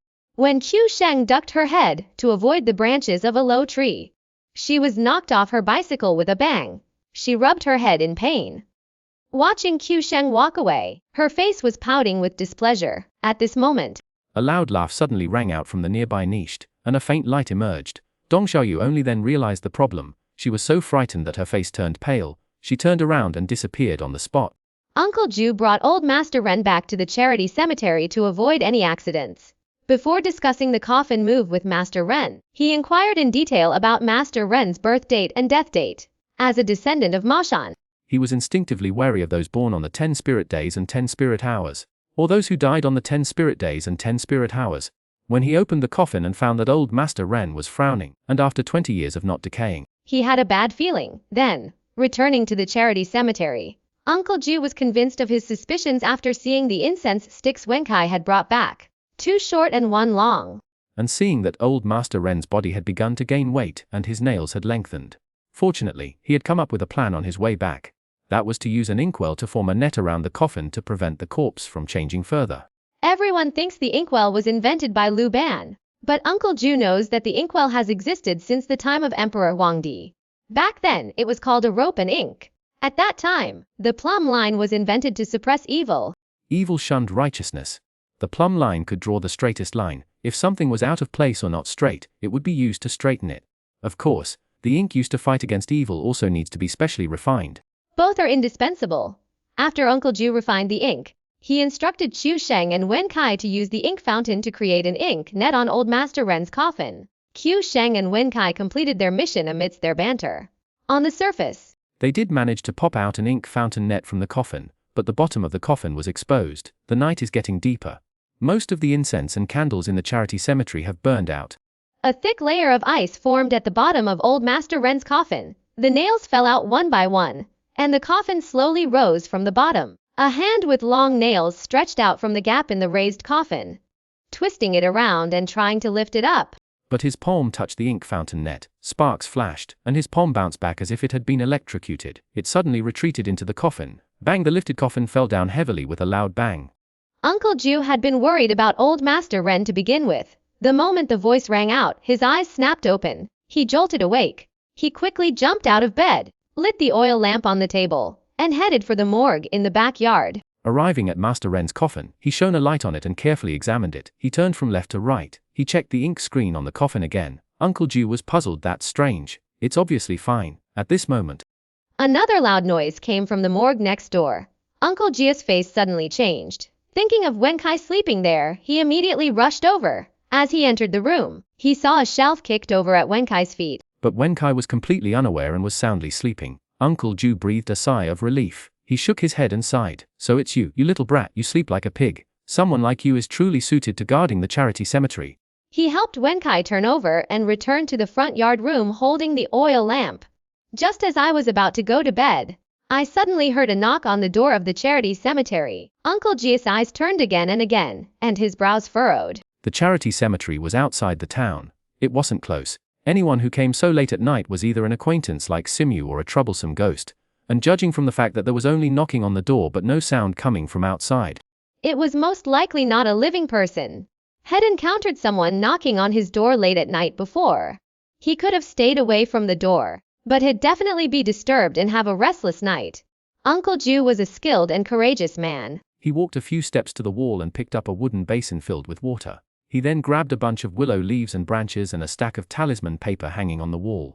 He scattered willow leaves into the basin, lit the talisman paper, and threw it in, stirring it rapidly with his sword finger. After completing this, he quickly carried the wooden basin to the front hall. He reached out and grabbed the Tai Shi Bagua robes on display and put them on. He also took the peach wood sword, Copacogua mirror, cinnabar, talisman paper, and other items for protection. Then, he slowly carried the wooden basin and walked towards the gate of the charity cemetery. Bang bang bang, the knocking on the door showed no sign of stopping. Uncle Jiu walked to a stop half a meter from the door. Then he lifted his right foot and latched the door.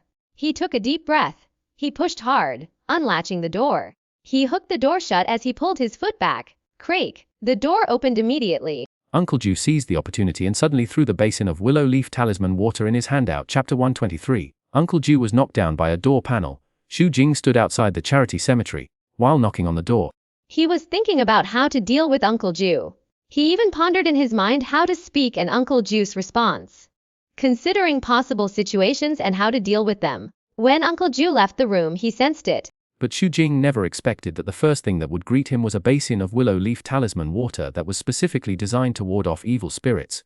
Laugh, although this talismanic water had little effect on zombies. It was still effective against yin energy. When it was poured onto him, smoke and fog immediately rose. Xu Jing felt as if a normal person had been splashed with boiling water. There was a burning pain all over his body. Uncle Jiu hadn't expected the zombie outside to be a familiar face. He was stunned for a moment, but then he came to his senses. He flipped his hand and threw out a piece of talisman paper. With his other hand, he thrust his peach wood sword. It pierced the talisman paper and stabbed it straight at Xu Jing's chest without stopping. Xu Jing was filled with shock and anger. No matter what he wanted to say now, he had to wait until the fight was over. Facing Uncle Jiu's swiftly thrusting peach wood sword, he tilted his body to the left like a tumbler, dodging it. Then he suddenly sprang up, his 5 fingers spread wide, grabbing Uncle Jiu's sword-wielding wrist. Don't even think about it! How could Uncle Jiu dare to let Xu Jing catch him? He was absolutely no match for the zombie's power. At this moment he dodged to the side without hesitation. At the same time, he aimed his sword at Xu Jing and chopped it down head-on. Xu Jing leaped lightly, not only dodging the incoming peach wood sword, but also reaching the gate. He thrust his hands forward, piercing through the door panel. He roared and pulled with both arms. Snap! His powerful strength instantly tore down half of the door. He then slammed the door panel behind him. Uncle Jiu, who was chasing after him, had no time to dodge. He watched the huge door panel fall down. He only had time to cover his head and turn around, using his back to withstand the impact. Bang! As expected. Uncle Jiu was knocked to the ground by a door. The biggest difference between humans and animals is that humans can make and use tools. Xuanhuan wasn't some soulless zombie. Uncle Jiu knew he had wisdom, but he still fell into misunderstandings. Leading to his swift defeat, he didn't continue to attack. Instead, he threw the door panel away with a shake of his hands. Then he stood aside, waiting for Uncle Jiu to recover. Xuanhuan had considered tying him up now and forcing him to tell him about Martian Taoist techniques, but after thinking about it he decided not to. Good and evil cannot coexist with his zombie identity. If he did this, Uncle Jiu would be even less likely to reveal any information. Uncle Jiu fell to the ground, his face filled with pain, and rolled back and forth. After about a quarter of an hour, the pain gradually eased and I struggled to get up. He took a deep look at Xuanhuan, who was standing quietly beside him, and said, "You came here specifically to see me, right?" Xuanhuan's ferocious face revealed an unpleasant smile. He said, "That's right. But I didn't expect to receive such an extraordinary hospitality from you."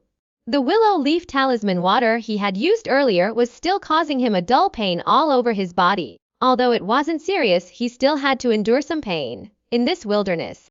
Knocking on the door in the middle of the night doesn't make any noise. I always have to be on guard. Let's go inside and talk first." Uncle Jiu had calmed down. If Xuanhuan had continued to attack him, He would have been powerless to resist and would have died long ago. In that case, there was nothing to worry about. He turned around after he finished speaking, facing Xuanhuan with his back, and walked into the charity cemetery with stumbling steps. Xuanhuan secretly praised him. He wasn't afraid at all and followed him in with a bounding gait. After entering the lobby, Uncle Jiu walked to the table and sat down. He pointed to the stool opposite and said, "Sit anywhere you want." Xuanhuan leaped over in a few steps, turned around and slowly bent his stiff legs. He sat down on the stool. Uncle Jiu's eyes remained fixed on him. A hint of wonder flashed in his eyes. After he sat down, he continued, "Tell me, what do you want from me?" Xuanhuan looked at Uncle Jiu. Hearing this, he said directly, "I want to say that I am a good zombie. Do you believe it?" Uncle Jiu was slightly stunned. He subconsciously wanted to say he didn't believe it, but then he hesitated. 3 days had passed since Xuanhuan escaped. In those 3 days, he hadn't heard of anyone being murdered in the town, nor had he heard of any rumors of zombies haunting the neighboring village. Even if Xuanhuan had captured Wenkai before, it was only to find a solution to the hidden dangers of the body refining technique, and he didn't harm anyone. Of course, that also included the fact that he had just let him go. Seeing Uncle Jiu's silence, Xuanhuan continued, "Zombies don't have humanity. You might think of me as a human in zombie's skin." Uncle Jiu's eyes froze. Something occurred to him. He couldn't help but ask in surprise, "Could it be that you're remembering something from your past life?" Xuanhuan's heart moved. He hadn't actually thought of this. But since Uncle Jiu had misunderstood him, why not admit it now? This would save him from having to explain anything else. After making his decision, he nodded silently and said, "You're right.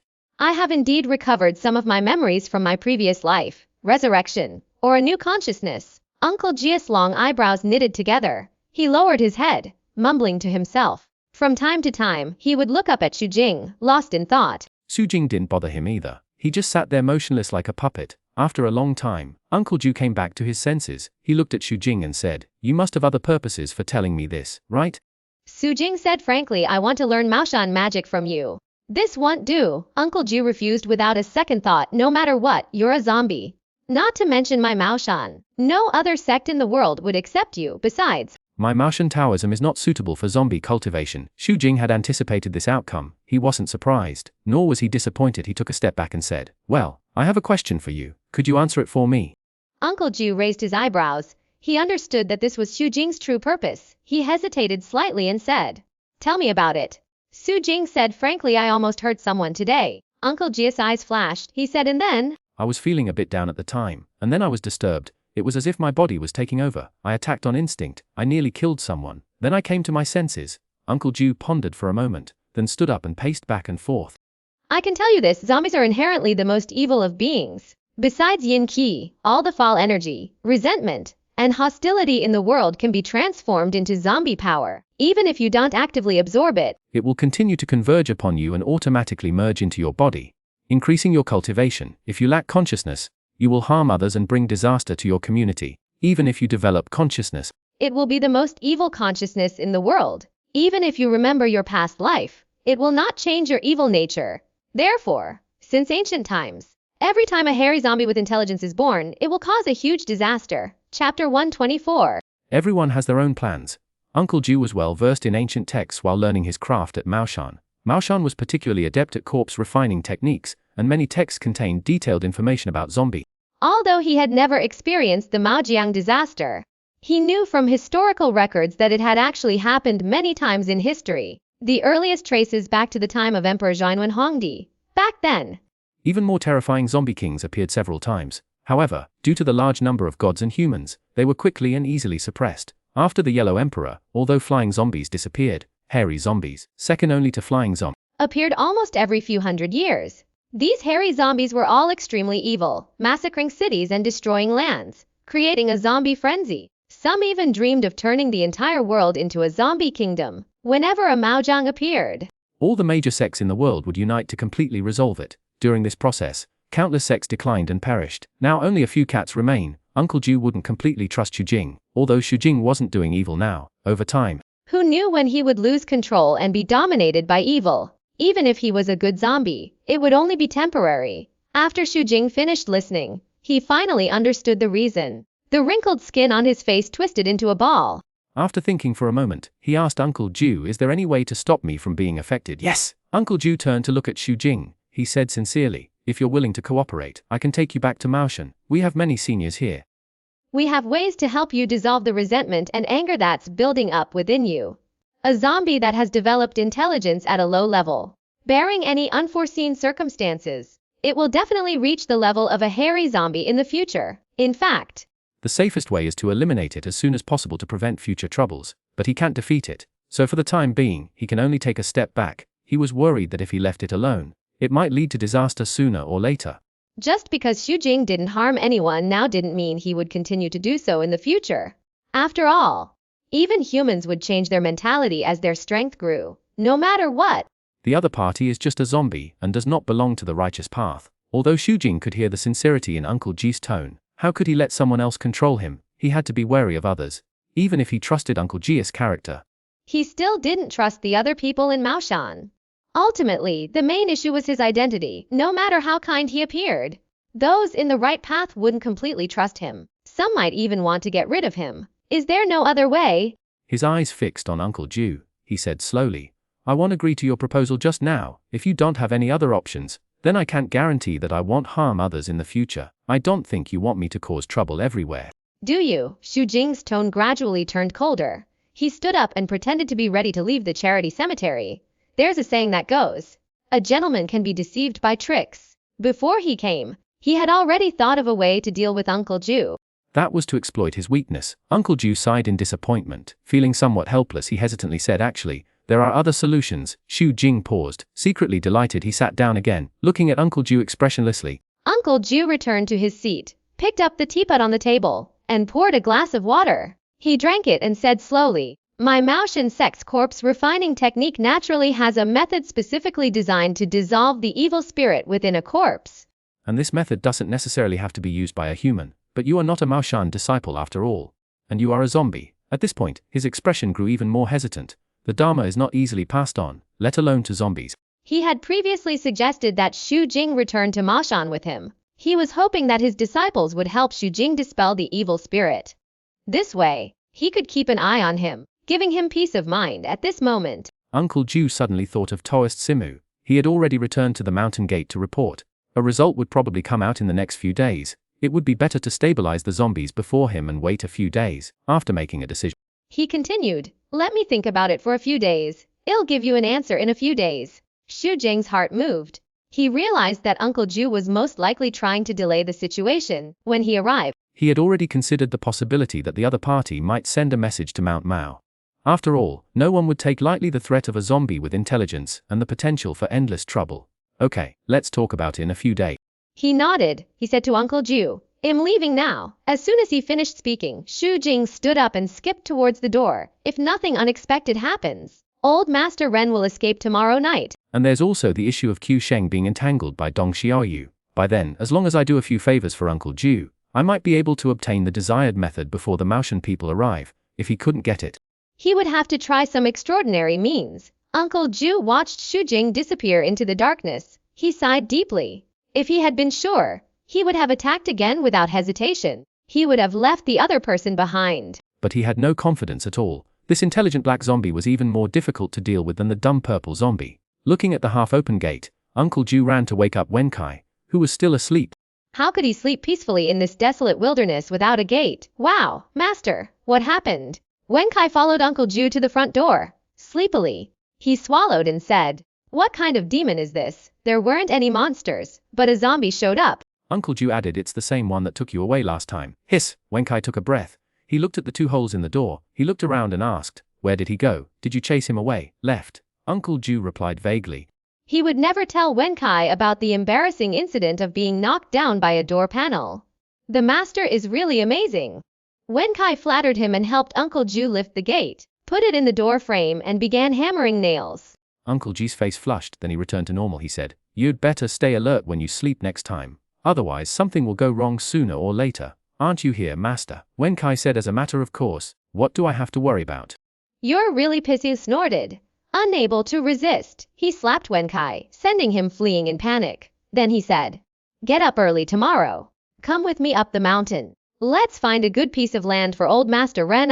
Wenkai was unwilling to do so. What he feared most was going into the mountains with Uncle Jiu to find a good feng shui site.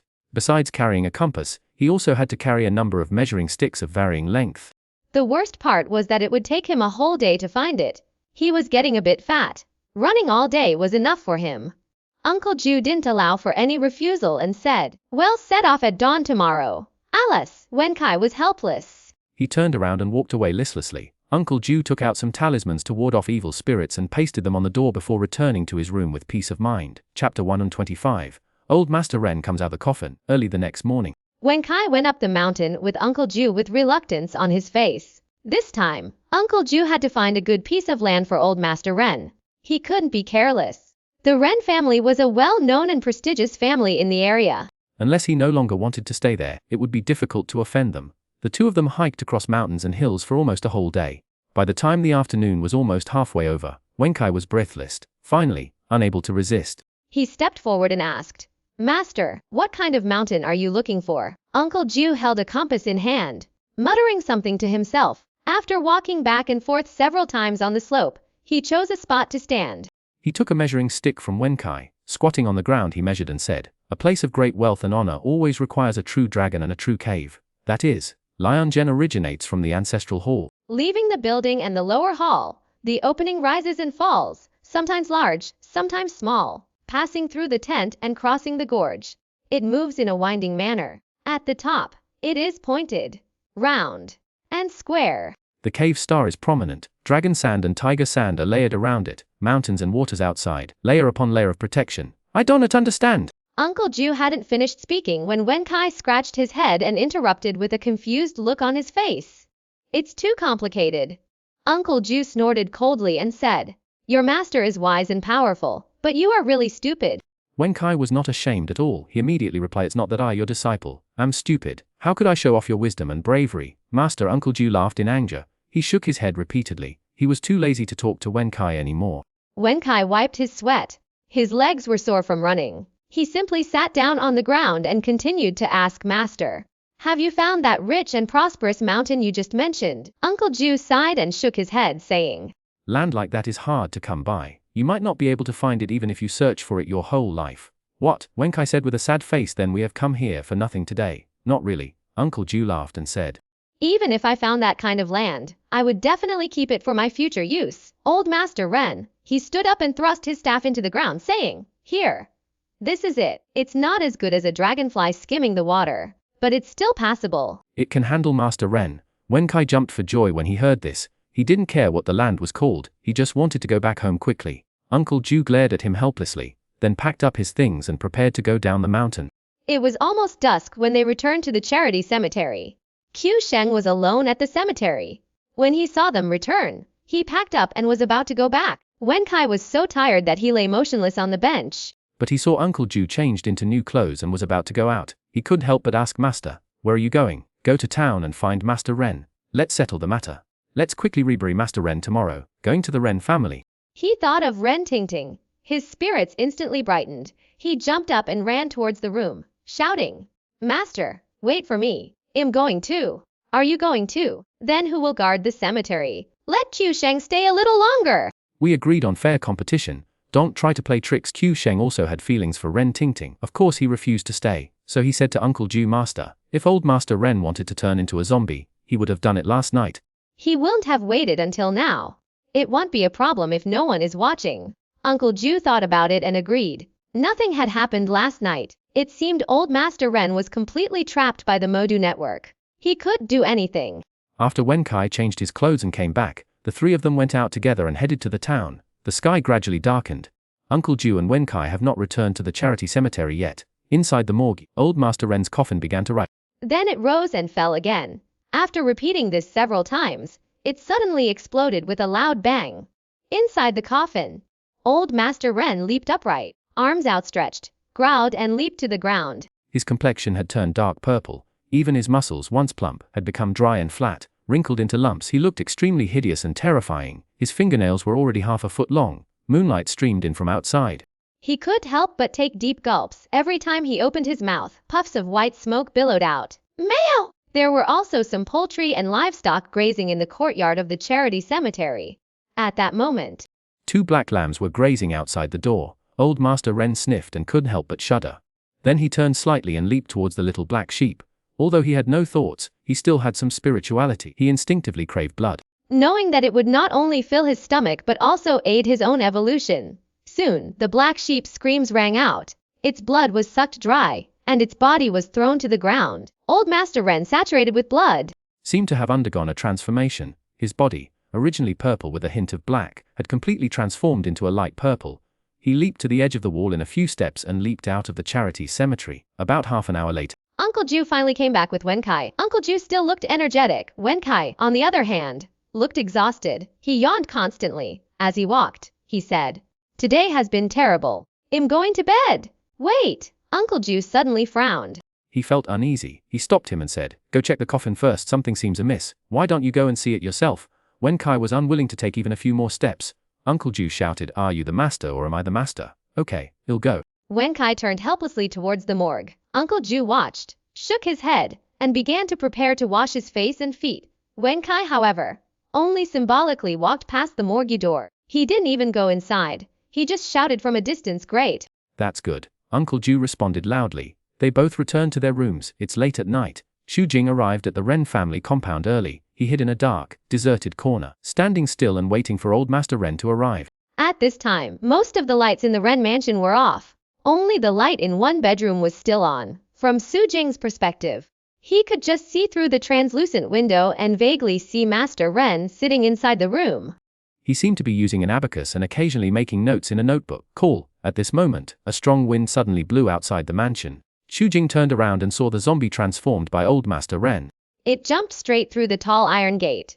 After a slight look, it headed towards the room where old Master Ren was. Zombies can sense relatives connected to them by blood. As the closest person to them, Master Ren was naturally the first to be targeted. Observing old Master Ren, he didn't rush to attack. Besides, he had no intention of saving old Master Ren at all. Chapter 126. Poke your eyes. Xu Jing already had a plan for his next move. If Master Ren didn't die, it would likely cause a series of consequences and disrupt his plans. Besides, he and Master Ren were not related at all. They didn't even know each other. As a zombie, there was no reason for him to save him. Xu Jing watched old Master Ren. The other man jumped straight into the window and broke into Master Ren's room. A terrified scream just sounded before it abruptly stopped. Silence returned in an instant. Not long after, old Master Ren jumped out of the house and left at an extremely fast speed. Xu Jing followed without hesitation. He followed from a distance. The two zombies, one in front and one behind, walked all the way out of the town. At the same time, he kept observing old Master Ren. Compared to himself, he had already reached the purple zombie realm. His jumping speed and distance were faster and farther than his. As for other aspects, that would require further testing to determine. Soon, Xu Jing followed old Master Ren out of the town and into the mountains. He no longer concealed his presence and sped up to catch up. Roar! When the distance between the two sides was close to 30 meters, old Master Ren turned around suddenly and issued a warning to Jing. Xu Jing ignored him and rushed forward at an even faster speed. Roar! Old Master Ren's eyes were filled with ferocity as he charged towards Xu Jing without showing any sign of weakness. When collided, and instantly there was a clanging sound like metal clashing. Squeak! Xu Jing flipped his palm forward. His long nails fiercely scratched old Master Ren's chest. instantly ripping his clothes apart. If it were an ordinary human, This blow would definitely injure them severely. It would slice through the skin like a knife, penetrate the flesh and even rip open the belly. However, after grabbing old Master Ren, it only caused a series of very shallow wounds. and it was difficult to continue. Old Master Ren roared in anger. He spread his fingers wide and grabbed Xu Jing's shoulders, pulling him towards him. At the same time, he opened his mouth wide, baring his fangs. He leaned forward and bit Xu Jing. Although he was unconscious, he instinctively sensed that as long as he absorbed the yin energy from the person in front of him, he would definitely be able to take a step forward. Hey! Xu Jing shouted loudly. He exerted force with both arms, trying to push the man away. But old Master Ren was stronger than him. He couldn't get away for a while. Seeing the other man opening his mouth to bite him, he remained calm. He raised his hands and stabbed them between his eyes. No matter how strong the zombie's body defense is, its eyes are still vulnerable. As long as Xu Jing could stab old Master Ren's eyes and then stab his brain with his long fingernails, even if he couldn't kill him, he would at least cause him serious damage raw. Old Master Ren was like a wild animal. Although he couldn't see, he possessed extremely sharp intuition. At the critical moment, he suddenly changed his pulling movements into pushing movements, instantly sending Xu Jing stumbling backwards. Xu Jing took small steps and leaped, steadying himself. He was about to charge forward again when he saw old Master Ren suddenly turn and flee. His legs were like pile drivers, faster than before. In just a moment, he had leaped hundreds of meters. He was stunned. He had looked like he was going to eat him just now, but now he ran away so suddenly. After some probing, Xu Jing had a clear idea in his mind. Although there was a gap in strength between the two sides, it was not a huge gap. He tore open the clothes on his shoulder. He saw where old Master Ren had scratched him. It was just like his fingernails scratching someone's chest. The wound was very shallow. In terms of physical strength, they were on par with each other. However, in terms of power and speed, he was slightly inferior. Xu Jing wasn't sure he could kill old Master Ren right now, but he wasn't afraid of him either. After all, he had no thoughts, only a little bit of spirituality and instinct. He watched old Master Ren's figure gradually disappear into the distance. He didn't chase after him. He turned around and left the place. Ding ding ding ding ding. Shortly after daybreak, the sound of gongs suddenly rang out from the streets of the town. A murder occurred in Ren Mansion. In an instant, everyone who heard the news exclaimed in surprise and rushed towards Ren's residence. Uncle Jiu, along with Wenkai and Xuanhuan, arrived in town early in the morning, intending to contact Master Ren to arrange for the reburial. However, upon hearing this news, he was surprised and hurried over. After explaining the situation to the security guards at the door, they successfully entered the Ren mansion. Ren's body was placed in front of the hall, covered with a white cloth. All the gentry and elders in the town came. Ren Tingting sat on a nearby chair, weeping bitterly. The security team leader, Wu Shuwei, was only concerned with admonishing her. My cousin, although my uncle is dead, I am still here! He saw an opportunity. Originally, when Master Ren was around he had some reservations, but now, with the vast Ren family, only Ren Tingting, a weak woman, remained. This was the perfect time to take advantage of the situation. At this time, Uncle Jiu entered the hall and came to Master Ren's body. He lifted the white cloth and took a look. His expression suddenly changed.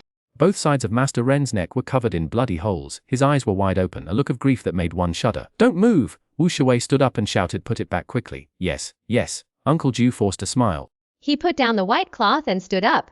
He immediately turned back to Xuanhuan and Wenkai and whispered, You two, hurry back to the charity cemetery and see if old Master Ren's body is still there. Okay. Xuanhuan and Wenkai exchanged a glance. They figured out the key. They glanced at Ren Tingting and immediately turned and ran out. At this time, a bystander, a local squire, stood up and asked Wu Shuwei, Brother Wei, what weapon killed Master Ren?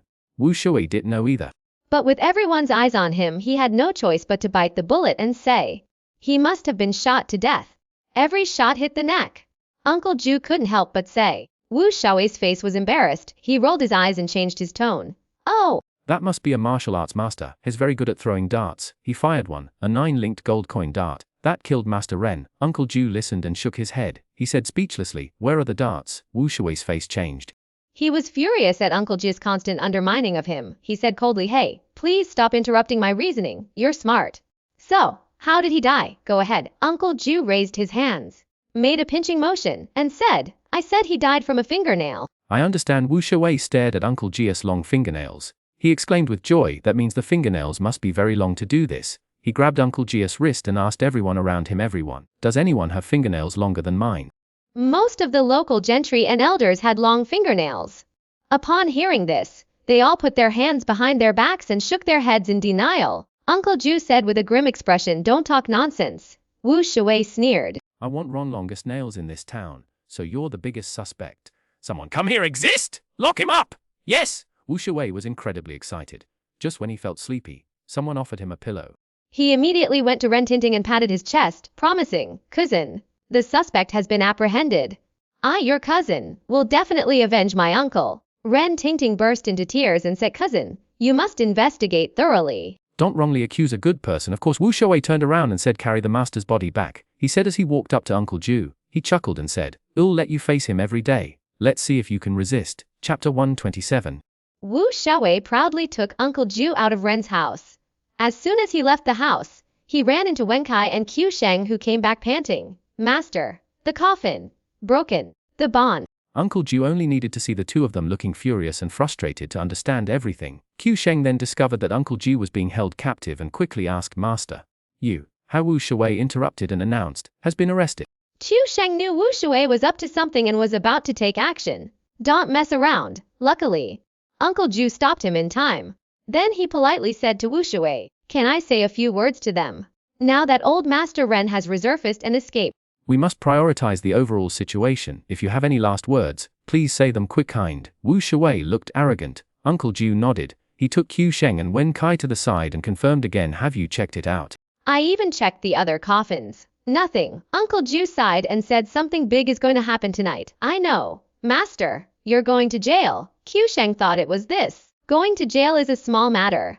2 zombies could appear at any moment. Uncle Jiu was worried. 2. Master Ren was killed by a zombie. The zombie poison has entered his heart. He could turn into a zombie at any moment. Now Qiu Sheng and Wen Kai finally understood the seriousness of the matter. Wu Shui, not far away. Uncle Jiu said briefly, "Qiu Sheng, bring your weapons and sneak into the cell tonight. Wen Kai, you stay here and protect Ting Ting." "How to protect it?" "Bring a long bamboo pole. Zombies chase after your breath." Hold your breath when they get close. If you can't hold it any longer, reach behind the zombie or somewhere else and breathe. Just hold out until daybreak and you'll be fine. Qiu Sheng also asked Master, "What should I bring tonight?" "Bring all the chicken blood, ink line, and paper talismans." Uncle Jiu was still thinking carefully about other things that could be used to deal with zombies. But Wu Shui became impatient and came up to him and dragged him away. Qiu Sheng and Wen Tai were helpless. They said goodbye and hurriedly prepared to leave to get their things. Uncle Jiu then remembered something and called out to them, "Glutinous rice. Remember to bring glutinous rice." New. At nightfall, Xu Jing left the cave and quickly jumped to the cemetery. He went directly to Dong Xiaoya's grave and said, "Come out for a moment." While looking at her photo, the photo of Dong Xiaoyu blinked. A look of helplessness crossed her face. Then she floated out of the tomb, condensing her body and appearing before Xu Jing. "Senior, what do you want from me?" Xu Jing said calmly. "Since you have set your sights on Qiu Sheng, you should have found out who his master is, right?" "Yes." Dong Xiaoyu felt somewhat helpless. She hadn't gone to see Qiu Sheng for the past 2 days. She was simply hesitant. Uncle Jia's presence had left her feeling overwhelmed. If Qiu Sheng turned into a ghost, it was obvious that Uncle Jiu would not let her go. He might even chase her down and beat her to death. After Xu Jing received the inheritance from Dong Xiaoyu, he realized that she had no backing at all. She was just a wild ghost who had accidentally obtained the skills. His worries were gone. He looked at Dong Xiaoyu. They say a woman's IQ drops when she's in love. Judging from the last time he successfully deceived someone, it seems even ghosts are no exception. He had a clue in his mind. He said in a deep voice, "I got a piece of news." Qiu Sheng's master was arrested and imprisoned today, and in the cell, there happened to be a corpse that had just been bitten to death by a zombie. He pointed to the grave of old Master Ren not far away and continued, "It was bitten by that newborn guy." She asked in surprise, "Is what the senior said true?" "Absolutely true." Xu Jing nodded in confirmation. Then he changed his tone and said, "However." "But what?" Master Qiu Sheng gave Qiu Sheng instructions. He told him to sneak into the prison tonight with the equipment to fight zombies. Xu Jing said this. He stared at Dong Xiaoyu and said, "You want to be with Qiu Sheng forever. Do you understand what to do?" Dong Xiaoyu looked at Xu Jing with a look of doubt and uncertainty. Xu Jing said calmly, "I'm not lying. Don't doubt my intentions. I can tell you the truth. I'm going to deal with that old zombie tonight." "So I don't want Master Qiu Sheng to come out and mess up my plans." "I understand." Dong Xiao's doubts vanished. She said gratefully, "Thank you, Senior, for sharing this with me. Xiaoyu would definitely not let Qiu Sheng rush to the prison and ruin your plans." She wished that Master Qiu Sheng would die, so that she wouldn't have to worry about anything anymore. "Okay." Xu Jing grinned. He turned and jumped away. Then he said, "Then let's each go our separate ways." Dong Xiaoyu watched Su Jingyuan's back as he left. She couldn't wait to fly out this time. She didn't even summon a sedan chair. She just wanted to find Qiu Sheng as soon as possible. Xu Jing went straight to the charity cemetery. It was still early. This was a rare occasion where the cemetery was unattended. He had long wanted to search it thoroughly. He hurried as fast as he could. After about half an hour, he arrived outside the charity cemetery. He jumped over the wall with ease and headed straight for the lobby. Most of the instruments Uncle Jiu often used were there, each one placed on the table. After taking a few glances, Xu Jing went to a large house next door. After entering the house and seeing some clothes and furnishings inside, he knew he had come to the right place. This was definitely Uncle Jiu's residence. Then he began to search. Although he was not sure if Uncle Jiu had the secret manual, he would not give up easily. On the bed, in the cabinet, in the box. Xu Jing searched every corner of the book. He then rearranged it back to its original location. However, to his disappointment, he didn't find any secret manuals. He knocked on the wall again and again, but he couldn't find any hidden grid. Never mind. Xu Jing sighed.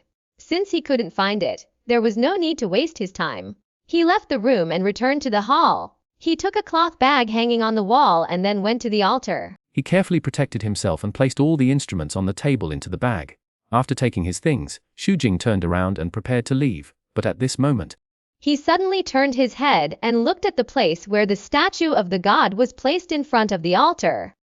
There's something padding the tablecloth under one of the statues there. It looks like it's protruding slightly. Xu Jing's heart stirred. He put down the cloth bag in his hand, leaped over in 2 steps, lifted the statue and reached under the tablecloth. When he pulled his hand back, he had already grabbed a hand-bound book. But there is no font in the book. Xu Jing put down the statue and rearranged it. He took a deep breath and carefully opened the first page. He glanced at it and was overjoyed. Chapter 128. Ecstasy. The main hall of Ren Mansion has now become a mourning hall. Ren Tingting was dressed in mourning clothes. She folded paper money and burned it. She wiped away tears from time to time. Her expression was extremely sad. It was still early. The clock on the wall showed only 9 o'clock. So Qiu Sheng and Wen Kai stayed here with me. They also each carried a large bag of things and stared at Ren Tingting in a trance. As the saying goes, a woman should look beautiful in mourning clothes. At this moment, Ren Tingting was more beautiful than ever in their eyes. Qiu Sheng looked at it for a long time before coming to his senses. He nudged Wen Kai and whispered, "Hey, how about I protect Tingting tonight? How about you go save the master?" Wen Kai immediately shook his head like a rattle. "Don't even think about it. My master told me to come here." Qiu Sheng snorted coldly and said, "Are you sure you can handle that zombie? Has definitely 10 times more powerful than the zombie in the cell." "Master asked me to come." Wen Kai kept saying the same thing. It made Qiu furious. Qiu Sheng said angrily, "I'm not worried about you. I'm afraid you can't protect Tingting. If such a beautiful woman were to be killed by a zombie, I would be heartbroken for the rest of my life." Wen Kai was silent for a moment. Just when Qiu Sheng thought he was wavering, he heard him say, "Then go and save master. I don't have your ability, so I'm counting on you. If I go to the cell and can't save master, won't Tingting die anyway?" Qiu Sheng was speechless. Completely defeated by Wen Kai, he angrily said, "Then I'm leaving. Be careful. And as a real man, you must be at the forefront and protect Tingting." Wen Kai stared at Ren Tingting intently and waved his hand, saying, "Let's go." Qiu Sheng carried his things and left Ren's house and walked onto the street. There were no people on the street. Aside from the sound of the wind, there was complete silence. He walked close to the wall in the shadows. Cautiously heading towards the government office, he looked around from time to time, alert to his surroundings. At this moment, Dong Xiaoyu suddenly appeared beside the wall and looked at Qiu Sheng with affection. Along with her appeared a chilling cold wind. Qiu Sheng couldn't help but shudder. He looked left and right, but didn't see Dong Xiaoyu, so he quickened his pace. Just as he walked near a house, he suddenly heard a mournful cry. This crying sound instantly reminded him of Ren Tingting, who had been crying continuously before. His heart trembled slightly, and he felt a sense of sadness. "Please be kind." At this moment, the crying stopped suddenly, and a soft female voice reached Qiu Sheng's ears. He paused and looked over to where the sound was coming from. He saw Dong Xiaoyu huddled in the shadows outside the house wall, looking pitiful. "It's still early. There's definitely someone watching. If I go to the cell now, why not ask her what's going on first?" Qiu Sheng made up his mind. He took a few steps forward. When he got closer and took a look, he froze in his tracks. Although Dong Xiaoyu looked pale, she looked no worse than Ren Tingting. In fact, she looked even better. "She's so beautiful," Qiu Sheng muttered to himself. But he immediately asked, "What's wrong with you?" Dong Xiaoyu said weakly, "I have been hungry for several days." Hungry? Qiu Sheng was stunned. He couldn't help but ask, hungry you can cook, what to do without rice? Go buy it. Dong Xiaoyu felt even more pitiful. She leaned against the wall and said, how can I buy it without money? Where are your family members? Qiu Sheng asked in confusion, don't they have any money? Dong Xiaoyu burst into tears and said sadly, my parents are dead. Oh, don't cry, don't cry. Qiu Sheng felt a little sorry for the girl. Dong Xiaoyu wiped her tears and cried even harder. Qiu Sheng was immediately upset. He consoled her, saying, I'm sorry, I didn't mean to bring up your sad story. He put the bag aside and searched his body. He realized he had changed into night clothes and had no money on him. Dong Xiaoyu was crying so hard that she was about to collapse. Qiu Sheng looked at the bag on the ground. Inside was a bowl of glutinous rice had cooked, but this was for dealing with zombies. He couldn't afford to delay such an important matter. He sighed and went over to support Dong Xiaoyu. Where's your home? Let me take you back first. I didn't bring anything tonight. I'll bring you some food tomorrow. This is my home. Dong Xiaoyu pointed to the house behind her and leaned into Qiu Sheng's arms. Her legs, a smile played on her face. It's cold outside. You're wearing so little. Come inside. Qiu Sheng felt Dong Xiaoyu pressed against him. His heart fluttered. He practically hugged her and took a few steps to the side. He picked up the bag from the ground and walked towards the house. The house looked quite impressive and was clean. He supported Dong Xiaoyu all the way into the boudoir. He couldn't help but look around. His heartbeat quickened. After helping Dong Xiaoyu sit down at the table, he breathed a sigh of relief. Then, somewhat reluctantly, he said, okay, I should go now. I'll definitely come see you tomorrow. It's going to rain outside. You should wait a while before leaving. Dong Xiaoyu gently waved her sleeves. A narrow white cloth suddenly covered Qiu Sheng's eyes. Then it disappeared in an instant. Qiu Sheng's eyes blurred. He turned and looked out the window. Sure enough, there was thunder outside. Torrential rain was pouring down. How could this happen? He was stunned for a few seconds. Then he said, oh no, if this doesn't stop, it will delay our work. He was worried that the talisman paper, inkstone, and other items would get wet in the rain and become useless. Dong Xiaoyu comforted him, saying, heavy rain like this usually comes quickly and stops quickly. Don't worry. Qiu Sheng thought about it and agreed, but he felt something was wrong. He couldn't put his finger on it for a moment. Dong Xiaoyu changed the subject and said, there's only half a pot of wine left at home. If you're not in a hurry, have a drink with me. Let's wait until the rain subsides before leaving. That's fine. Qiu Sheng calculated the time. It was only a little after 9. Even if he waited an hour or two longer, it would be just right. Dong Xiaoyu had already picked up the wine jug and poured 2 cups. Then they both raised their glasses and drank. When Qiu Sheng looked at Dong Xiaoyu again, he saw she was even more beautiful. The more he looked at her, the more beautiful she seemed. His eyes began to wander, unable to move away. Dong Xiaoyu was overjoyed when Yinjing stood up. All her clothes fell to the ground. Gulu, Qiu Sheng's throat was almost dry. At this moment, Dong Xiaoyu's alluring voice was heard. You are a good person. Why don't I give my body to you? This. Qiu Sheng shook his head vigorously and hesitated. You don't want to. Dong Xiaoyu was about to cry. Tears were about to fall. At the same time, she took a step forward. Her charming body was exposed to Qiu Sheng at a closer distance. Qiu Sheng's wine glass fell onto the table unconsciously. Xuanhuan stood up. Dong Xiaoyu's smile instantly spread. She opened her arms and stepped forward to greet him. Qiu Sheng unconsciously opened his arms as well. The two of them embraced each other completely. Chapter 129. The enemy is too cunning. When Xujing returned to the town, it was still early. After he found the book in the charity cemetery, he immediately memorized all the contents with his powerful memory. This book is not an official secret manual, but the notes that Uncle Jiu made when he was learning martial arts at Maoshan. What disappointed Xujing was that there were no specific techniques for practicing Taoist techniques, nor any content on the corpse refining techniques he wanted to use to resolve the hidden dangers in his body. However, this notebook still recorded a lot of spells and incantations. It also had Uncle Ji's notes on the key points, clearly documenting the learning process. Even if he knew nothing at first, he could still understand it easily. In addition, the notes often mentioned spiritual power. He understood that it should also be a kind of energy. I don't know if I can use these spells with my newly cultivated demonic power after I return. Although Xujing had previously tricked Dong Xiaoyu into revealing his inheritance, it was only a method suitable for ghost cultivation. The only part of it that he felt he had a chance of mastering was the content on the paper figurine technique. Regardless, it never hurts to collect more different techniques. You never know when they might come in handy. He wrote down the contents of the notebook and put it back in its place. Then he took Uncle Ji's magic weapon and went to the town. Xujing first ran to Ren's residence. He hid and observed for a moment. After confirming Qiu Sheng had left, he began searching along the road leading from Ren's residence to the town's prison. He wanted to find Qiu Sheng, so he could judge whether Dong Xiaoyu had succeeded. and it wasn't long before he made a discovery. For him there was no need for spiritual perception. He only relied on the convenience of the yin-yang eyes to easily find the house that Dong Xiaoyu had conjured up. The once unique and elegant mansion on the corner of the street was instantly shattered in his eyes, becoming a deserted shack. Su Jing held his breath. He gently jumped over and peeked through the crack in the door. As expected, Qiu Sheng was inside. If someone else came, without any special means, I guess all I could see was Qiu Sheng making flattering gestures to the air. However, in Xu Jing's eyes, the scene of Qiu Sheng and Dong Xiaoyu being intimate appeared clearly before his eyes. Wow, this scene of people and ghosts. This is the first time I've seen it. It really broadens my horizons. Su Jing finally felt relieved when he saw Qiu Sheng being entangled. After sighing for a moment, he quietly left the shabby house and headed towards the prison. The town's prison was not built underground, but was just an ordinary house. The house was divided into two parts, front and back. They were two spacious rooms. In the middle was a courtyard. On either side of the courtyard were the prison cells. There were only a few of them. Xu Jing jumped onto the wall. Then he walked along it. His steps as stiff as a human. Then he jumped onto the roof and went to the courtyard cell. It was still early. Uncle Jiu was not in the cell at this time. Through his sense of smell, Su Jing could tell that the other party was in the house in the backyard.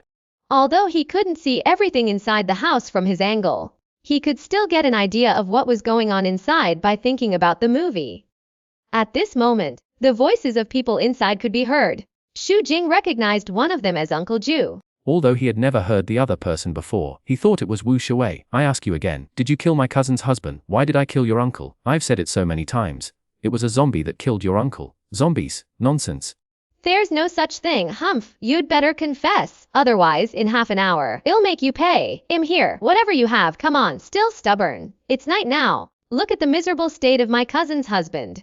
Are you at peace? I've been at the funeral home for so many years. Dead bodies are everywhere day and night. Ghosts too. You're scaring me with ghosts and corpses. Do you think it'll work? You, just wait. I'll come back to deal with you in half an hour.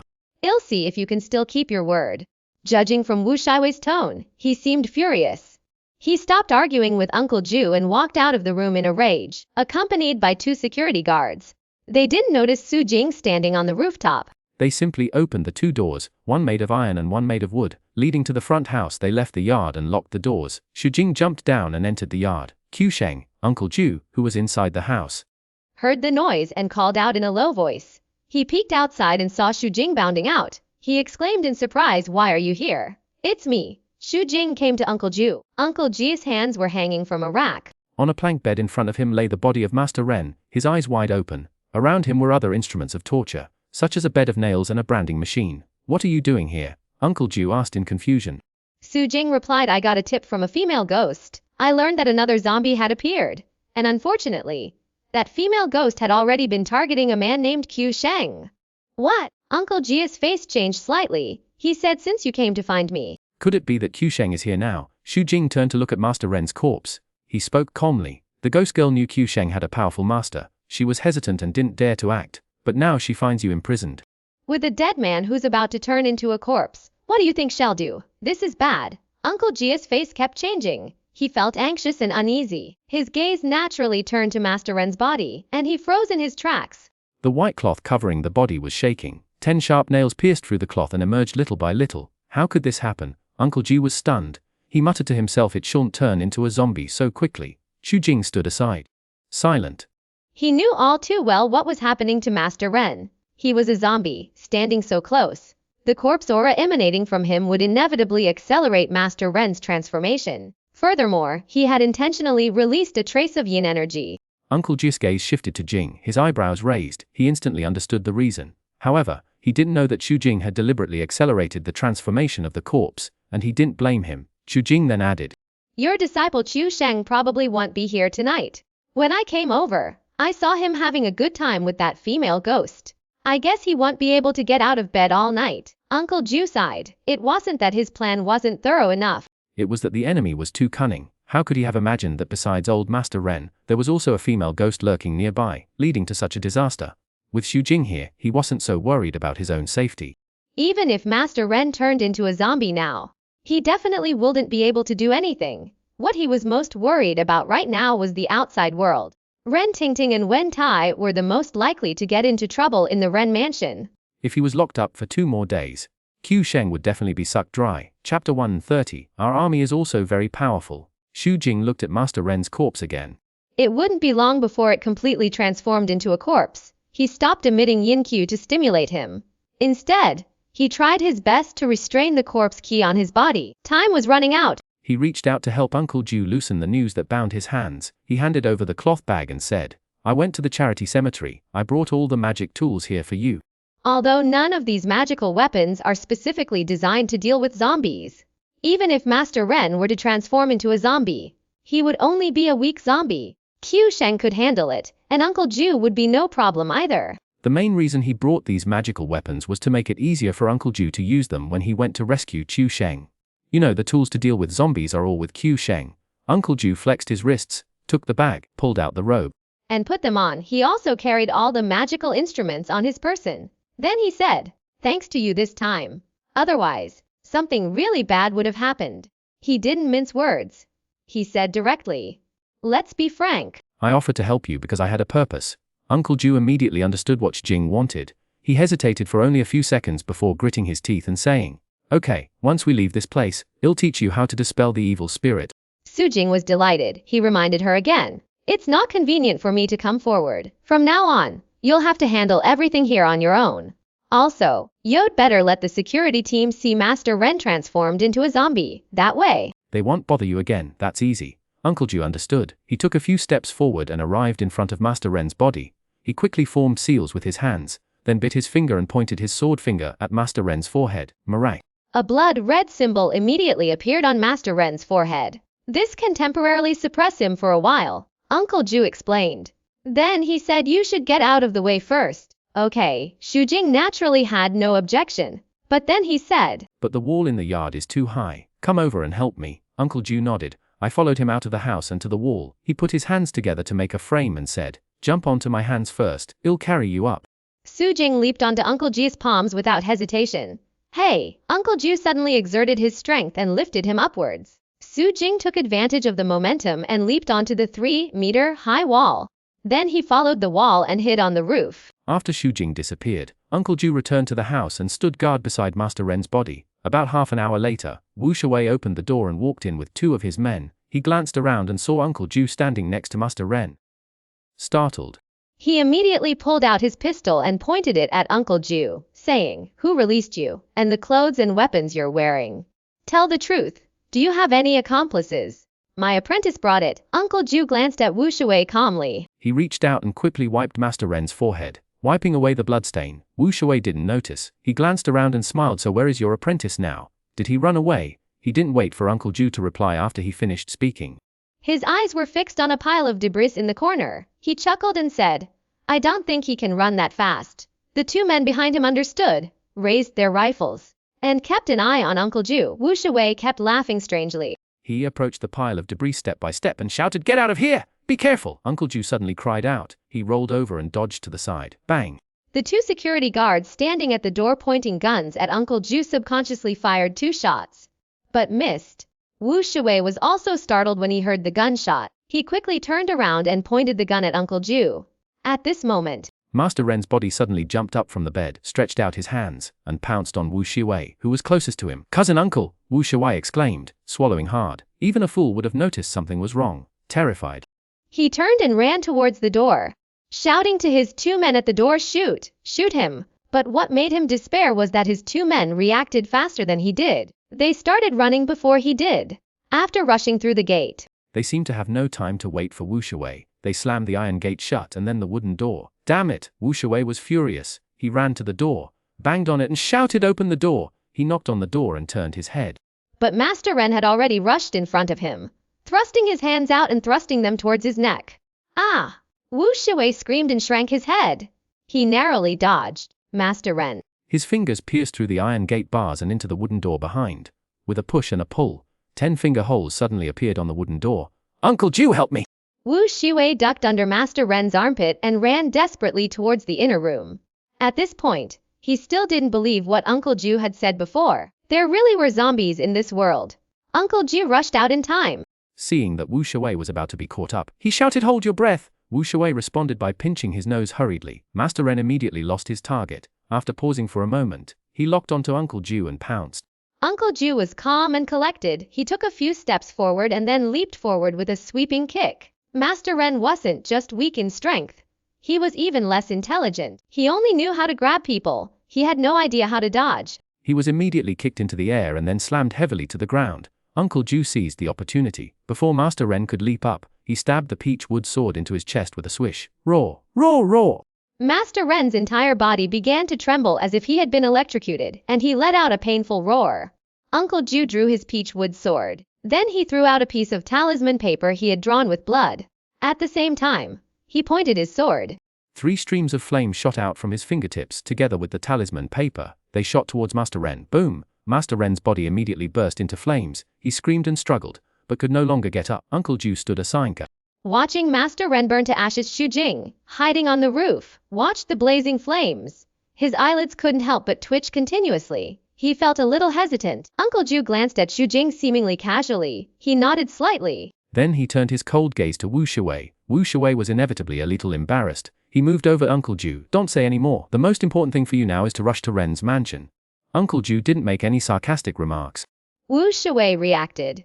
He remembered what Uncle Jiu had said about old Master Ren. He panicked and said, "Oh no, Ting Ting is in danger. Uncle Jiu, you must help." Uncle Jiu nodded and said, "I'll help if you're busy. But I need to get some magic weapons to fight zombies first. You take your men and go there first." Wu Shuwei hesitated for a moment. Finally, he felt a sense of responsibility. He said, "Then go quickly." "You must come." "I will." Uncle Jiu turned around, Gave Xu a look on the roof and then walked towards the closed door. Chapter 131. The method is obtained. Xu received a signal from Uncle Jiu. He left the rooftop, jumped off the wall, and went to an alley not far from the prison's back door, where he quietly waited. Not long after, Uncle Jiu came over alone. "I will teach you the method first." Uncle Jiu was a sensible man. He wouldn't go back on his word. There was still time, so he immediately began teaching. The method was indeed very simple. It was just a set of hand seals combined with a mantra. After only being taught twice, Xu was able to perform it easily. Instantly, he felt an invisible wave sweep through his body. Then, a visible grey gas was carried out and dissipated into the air in an instant. It was like a layer of shackles had been removed, and his heart felt relaxed. Uncle Jiu's face was filled with amazement. He had never seen anyone learn so quickly. Even he himself was far behind. This method is quite demanding. You can use it on yourself or others. If you have enough energy, you can use it several times a day. Although it was inappropriate to secretly teach Maoshan techniques to a zombie, Uncle Jiu was not a pedantic person after all. The most important thing now was to deal with old Master Ren. Xu still felt energetic. The previous seal hadn't affected him at all. This was also due to his strong spirit. He nodded and said to Uncle Jiu, "Come with me. Let's go find Qiu Sheng." He said this as he walked ahead, heading towards where Qiu Sheng was. Uncle Jiu followed behind. As they neared the corner, Xu turned around and pointed to the dilapidated house in front of him. Then he lightly jumped to the door. But Uncle Jiu saw Jing leap forward and disappear into a large house. He thought about it and realized that this was a trick of the female ghost. He snorted coldly, but suppressed the thought of breaking it. He jumped over the wall. Xu turned around and saw Uncle Jiu making a wall, jumping move into the air. Then he circled around and tiptoed to his side. "It's right inside." He pointed inside the house. Uncle Jiu wiped his eyes with a willow leaf. He peered through the crack in the door with a piercing gaze. He saw Qiu Sheng indeed engaging in that kind of thing with a female ghost. "I really don't care if I don't see it." Uncle Jiu his head and said to Xu in a low voice with a slightly red face. Xu, however, was watching with gusto. He smiled and said, "It's impossible not to watch. Hurry up. If you're any later, your disciple will become a weakling." Uncle Jiu was furious. His face was filled with resignation. He then spread out his ghost, catching tools on the ground. He picked up the bagua mirror, pointed his sword in a stroke, and then aimed it at the moon. A short, silvery, white beam of light emerged from the center of the bagua mirror. The beam of light rotated with his palm, turning red and shining onto the copper coin sword on the ground. Instantly, the copper coin sword turned into a lightsaber. Xu took 2 steps back cautiously and said, "I'll stay away for a while." He didn't care about Uncle Jiu and just turned and left. Before killing old Master Ren, he didn't want Dong Xiaoyu to find out about his mistake. Otherwise, if the plot changed and there were more enemies, it would be even worse. Uncle Jiu didn't care. He was definitely better at catching ghosts than zombies. After getting ready, he rushed in without a word. Xu hid far away on the other side of the street. He saw a light gleaming from inside the dilapidated house. A moment later, Dongshai flew out, her face pale. She quickly disappeared without a trace. After a while, Uncle Jiu came out with Qiu Sheng. Qiu Sheng watched the once brand new mansion transformed into a dilapidated hut. Bewildered, he asked, Master, how could this happen? Am I dreaming? Are you dreaming? Uncle Jiu said angrily, You've been possessed by a ghost. I told you to save me. But you still want me to save you. If I hadn't come, you would have died. Qiu Sheng scratched his head. A sly smile played on his face as he said, I'm not at a disadvantage, otherwise, how would I have tasted the pleasure of a woman? Ouch. Before he could finish his words, Uncle Jiu slapped him hard on the head. You bastard. You're obsessed with sex. You really pissed me off. Qiu Sheng covered his head, not daring to retort. He changed the subject. By the way, Master, how did you get out? Didn't Master Ren turn into a zombie? Of course it had changed. Uncle Jiu was still furious. He glanced across the street and quickly spotted Xu Jing, who had made his own appearance. Then he said to Qiu Sheng, Follow me. Qiu Sheng followed Uncle Jiu's gaze and looked across. He also noticed Xu Jing. He paused abruptly and said in panic, Master, there seems to be something wrong with that man. Come. Uncle Jiu didn't waste any words and walked straight to the other side. Qiu Sheng had no choice but to follow him tremblingly. Xu Jing focused his attention on Qiu Sheng, seeing that although his face was pale, his lips were blue, and his eyes were swollen, his steps were still steady. He breathed a sigh of relief. If Qiu Sheng really becomes a weakling and can't even walk steadily, then it will be really bad. How can Uncle Jiu deal with old Master Ren alone? As for Wu Shuwei and the other members of the security team, he had no hope at all. They were all so timid that they were just there to show off. Soon, Uncle Jiu and Qiu Sheng came to Xu Jing. At this point, Qiu Sheng finally saw Xu Jing clearly. He screamed in shock, his eyes widened, he swallowed hard and trembled, saying Zombie! Zombie! He said, retreating directly behind Uncle Jiu. Pulling Uncle Ji's clothes, he whispered, Master, he doesn't seem to be old Master Ren. Uncle Jiu pulled him to his side and said, Have you forgotten? You and Wenkai were fooling around. Oh, it was him. Qiu Sheng suddenly realized. He had heard Uncle Jiu mention Wenkei's subsequent abduction by zombies. He also knew something about Xu Jing. Now he finally understood. He immediately guessed why Uncle Jiu was able to leave the prison. Uncle Jiu apologized to Xu Jing. I'm sorry to have embarrassed you. He was bewitched by the female ghost. Xu Jing grinned and said, At least we are not too late. Yes. Uncle Jiu was also a little scared. He said, Next we are going to go to Ren's house to help. What are your plans? I won't go. Xu Jing remembered that old Master Ren didn't appear until almost dawn, and now it was only midnight. He wasn't worried. He thought about it and reminded Uncle Jiu, if you find you can't deal with that zombie, why not have one person attract his attention while the other person sets a trap with plumb line? Lure him in and trap him. It was indeed a good idea. Uncle Ji's mind raced, and he understood Xu Jing's meaning. However, he was still a little puzzled. He wondered why Xu Jing knew that ink lines could be used to deal with zombies. Goodbye then. Xu Jing had achieved his goal. Without saying anything more, he turned and headed out of town. After seeing Xuanhuan leave, Qiu Sheng suddenly said to Uncle Jiu, Master, didn't you say that zombies have no humanity? Why does he seem to be saying something completely different from what you said? I used to think zombies were just evil, but his situation is definitely different. Then he glared at Qiu Sheng and said, It's all your fault, you little brat, you ruined my original plan. Qiu Sheng was confused. He asked, Why do you blame me? Uncle Jiu sighed and walked away, saying, Don't ask any more questions. Come with me to Ren's house. Chapter 132, Xu Jing's Pillow Talk. Xu Jing had already hunted enough beasts in the previous 2 nights, reaching his kill limit. After separating from Uncle Jiu, he didn't run around anymore. Instead, he went all the way back to the cave. Inside the cave, the gorilla woke up at the noise. Upon realizing it was Xu Jing, it let out an excited cry. It even imitated Xu Jing, jumping around him continuously. After it had made enough noise, Xu Jing began to communicate with it. At daybreak, someone might come here pretending to be one of us. Although gorillas are quite intelligent, they are not as intelligent as the world in Rise of the Planet of the Apes. After hearing what Xu Jing said, it had no doubts at all. It immediately pounded its chest and told Xu Jing to teach that guy a lesson. Xu Jing felt a little relieved. He then continued to talk a lot. Anyway, it was all about describing the evil plot of old Master Ren. The gorilla roared continuously. Am I pillow talk? After Xu Jing finished speaking, a ridiculous thought suddenly popped up in his mind. He couldn't help but laugh out loud. Then he waited patiently in the cave. When the sky was getting light, suddenly, a rapid beating sound was heard halfway up the mountain. Not long after, old Master Ren, who had lost his hat and whose clothes were in tatters, appeared in Xu Jing's sight. Old Master Ren was in a state of extreme distress. His entire upper body was bound up in a ball with plumb line. His arms were also tightly tied to his body, preventing him from even jumping. However, the enemy's route was not towards the cave. It seemed that they were just passing by here. Xu Jing narrowed his eyes and glanced at the gorilla next to him. He figured out the reason. Old Master Ren must have been hiding somewhere else. However, in the movie, he was likely discovered by the gorilla while passing through this area. And then forcibly taken back to the cave, mistaking him for one of their own kind.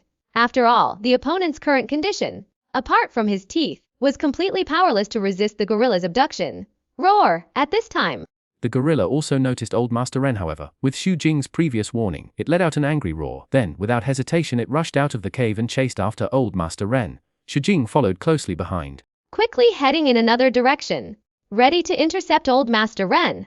I don't know if it's because of the ink line suppression, but Old Master Ren trembles from time to time as if has been electrocuted. His speed has also become slower than before. Soon, he was double-teamed by Xu Jing and the gorilla, blocking his way. Old Master Ren let out a low, strange cry and stopped. Just one night had passed, and his strength seemed to have increased again. His light purple color had begun to turn dark purple, and his claw eyes seemed to have begun to show subtle changes. Xu Jing looked at Old Master Ren. When he saw the circles of ink lines wrapped around him, a hint of fear flashed in his eyes. Just as he was hesitating, the gorilla roared, swung its huge fist, and smashed it towards Old Master Ren. Bang! Although Old Master Ren jumped back in time, it was useless. Facing the gorilla's attack, he was directly hit by a punch and flew back towards Xu Jing. Xu Jing no longer hesitated. He leaped forward, his arms sweeping towards his head like pillars. Bang! Old Master Ren flipped over in the air and then fell heavily to the ground. He roared and roared like a dying beast. Faced with this predicament, he had no power to resist.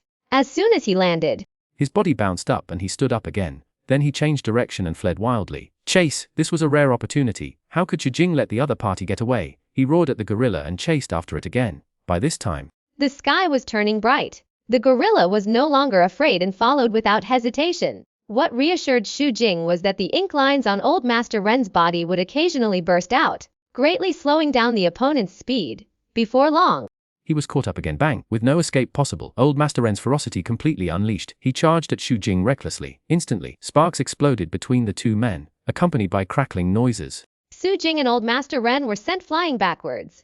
Xu Jing's entire body trembled uncontrollably. He let out a painful roar. His head even began to feel dizzy. The gorilla ran over quickly, whimpering, "Stop him! Don't let him get away!" Xu Jing didn't care about anything else. He endured the severe pain, yelling and gesturing, and explained to the gorilla. The gorilla looked up and saw Old Master Ren jump up and start running away. He roared in anger and rushed towards him. If anyone dares to hurt its beloved, even if the other person is really the same species, it will not let it go. Bang! As expected, Old Master Ren was knocked flying. The gorilla pressed on, leaping upon the opponent, and hammering down with its massive fists. Bang bang bang. When Xu Jing recovered and stood up, Old Master Ren's head was completely dented by the gorilla's blow. His eyeballs were popped. The gorilla's massive body was straddling the other's body. It roared continuously, and its hammer-like fists fell like lightning. But Old Master Ren was still alive. He struggled from time to time, but he couldn't get rid of the gorilla on his body. Roar! Xu Jing jumped over and stopped the enraged gorilla. He wasn't sure if Old Master Ren was killed by the gorilla. Would his mission be considered complete? As the sky gradually brightened, it was too late to kill Old Master Ren anytime soon. So he shouted to the gorilla, "Take him back." The gorilla looked at Xu Jing doubtfully, but didn't object. He reached out and grabbed Old Master Ren. Xu Jing felt relieved and quickly jumped back to the cave. By the time we returned to the cave, the sky had begun to brighten. Beams of red light shone from the horizon, gradually illuminating the earth. Cool! Xu Jing breathed a sigh of relief. He had the gorilla place Old Master Ren on the ground inside the cave and pin him down. Then he slowly squatted down. His 10 fingers repeatedly pierced the indentations on his head. Old Master Ren roared in shock, anger and pain. He struggled constantly, but his body was locked by the plumb line and pinned down by the gorilla. He had no chance of escape. But what left Xu Jing speechless was that he had been thrusting for quite some time. But the other party still hadn't completely died. He looked up at the rays of sunlight filtering through the vines at the cave entrance. He made a decision. He yelled at the gorilla twice. Then, with the gorilla's help, he pushed Old Master Ren out into the sunlight. At that moment, Old Master Ren struggled desperately and let out a scream of pain. With a sizzling sound, the lower half of his body, exposed to the sun, quickly melted. Xu Jing continued his efforts and pushed the upper part of his body out with force. Ah! Following a sharp scream, Old Master Ren rolled and struggled for a moment, and in the blink of an eye, he turned into a pool of black. Chapter 133, Return and Hex. Xu Jing called up the system. Mission 3 was displayed as completed. At the same time, a familiar syllable echoed in his mind. Complete all tasks and meet the prerequisites for exchanging for the current shell. A message appeared on the system interface. Redemption requires 10,600 origin points. Confirm the redemption? Yes, no. Xuanhuan glanced at the gorilla next to him. After a moment's thought, he silently chose yes. The host confirms the exchange and begins crafting the zombie armor. In an instant, his body vanished like melting ice and snow, transforming into balls of light that shone with strange colors like water balls. Roar! The gorilla nearby was still staring in shock at Old Master Ren's melting body. Then upon seeing Xuanhuan melt as well, it let out a miserable roar and lunged forward, attempting to grab the ball of light. Swish! A flash of white light flashed. The gorilla's attack was empty. The ball of light disappeared completely. Woo woo woo. At that moment, the gorilla fell to the ground and cried bitterly, as if he had lost his most important relative. Soon after, a large group of people arrived at the mountain and began searching everywhere. Last night, because Uncle Jiu and Xuanhuan went to the Ren residence early, Wenkai was not scratched by Old Master Ren, therefore. The people who searched for zombies this time included not only the security team, but also Uncle Jiu and his 3 disciples. After everyone searched for a while, someone suddenly pointed at the hillside and shouted, "Boss, Uncle Jiu. There seems to be a big cave over there. Let us go and take a look." Uncle Jiu's mind moved and he rushed over first. Soon they all came out of the cave. There were vines hanging upside down outside the cave, and the inside looked eerie. Just as everyone was hesitating whether to go in, a sudden roar of grief and anger came from inside. The gorilla rushed out with bloodshot eyes. "Monster, run!" Wu Shuwei and the other members of the security team had never seen a gorilla before. They were immediately frightened and scattered like birds and beasts, running for their lives. But the moment the gorilla emerged, Uncle Jiu saw a pool of black liquid melting on the ground at the entrance of the cave behind the vines, as well as tattered Qing Dynasty official uniforms. He immediately understood something, and a hint of joy flashed across his face. 3 days later, Taoist Simu, along with 5 energetic elders dressed as Taoist priests, knocked on the door of Uncle Jiu's charity cemetery at midnight. "My fellow uncles, why are you all here?" After Uncle Jiu opened the door, a look of surprise appeared on his face. One of the elders spoke up. "This is a matter of great importance. We must take it seriously. Let's go inside and talk." Uncle Jiu nodded and ushered everyone in. After taking his seat, he told them everything that had happened in the past few days without waiting for their questions. He even did not hide anything about teaching Xuanhuan the Dharma. "So many things happened," Taoist Simu exclaimed after hearing this, his face full of disbelief. At this time, another old man pondered and said, "No matter whether that zombie is good or bad, we must find him and bring him back to the mountain gate to avoid any trouble. What if he refuses? Then we can only do justice for the heavens. He is a zombie after all. Who knows if he will change in the future?" Good, others agreed. Finally, he sighed and said nothing. At daytime, the group geared up and set out to search the mountains. However, after more than half a month, they found no trace of the zombie. Finally, they had to give up and leave. From then on, no news of the zombie was heard again. Xuanhuan opened his eyes and found himself back home in the main world. He calmly summoned the system and chose to accept the soul-enhancing reward for Mission 3.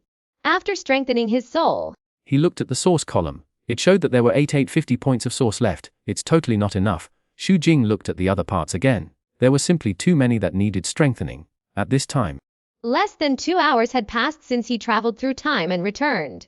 It was late at night outside. The house was pitch black.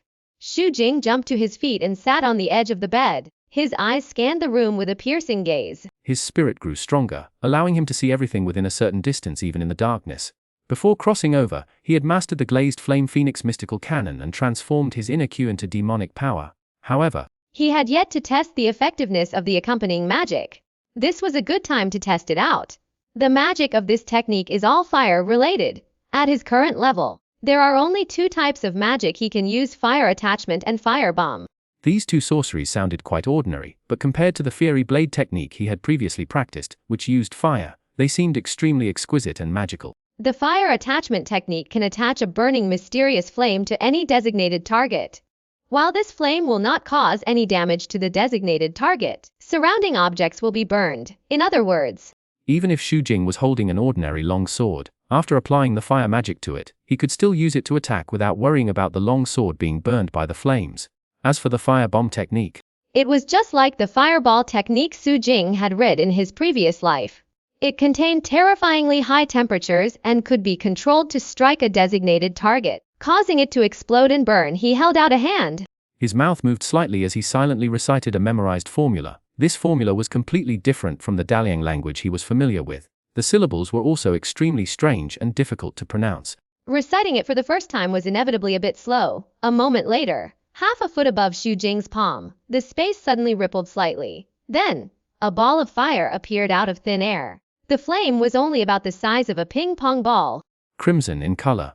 Though small, the intense heat it emitted engulfed the entire room in a scorching heat within a few breaths. Furthermore, even the space surrounding the flames was distorted, visible to the naked eye. Xu Jing's mind moved. The fireball flew out smoothly, under his control. It quickly circled around the room before returning to the top of his palm. Then, he moved his lips. The fireball dissipated with a puff. Called. A slight sweat formed on his forehead. A trace of fatigue appeared on his face. He finally understood. Besides requiring demonic power, casting a spell also consumed one's energy. Furthermore, the more precise the control, the greater the drain on one's own energy. Spirit is a power derived from the soul. It is consumable and restorable. Generally speaking, the soul is the foundation and determines the strength of the spirit.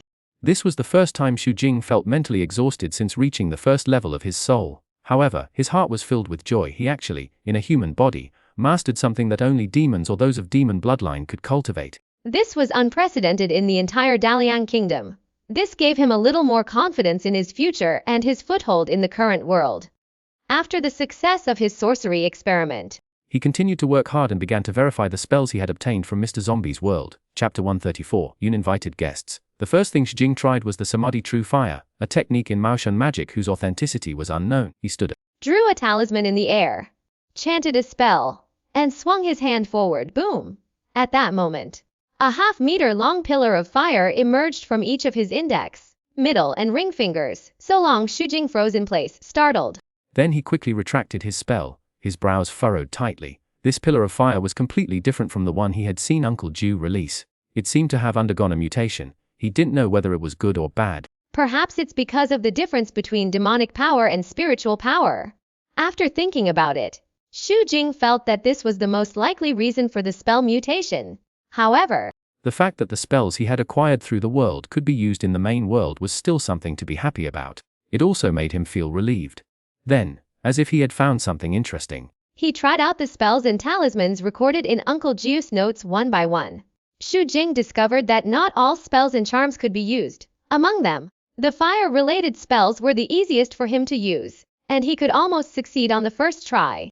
As for other spells, they sometimes succeeded and sometimes failed. However, he couldn't use water spells, which were the opposite of fire. Spiritual power can be used to cast spells of various attributes. It seems to be a relatively neutral energy. However, my demonic power is of the fire attribute. It takes an extreme approach. Xu Jing wasn't discouraged. Extremes have their benefits. After trying many times, he discovered that even the ordinary fire-attributed spells from Maoshan were much more powerful in his hands. After tossing and turning for most of the night, he was extremely exhausted. Spells, like sorcery, required not only energy but also mental effort. It was still a while before dawn. He simply went back to bed. He fell asleep as soon as he closed his eyes. Master! Master, I don't know how long I slept. Xu Jing heard Xuanhuan's soft cry in his ears. He woke up drowsily and asked, "What time is it now?" "It's almost noon." Xuanhuan turned around, wrung out a towel, sat down on the edge of the bed, and helped Xu Jing wipe his face. Xu Jing rubbed his head and gradually regained consciousness. Xuanhuan pressed his temples with concern. After a moment's hesitation, she said, "Master used to say that cultivation requires a balance between tension and relaxation." Okay. Xu Jing smiled and shook his head. He pinched Xuanhuan's cheek. "I'm fine." He got out of bed, dressed, and sat down at the table. Xuanhuan's heart was pounding. She covered her face shyly. Without saying anything more, she followed. With her head lowered, she laid out the food she had brought. Xu Jing devoured the food like a whirlwind. He stood up and said, "I'm going out for a while. If you have time, please buy me some yellow paper." Xuanhuan responded without asking any further questions. Xu Jing took the black moon blade and slung it across his back. He left the mansion and hired a car from a car dealership. He headed out of the city, towards the library, in the car, with nothing to do. He spiritually sensed his way into the Black Evil Guard neck overnight. The Black Evil Guards, originally numbering 161, had increased by 2, bringing the total to 163. Xu Jing couldn't help but find it amusing. Someone must have recruited a new member. Earning 10% of the mission merit share of downline members within the first year was indeed attractive. After all, there were so many things on the redemption page. Just reading the introductions made him tempted. He had originally wanted to look at the archive of past events, but he noticed something in the lower right corner that looked like an unread text message. He clicked on it. The message came from July, telling him that if nothing unexpected happened, the new member would receive his first mission about 10 days after joining the Black Evil Guard. Furthermore, this mission is usually lower in difficulty than the new member's rating. It's considered an adaptation mission. And it typically takes place in a city or region close to the new member's location. 10 days. Not bad. Xu Jing breathed a sigh of relief. 10 days was enough time for him to improve his strength by several steps. His assessment levels: if the mission difficulty is lower than this level, then it is likely to be a low C or even a high D level. Xu Jing remembered something and sent a message back. Brother Jiu, is the library I set up still there? Unexpectedly.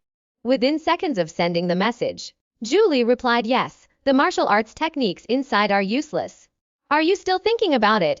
Xu Jing thought for a moment and replied, it seems difficult to cultivate my demonic power again. So I'm going to collect some body building techniques to see if they can be of use to me. That's right, if I come across this next time I'll keep an eye out for you. Thank you. Xu Jing was delighted. So far, apart from Mr. Zombie, he hadn't entered any other worlds with cultivation techniques.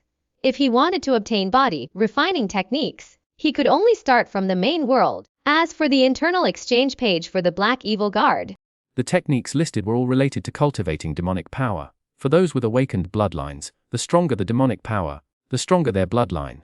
The strengthening of the bloodline naturally strengthens the body. So there's no need for specialized physical training. Xu Jing searched the redemption page but couldn't find any physical training techniques. He then flipped through the incident files. Although they were mostly glossed over, he still managed to glean a lot of useful information. Monsters make up the majority of the files, and there are many different types of monsters. The other part is mainly ghosts. At this moment, the driver called out, saying they had arrived at the place Xu Jing mentioned. Xu Jing paid and got out of the car. After the driver returned and left, he turned around, left the official road, and hurried towards the place he remembered. Nearly half an hour later, he arrived at the place where the library was buried. The first thing he saw was a 3-meter diameter entrance dug into the earthen wall he had originally toppled. This entrance resembled a gigantic cave. It looked like Zhule had most likely dug it out using his demonic power, transformed into a giant hand. Xu Jing walked in slowly. It was dark inside. He rubbed his fingers together gently. A ball of blazing flame emerged, illuminating the area around him within about half a meter. Sizzle. At this moment, a very faint sound suddenly came from the dark library. Xu Jing suddenly stopped in his tracks. His expression grew serious. It had only been a day and a night since Julie came here. Unexpectedly, there was another uninvited guest here. He didn't act rashly. He focused his mind and soul on sensing the area. After a moment, he sensed something about the size of a wash basin. Currently crouching above the inner door of the library, Xu Jing drew his black moon blade with his right hand. His lips moved slightly. A few breaths later, there was a bang. The entire black moon blade began to burn with a layer of crimson flames. Dispelling the darkness within a few meters, the door to the library was clearly visible, and even the situation inside could be vaguely seen. Chapter 135. Kill them all. What caught Xu Jing's eye was a huge, dense spider web, one after another, overlapping and intertwining, extending inward from the entrance of the library. Squeak! Perhaps it was because the flames he unleashed were even stronger this time. Within the library, gray-black spiders emerged from the darkness, snaking their claws and making unpleasant noises as they swarmed toward the door. Each of these spiders was the size of a wash basin, dragging its chubby body. Its transparent legs were covered in long black bristles. Its head was only about half the size of its body. Its ferocious mouthparts opened and closed constantly. Its dark green eyes, filled with greed and fear, stared intently at Xu Jing. Xu Jing felt relieved. He slowly stepped forward, knife in hand. Although these spiders looked terrifying, they weren't yet spirits. Besides, the secret manuals he wanted were all in the library. How could he give up? Hiss! The spiders were terrified of the demonic fire attached to the black moon blade. They immediately erupted in a commotion and began to retreat inward. Xu Jing snorted coldly. His pace quickened. His body suddenly transformed into a shadow. He rushed towards the library door, sword in hand. Boom! Just as he was about to charge through the gate, he suddenly stopped. The long sword in his hand swung upwards, like a roaring fire dragon, slicing through the gate along an unpredictable path. At this moment, several spiders hiding by the door rushed out. But they collided head-on with the blade. Xu Jing's long sword swept across. A series of screams echoed in his ears. Every spider that pounced on him was cut in half. Then, engulfed in flames, they fell to the ground. Sizzling and burning in a state of dying struggle, he took a step forward, entered the gate, and swung the knife in a circle, burning the surrounding spider webs. Simultaneously, a flame began to burn inward along the spider webs. In the system's display, this flame was completely different from the flame cultivated through the fairy blade technique. It was called the mysterious flame, so naturally there was a difference. Su Jing could control and extinguish any ray of mysterious flame that was emitted instantly if he wished. Therefore, he had no worries about burning the secret manuals on the surrounding shelves. Squeak!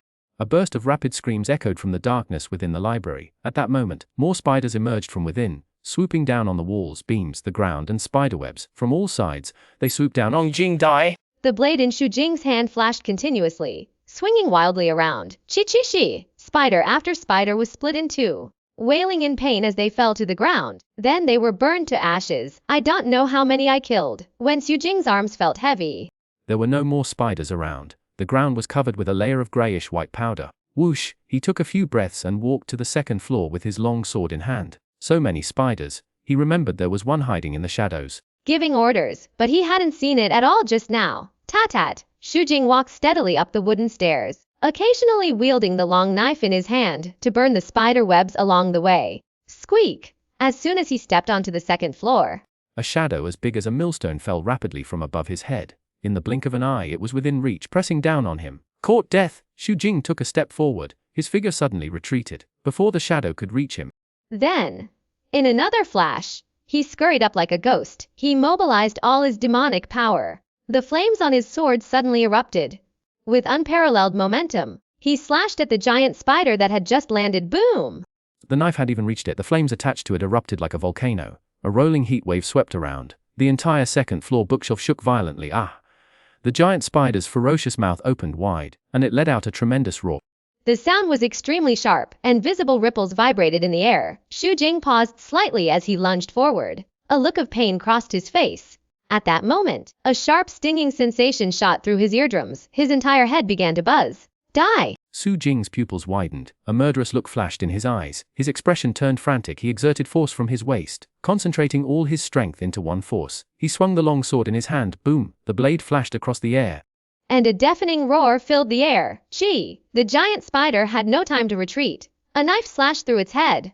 Before its dark green blood could spurt out, it was vaporized by the flames of the knife, transforming into puffs of green smoke. He drew his long knife and slashed down fiercely, instantly chopping off the giant spider's entire head. Snap! Snap! The giant spider, its head severed, was still alive. Its mouth opened and closed continuously. Its green eyes stared intently at Xu Jing, a look of hatred evident. Xu Jing thrust his sword down, lifting the spider's head. With a sneer, he exerted his strength, suddenly enveloping the spider and burning it to a cloud of ash. Then, he stabbed the spider again, also burning its body. After dealing with the giant spider, Xu Jing didn't relax. Instead, he used the firelight to carefully observe his surroundings and used his spiritual senses to search for any fish that had slipped through his net. After a while, he let out a long sigh and relaxed completely. There were no more living spiders in the entire attic. He then wandered around, clearing the spider webs. In the process, he discovered a dense mass of spider eggs in the corner of the third floor. Without hesitation, Xu Jing set it on fire, completely eliminating any future trouble. Then he put the knife on the flame and lit the candlestick. The power of the demonic flame was obvious. It was also convenient to use. However, it took a toll on his spirit after such a battle. He looked completely exhausted. Xu Jing pulled himself together, went down the stairs and returned to the small counter at the entrance of the library. He pulled out the booklet containing the secret manual information. Fortunately, the spiders had only used this place as their nest for about a day. Aside from a few secret manuals, most of them were still stored on the shelves.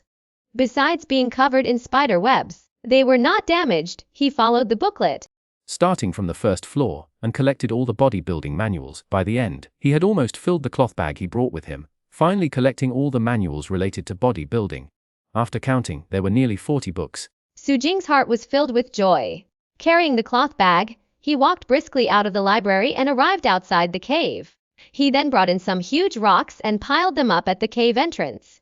He then set up a disguise before leaving. While it was still light, he quickly returned to his home in Ain City. Chapter 136. Ascension and Transmigration. 3 days passed in a flash. Xu Jing stood in the yard outside his home, occasionally making strange movements. After continuing for a while, he let out a breath and stopped system. With a silent recitation, the system interface instantly appeared before his eyes. Host Xu Jing. Health 100%. Cell first level. Skills. Glazed Flame Phoenix Mysterious Classic Do Ding. Married combinations level 3 to Fire and Ox skills basic Fok Copper Pillar skill basic Giant Elephant skills basic abilities 9th level Mysterious Fime Tooth level Physique Thought Outer Kark level 1, level 3 Physical Fitness Cliff. Zombie, Plaku's origin point E850. Over the past 3 days, Xu Jing had already mastered all the physical training techniques he had brought back. 38 in total, densely displayed on the system interface. He did not continue to improve these skills. After all, they were intended to be integrated into the Xuanhuan Gong. Xu Jing suppressed his excitement and returned to the house. He silently recited the fusion command in his mind. Buzz, at that moment. The system interface trembled. The numerous introductory techniques behind Xuanhuan Gong became blurred. After about a dozen breaths, all 38 techniques disappeared. The plus sign after the Xuanhuan Gong also changed from its original gray, which was unable to be pushed up to white. Xu Jing waved his fist excitedly. After calming down, he focused his attention and clicked on the plus sign. The system interface flashed. Xuanhuan Gong went from 3 levels to 4. The blood circulation in his body also subtly changed. Other than that, there are no other changes. Moreover, this upgrade only consumed 100 essence points. The plus sign after Xuanhuan Gong was still white. Could it be that my physical fitness has already been upgraded to level 9? Xu Jing stretched his body and found that his control over his body had become smoother and more comfortable. He no longer felt the tightness he had felt before. Continue. He made a decision and pointed to the plus sign again. 5 floors, 6 floors, 7 floors. He raised his Xuanhuan Gong to the 9th level, which matched his physical strength, before finally stopping. Each upgrade only consumed 100 points of essence. Although Xu Jing's physical strength remained unchanged, at this moment, he felt a sense of complete control over his body. He could sense the completely different Q and blood circulation within him.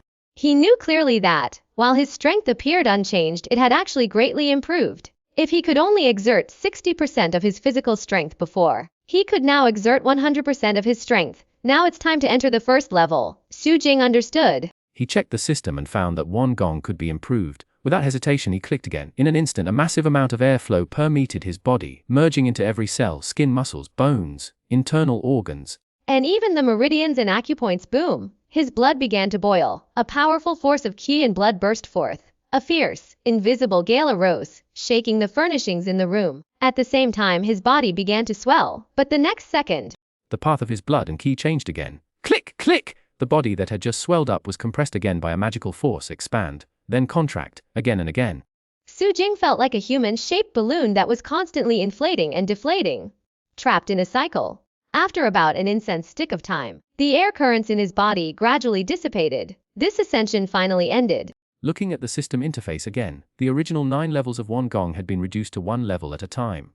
His physical strength had also been reduced from 9 levels to 1 level at a time. Swish! Xu Jing casually threw a punch. It was as fast as lightning and the air in front of him suddenly exploded, making a loud rumbling sound. A first-level physique.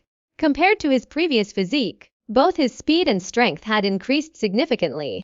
He could also feel that his physical strength had also greatly improved. Good, he was very satisfied with his current state. Thanks to the optimal Q and blood circulation, his body shape hadn't changed, it remained the same. But his strength had undergone a drastic change. This state is like adding more iron to a piece of iron ore. It would normally expand in volume, but after repeated hammering by the blacksmith, ordinary iron ore becomes refined iron ore, the same volume. But the hardness is completely different. Xu Jing looked at his origin points. This upgrade consumed 500 origin points. However, the plus sign behind the first level of Xuanhuan Gong was still white, indicating an upgrade.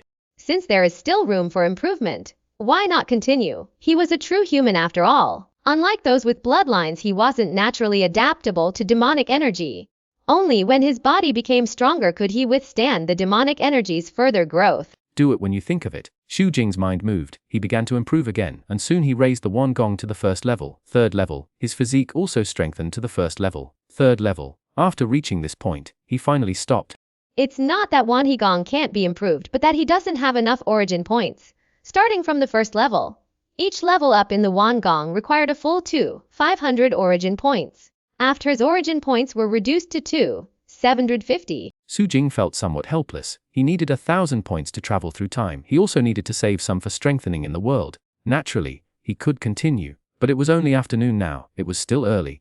He simply took out the yellow paper Xiaolian had bought, spread it out on the table, and began to draw the talisman. These yellow paper lotuses had been cut into rectangular sheets of the same size. The ink for drawing the talismans was also specially refined by him in his spare time these past 2 days. Xuanhuan primarily drew the 5 Thunder Talisman. This talisman could send out a thunderbolt, striking a designated target.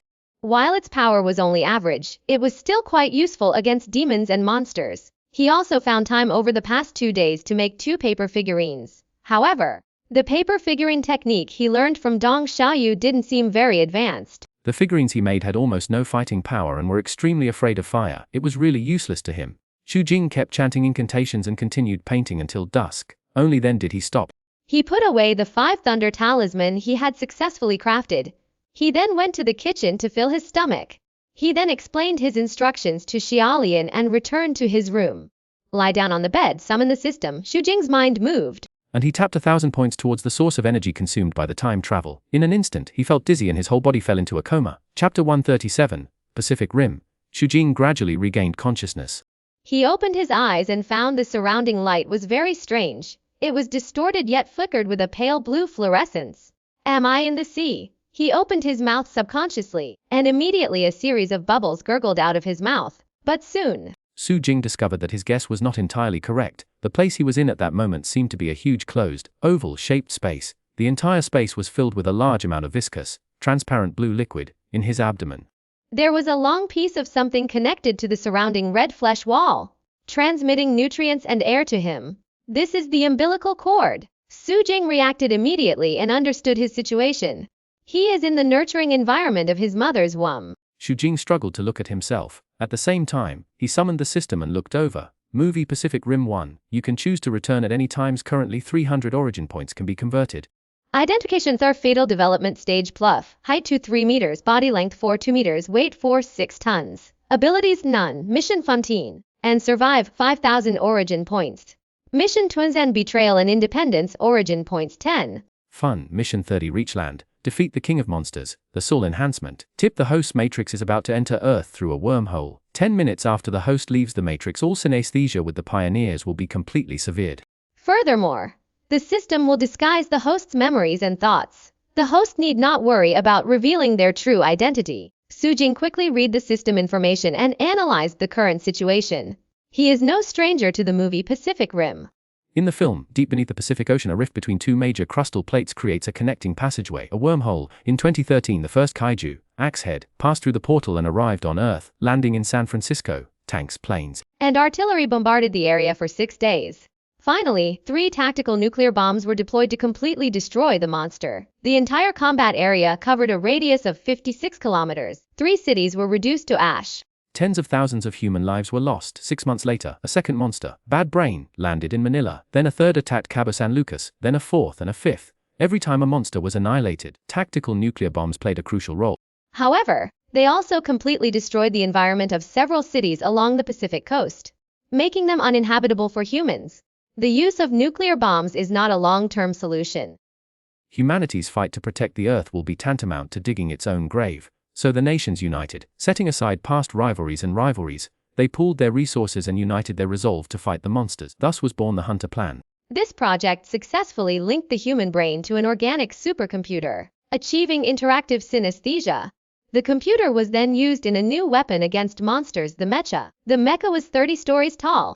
It was fully armored and equipped with built-in signal lines. It responded instantly to the pilot's commands, acting as if it were the pilot's own brain. However, it required at least 2 humans to operate it. Then, humanity began to gain the upper hand against the monsters. Victory after victory, mecha pilots became the most popular stars. Danger became publicity. Monsters became toys. But within a few years, the frequency of monsters crossing over became increasingly rapid. Furthermore, the monsters that arrived on Earth became increasingly powerful, naturally adapting to human defenses and becoming familiar with mecha weaknesses. Consequently, mechas became less and less effective against monsters. Finally, in 20, the United Nations terminated the Hunter program and redirected funding to building a coastal defense wall against monsters. The Pacific Defense Corps (PPDC) was transformed from a military organization into an underground organization. Supreme Marshal Pentecost led the remaining mecha hunters to retreat to the Shattered Dome base on Hong Kong Island, reserved for him by the United Nations, and began his difficult journey of working alone. Xuanhuan recalled the plot of the movie. From the identity information on the system interface, he first determined the current time on Earth. He clearly remembered that the tail rat had only just traveled through the wormhole in 2025. By then, The entire PPDC organization had only 4 mechas left and was nearing its end. The mature tail-standing rat was a level 4 monster. Traveling through the wormhole with it was a level 4 turtleback. The two monsters worked together to easily destroy the Cherno Alpha and Storm Crimson mechas. The turtleback then unleashed an electromagnetic pulse, taking out the strongest mecha, The Eureka Raider, who had rushed to the rescue. However, this advantage didn't translate into victory. Ultimately, the protagonist, Rayleigh, and the heroine, Makomori, piloting the older generation mecha, the Danger Ranger, turned the tide and slew 2 level 4 monsters. If Xujing did nothing, he would have definitely escaped from the amniotic fluid after the rat died, and the mother's body was decomposed by black market traders. Ultimately, due to incomplete lung development and the umbilical cord strangling his neck, he would have died quickly. Therefore, task 1 is obvious. He needs to ensure that he is born successfully and survives. As for mission 2, he also sorted out the clues based on the system prompts and the content of the movie. The real invaders of Earth were another civilization. The ruling class of this civilization was known as the Pioneers. the Pioneers were the engineers who created the monsters. All the monsters were cloned by the Pioneers using their own genes through chemical poisoning and biological mutation techniques. Although they are clones, It does not mean that monsters cannot reproduce normally. As early as the prehistoric Triassic period, Earth was targeted by pioneers. They established a wormhole to Earth. However, the oxygen content in Earth's atmosphere at that time was extremely high. they were unable to adapt to the environment, and the colonization mission ultimately failed. The dinosaurs were also created by the Pioneers, and that was just a practice run. Over the long years, the Pioneers waited for the Earth's climate to change. During this time, they upgraded the monster from a carbon-based to a silicon-based one. Strictly speaking, the monsters were organic weapons they had created, and they weren't worried about them getting out of control and backfiring. Because all monster brains are interconnected, there's a common core, like a hive mind, and the Pioneers are the leaders of this consciousness. Whatever the monsters experienced on Earth was automatically memorized by their cells and transmitted to the Pioneers. Based on these experiences, the Pioneers gradually upgraded the monsters. This was also the reason why human mechas were increasingly at a disadvantage in their battles with the monsters, while the monsters possessed their own consciousness. They feared and obeyed the Pioneers. This was genetically determined. The Pioneers could even sense their thoughts at any moment. Furthermore, this gene is hereditary. Even monsters still gestating in the mother's womb are not immune to it. Chapter 138. Monsters attack, however, with the system's prompt. Xujing wasn't worried about the Pioneer being able to read his memories. Even if they could, he figured it would be fake content programmed by the system. As for task 2, He quickly figured out the conditions for completion. When he was born from the mother rat, the system would help him completely sever his connection with the Pioneers. This was tantamount to outright betrayal. This situation is likely unprecedented. the Pioneers will certainly not give up and will send other monsters to search for Xujing, either to capture him or to kill him directly. If they wanted to be independent, they would either have to be strong enough to ignore any monsters sent by the Pioneers, Or they would have to find a way to destroy the wormhole and cut off the monster's passage. As for task 3, Xujing felt a little bitter after reading it. The land is human territory. If he goes there, wouldn't that mean he's going to fight against humans? and if he wants to become the king of monsters, he'll probably have to accomplish some kind of great feat. He'll have to become the strongest monster in history to accomplish his mission. Never mind, let's take it one step at a time. Xujing felt that the world he had traveled to this time was not very friendly. Although the origin points reward for the mission were higher than before. In order to complete the mission, it was inevitable to consume a lot of energy to improve his strength. In this way, he himself had no idea how much he could gain in the end. Why not take a look at the current situation outside first? Xujing calmed down. Since it was a hive consciousness, He could naturally use the mother body's consciousness to perceive the alien world outside. The next moment he really saw it, a lifeless crimson sky, a surging black sea. The entire world seemed to have entered its doomsday. bone factories were built across the land. These factories were filled with giant sacks built into activated sludge incubators. They were neatly arranged. Inside these sacks were masses of bones and decaying flesh. The swirling activated sludge around them was constantly being absorbed by the sacks. From time to time, gigantic monsters leaped out of their sacks, their bodies smeared with slippery liquid. They then swam among the churning waves. Or spread their misshapen wings and soared into the sky. The mother was currently crouching tremblingly in front of a creature no taller than 3 meters, along with another monster that looked like a gorilla, about 80 or 90 meters tall. This creature resembles an aquatic insect. It has a pair of fish eyes and stands upright. It has 4 arms and translucent wings on its back. Like crustaceans on Earth, Its skeleton is external. In addition, the other party's head was fan-shaped like a crown. Which reminded Xu Jing of the alien queen.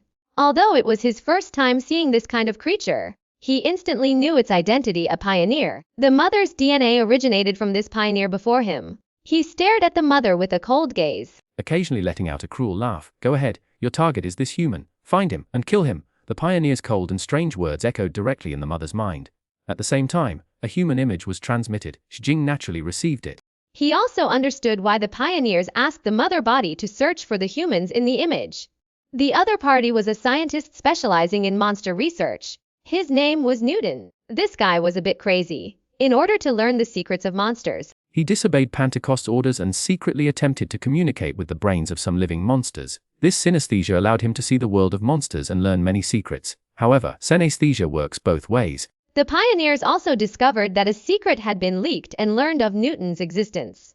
Furthermore, even after the synesthesia is disconnected, the synesthesia effect of the neural bridge can still be exerted for a period of time. Therefore, for the monster, as long as the time is not too long, it is not difficult to follow the induction to find Newton.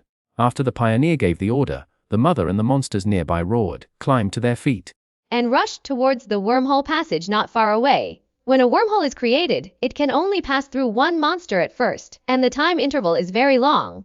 As time goes by, the channel will become more stable. The time interval that can be traversed will become shorter, and the number of monsters will increase. So far, it has been enough to support the crossing of 2 monsters that are classified as level 4 according to human standards. Just now, Xu Jing, through the matrix perception, had witnessed something even larger than a level 4 monster. Strictly speaking, monsters below level 5 were merely minions created by the pioneers. The moment Xu Jing passed through the wormhole, his brain completely short-circuited. He lost consciousness. Everything went blank. When he regained consciousness, he discovered that the matrix had arrived in the familiar underwater world. As soon as the 2 monsters emerged from the wormhole, they began to move forward rapidly. Their destination was obvious, and Xu Jing knew it was Hong Kong Island. We've arrived on Earth already. He was a little surprised, but decided not to act rashly to complete the first mission. He had to use the system to accelerate his development. It was best to fully develop before the mother body landed on land. He also had to force his birth when the other party couldn't take care of him. And the best time to do that was when the mother body was fighting the mecha, the shattered dome base far away in Hong Kong Island. As soon as the 2 monsters appeared, they were detected by Kai Tiantong, the chief technical advisor of the Lawson Command Center. He quickly analyzed and synthesized the data from the remote sensors, which were scattered in the deep sea and on the surface, centered around the submarine wormhole south of Guam. Once the monsters appeared through the wormhole, he could accurately obtain detailed information such as the specific number, size, speed, and appearance within seconds. Oh my god! Kai Tiantong exclaimed in surprise. His expression grew grave. The information before him told him that 2 monsters had emerged from the wormhole at once. This was unprecedented. Before this, Gottlieb, another scientist in the laboratory, had calculated the current situation through data. It turned out just as Gottlieb had expected. Kai Tiantong immediately pressed the video link button between him and Pentecost. What's going on? Pentecost was bare-armed, undergoing a body scan. He didn't dare ignore Kai Tiantong's video request. Kai Tiantong reported, and it's earlier than we expected. How strong is the signal of this monster? Pentecost's face is serious. 2. Gottlieb was right, Kai Tiantong said in a trembling voice. And they're all level 4 monsters. They're heading towards Hong Kong Island. Since the frequent appearance of monsters, humans have classified them according to their size and weight. The higher the level of the monster, the larger and heavier it is. Pentecost's expression suddenly changed. But he quickly regained his composure. He said in a deep voice, "Sound the alarm immediately, yes!" Kai Tiantong did not dare to neglect and immediately carried out the order.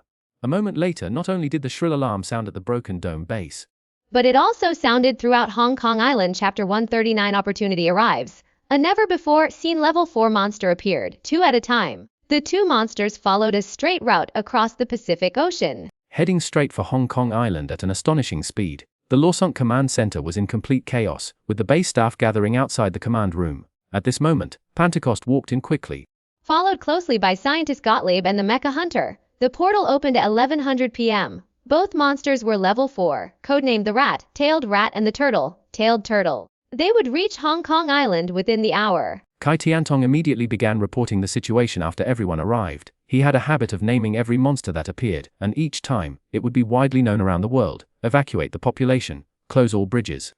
Pentecost began issuing orders, take everyone to shelter now. Storm Red, Cherno Alpha, you hold the harbor front. Defend the last line of defense, Eureka Raiders. Stay back and guard the coastline, we can't afford to lose you. So don't attack unless absolutely necessary. Only 4 mechas remain in the entire base. Humanity faces a critical moment of life and death. Therefore, a nuclear attack on the wormhole is imperative, although humans have tried and failed before. This plan remains popular. The end of the world is approaching. They have no choice but to fight to the death. The key to executing the plan was the Eureka Raider. It was the world's first 5th-generation mecha and the last before the Hunter program was phased out. It possessed the highest performance in every aspect and was the most powerful. As for the other 3 mechas, they played the role of cover in the entire plan to be implemented. After Pentecost finished assigning the 3 mech hunters their missions, he finally turned his attention to Raleigh and Morimako. They were the 2 tentative pilots of the remaining recently repaired Danger Ranger mech in the base. Raleigh was once a pilot of the Danger Ranger. After his brother was killed by a monster in battle, he single-handedly piloted the mech and slew the monster. He then returned to the coast. Becoming a legend among mech hunters, Morimako is Pentecost's adopted daughter. She graduated from Hunter Academy with honors. Her simulation results show she achieved 51 kills in 51 sorties. However, during yesterday's neurological test, something went wrong with their synesthesia. Morimako lost herself and activated the plasma cannon, nearly causing a disaster that could have destroyed the base. At this critical moment, Pentecost simply couldn't trust them. He stared at the 2 men for a long time. With some disappointment, he said, "You two, stay where you are soon." Everyone was in action. The 3 mechas were ready. They then left the base and entered their designated areas, Kowloon Skeleton Slums. On the balcony of a hidden pharmacy, Newton was talking to a tall, burly old man with white hair. The old man wore a dark red retro suit, leather shoes covered in pure gold flakes, a mouth full of gold teeth, and a pair of sunglasses that looked like goggles. And has a black market monster dealer. Scarcity makes things valuable. Ever since the emergence of monsters, many people have been claiming, without any basis, that monster organs effectively treat various difficult and complicated diseases. As a result, the trade in monster parts far outstrips the sale of endangered species. In the past, tiger bones, bear bile, and rhino horns were highly sought after. Now, monster parts have become the new favorite. Every city attacked by a monster has a certain type of people active the moment a monster falls. They rush to the scene, bribe officials, and buy enough time to clean up the monster's corpse.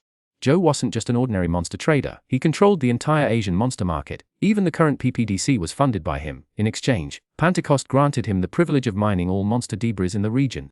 Newton came to Joe to buy the monster brain. He had the support of Pentecost and wanted to gain more information by communicating with the monster brain again. When the alarm sounded, signaling a monster attack, Joe immediately left the balcony and ran downstairs. Newton finally caught up with him. He was puzzled. He couldn't help but say, monsters rarely attack the same city. Why come here when they can't go to other populous, nearby coastal cities? Hong Kong Island had been attacked by a monster 11 years earlier. The entire Kowloon area was practically razed to the ground. And now, where they stood, it was built on the bones of a monster. At this time, one of Joe's men came to report to him 2 monsters are coming. Oh my god, there are still 2. This isn't right. Newton was even more surprised. At the same time, he felt a little angry. This proved that his arch-rival Gottlieb's data theory was completely correct. It's all because of you. Joe was furious. He turned around and pushed Newton away. Look at what you've done. Genius. Have you forgotten that hunter synesthesia is a 2-way street? Just like the hive mind you mentioned. Maybe these monsters are looking for you. Newton was stunned. He then realized the problem he had been ignoring. He suddenly stammered. Then, what should we do? He was a huge monster fan. He collected various monster organ fragments and even had several monster tattoos. He thought it was cool and often longed to get up close and personal with a live monster. But when he knew a monster was actually coming for him, he still felt the chills and was terrified. I'm going to my own monster shelter to wait out this wave of battles. And you'll have to go to a public shelter. Joey's face was grim and cold. He then took off his sunglasses. A scar on his left cheek ran through his left eye socket. His eyeball was cloudy and white. It was clearly an artificial eyeball. I tried it once. Just once. He pointed at his eyes. His voice was low. It's no accident that I've achieved what I have today. Then he put on his glasses. Now, get out! The men surrounding him all pulled out their pistols and pointed them at Newton's head. Newton was quickly pushed out of the pharmacy. The sky was covered with dark clouds, and heavy rain was pouring down. Shujing observed the outside world through the mother's body. They were almost at their destination, and the water was getting shallower. The scalloped rat and the scalloped turtle were 100 meters apart when they began to slow down and soon entered the continental shelf. Here, the water becomes shallower, only a few dozen meters deep. The two monsters crouched low, sticking to the continental shelf, hiding their whereabouts. Not long after, Xu Jing saw two beams of light shooting straight into the seabed. Boom, boom, boom! Two mechas walked on the continental shelf, carefully patrolling the sea. searching for any trace of the monster. You go first, attack the ones in front. I'll lie in wait. Xu Jing suddenly received a sense of awareness. Although it was not expressed in words, the meaning was very clear. This was the ridgeback turtle communicating with its mother, the sciurid. He was connected to the mother's perception, so naturally he could also understand. The tail, standing rat had no objection to this arrangement. It was agile and nimble, with exceptional speed, more than enough to maneuver between the two mechas. Meanwhile, the spiny back turtle, while incredibly powerful and defensive, was extremely slow. The best strategy was to lie in wait. The rat-tailed rat responded immediately, then slowly crept towards the nearest crimson mecha. Chapter 140. Missed opportunity. Xu Jing recognized it immediately. The tail-standing rat's target was the Chinese mecha Storm Red. It looked exactly like the one in the movie. This mecha has a unique design. Its right arm branches into two forks, giving it the equivalent of 3 arms. It requires 3 people to operate. The pilots are the Y brothers, triplets who share perfect synesthesia. Over the years, Storm Red has successfully fended off 7 monster attacks. His fighting style is Chinese Kung Fu. His mecha's special moves include the Thunder Cloud Array, a rotating blade in his hand. His left arm also features a dense multi-lobed electromagnetic cannon with biometric recognition capabilities, capable of locking onto a monster's skeleton and striking it. Can't wait any longer. When the scalloped turtle sped around Storm Red and headed towards Cherno Alpha, Xu Jing knew his chance had come.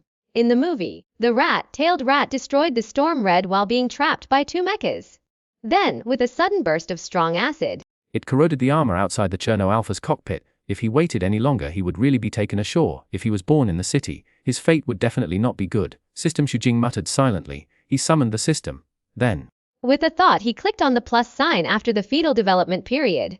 Gurgle, gurgle. In an instant, as waves of primordial energy merged into his body, his entire body expanded at a speed visible to the naked eye. The surrounding amniotic fluid began to surge. Boom, boom, boom. Storm Red suddenly stopped walking. He turned his head to the right and spotted the approaching tailed rat. Roar! The tail-standing rat roared like a towering mountain, breaking through legs extended, standing on the continental shelf. Its forelimbs lowered its center of gravity. Its body spun rapidly, sending its long, armored tail lashing out fiercely at Storm Red.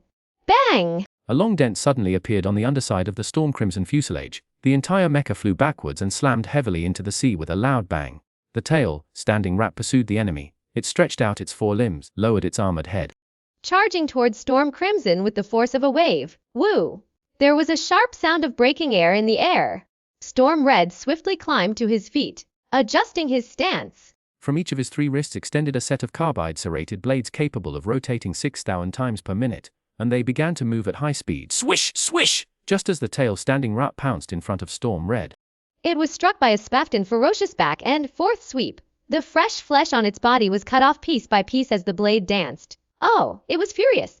Steadying itself, its forelimbs flexibly extended like human hands, seizing the perfect moment. It ignored the damage from the spinning blades and grasped 2 of Storm Red's wrists. Then, exerting force with its lower limbs, it lifted Storm Red up. But at that moment, the rat-tailed rat froze. Then, a mournful howl escaped its claws. It suddenly released Storm Red. With a thud, it fell into the sea, then rolled over in agony. Kill it! Storm Red activated its rear thrusters and steadily entered the water. The Wei brothers in the control cabin weren't sure what had happened, but they couldn't let such a great opportunity slip away. They were about to fire their electromagnetic cannon, but they discovered the plasma transmission channel had been destroyed in the previous battle. At that moment, Cherno Alpha, advancing behind Storm Red, finally arrived. He stretched out his left hand, grasping and retracting it, clamping it tightly around the rat's neck like a wrench. Then, he swung his right arm, a massive steel-armored fist, and smashed it down with all his might on the rat's head. Bang! Bang! Bang! This mecha is the pride and symbol of the first generation. It has never suffered a defeat since its release. Its armor is incredibly thick. It's designed for melee combat. Its fists also contain Tesla units capable of emitting extreme electromagnetic pulses, capable of delivering an additional 415 kilovolts of shock to monsters. The rat trembled and wailed. It was immediately trapped. It began to struggle, trying to break free from Cherno Alpha's grip. At the same time, it quickly communicated with the nearby scallop turtle through its mind. My child is about to be born. Far away in the base's command center, Pentecost wasn't carried away by his current victory. Seeing Storm Red about to attack, he immediately warned, "Be careful. There's still a scalloped turtle waiting to emerge." Roar! As soon as he finished speaking, a ridgeback turtle, resembling a gorilla with a shell on its back, finally arrived. It burst from the seed and leaped onto Cherno Alpha. It also swung its massive fist and smashed into his head. Bang! Cherno Alpha's head tilted. Sparks erupted from the circuitry in his neck. Fortunately, this mecha's head was also heavily armored. And unlike later mechas, the cockpit was hidden in the center of the torso. It could hold out for a while. Storm Red, who was about to attack, quickly changed his target and attacked the scalloped turtle. The rat felt the grip around his neck loosen. Quickly seizing the opportunity, he swung his tail, striking Storm's red chest. He whipped the creature back, sending it flying. Then, with a flip, he freed himself from the grip and dove underwater. It only takes a few minutes to deliver the baby and get back to fighting. At this point, Xu Jing had grown to his limit. His entire body was pressed against the mother's uterus. The amniotic sac, which had been tightly encasing the amniotic fluid, had been ruptured by his struggle. Amniotic fluid and blood continuously flowed from the tail-standing rat's body, dyeing the surrounding sea a turquoise. It endured the excruciating pain and quickly swam out of the battlefield. Then it lay flat on the sea and struggling to give birth. Wow! The rain was getting heavier and heavier, almost swallowing up the entire night.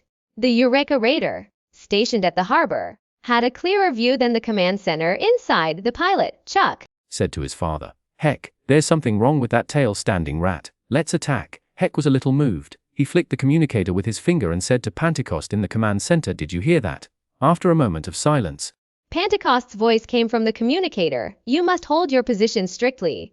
Do not participate in the battle." He had his reasons. He feared this was a monster plot. The Eureka Raiders couldn't afford the loss. "You're delaying the battle." "Do you know how good this opportunity is?" Chuck was very dissatisfied. He never knew how to respect others. He didn't even take the base commander seriously. Heck immediately turned around and glared at Chuck, then started to scold him. "Shut up." Chuck snorted coldly. "We are father and son, and we are connected. Don't I know what you are thinking?" Heck shook his head. As the base's reserve commander, he understood Pentecost's concerns. The hopes of humanity rested on the Eureka Raider they were piloting. Unless they had not acted rashly. Chapter 141. Time is running out. Even though Heck didn't say anything more, Chuck understood what he was thinking through synesthesia. However, he didn't take it seriously. "Old man, what worries now?"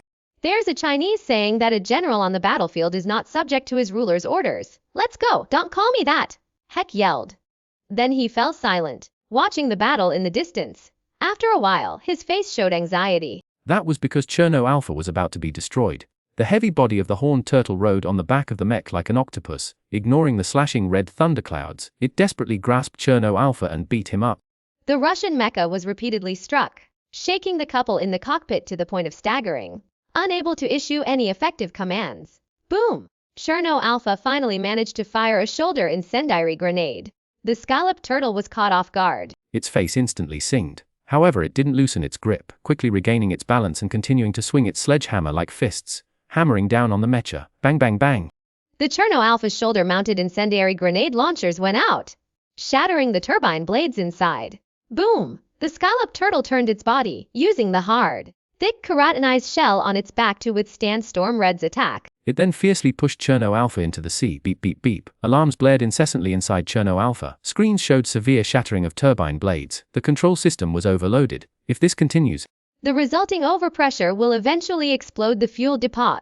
Far away in the command center, Kai Tiantong frantically tapped away at his keyboard, trying to remotely shut down Cherno Alpha's transmitter, but to no avail. "Please. We can't just watch them die." Don't hesitate. Chuck was extremely anxious and started to persuade him again. "Damn it!" Heck finally made a decision. He glanced at Pentecost on the screen and roared angrily, "Command room. We are joining the battle now." Even without its most powerful weapon, Storm Red could break the Rubicon's defenses. If they waited any longer, the Rubicon would eventually wipe out both mechas. Boom boom boom! The Eureka Raiders, under the control of the Heck father and son, began to run swiftly, breaking through the huge waves and charging towards the battlefield. Although the scalloped turtle was in combat mode, it was keenly aware of the movement along the coastline. It immediately transmitted a message to the rat through its connected consciousness. "How long will it take?" "It will be soon." A rat sprawled on the seafloor not far from the battlefield. With a sudden push, A tiny rat, twice the size of a bull elephant, broke through the obstacles. Amniotic fluid surged forth, and it burst forth from its abdominal organs. The rat let out a long breath. Its long, flexible tail twirled. At the end, a set of equilateral triangular mouths with claws emerged. With one bite, it severed the umbilical cord. Get out of here, it turned around, its eyes fixed on Xu, but it seemed a little cold and indifferent. There was no trace of the affection it felt for its child. Xu eyes darted around. He opened his fang-filled mouth and screamed at the female rat. Then he turned and swam quickly toward the depths of the sea. He only had 10 minutes. After 10 minutes, the system would disconnect him from the hive consciousness of the monster. If he stayed here any longer, it would be too dangerous. Although his appearance changed the plot and even saved Storm Red and Cherno Alpha, to be honest, he was not optimistic about the 3 mechas that would be deployed. The scallop turtles are cunning and insidious. Their electromagnetic pulses, specifically designed to target mechas, have yet to be unleashed. Then there's the corrosive acid sprays of the tail-standing rats, and the massive wings hidden beneath their forelimbs. Using these killer weapons could be enough to determine the outcome of this battle. Through repeated deployments of monsters, and the information transmitted by the monsters' cellular memories, the pioneers had long since gained a thorough understanding of the capabilities of human mechas. They even knew the location of each mecha's hidden cockpit. The monsters that were sent out naturally knew this information. If Xu didn't escape quickly, once the 2 monsters had dealt with the 3 mechas, they would discover his betrayal and would surely not let him go. Of course, he didn't want the human mecha to lose this battle. It wasn't that he wanted to save humanity, but only if the human mecha survived would he be able to destroy the wormhole. Otherwise, how could the incoming waves of monsters let him go? But he had no power to change anything right now. He just hoped the protagonist would explode like in the movie, turning the tide and becoming a hero. I don't have much time left, Xu recalled the movie, if nothing unexpected happened. The wormhole would open again at dawn. The first to emerge would be the 2 level 4 monsters, the Velociraptor and the Abomination. It wouldn't be long before the first level 5 monster, the Poison Queen, would emerge. It was about 12 o'clock in the evening. He only had half the night. There's another crucial issue. Wormhole travel involves reading the monster's genes, much like a barcode in a supermarket. Only if the reading is correct will the target be allowed through. If humans want to launch a nuclear attack through a wormhole, they must first travel through the wormhole and then detonate a nuclear bomb. This is the only way to guarantee success. Otherwise, previous attempts wouldn't have failed. However, this crucial information remains unknown. In the film, Newton obtained this crucial information by communicating with the still, living brain of a small-tailed rat that had just escaped its mother's womb.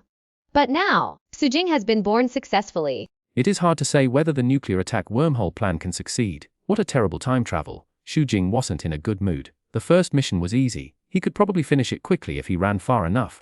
But the next 2 missions would be difficult to complete without strengthening his current body to a certain level.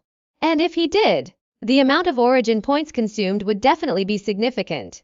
If humanity's nuclear attack on the wormhole fails, and the more advanced monsters that follow behind are the forerunners, then not only might he fail to complete the next 2 missions, but he'll also waste 40% of the origin points he invested in the early stages. Xu was hesitant. Should he return immediately after completing the first mission and obtaining as many killing origins as possible? Or should he continue? Logically speaking, the first option was the most reasonable. It saved time and allowed him to obtain sufficient origin points. However, he still felt unwilling to accept it. It's not in his character to retreat when faced with difficulties. If it happens once, there will inevitably be a second and third time. How could he become a truly strong man? True strength lies within. If one is used to escaping, how can one truly become strong? Even if one's strength is high, when there is no escape, how can one with a fragile heart still have the courage to face adversity? Chapter 142. Evolution! Xu swam quickly in the sea, but his eyes gradually became firmer. He had made his decision, no matter what the outcome. He would try his best. Even if he failed, he would not regret it. A few minutes passed, and I didn't know how far I had swum. He could no longer hear the clashing sounds and roars of the mechas and monsters behind him. He had long since left the continental shelf and entered the depths of the ocean. If dinosaurs were experimental products of pioneers, then the tail-standing rat can be considered a more complete monster. It's about the same size as its mother. Its stickers tall and weighs 60-90 tons. It can not only stand and move like a human, but also walk more nimbly on all fours. It also has an armored tail like a broadsword, so flexible it can even be used as a rope. Furthermore, its forelimbs conceal enormous wings, allowing it to soar tens of thousands of meters in a short period of time. Xu Jing summoned the system and looked at his current information on the interface. Identification rutters such as juvenile, height 4.1 meters. Body length 6'8 meters, weight 8.5 tons. Ability acid breath. Although he was just born, his current strength is considered to be a dominant existence in the ocean. Xu Jing occasionally shook his head and tail as he traveled, hunting for fish.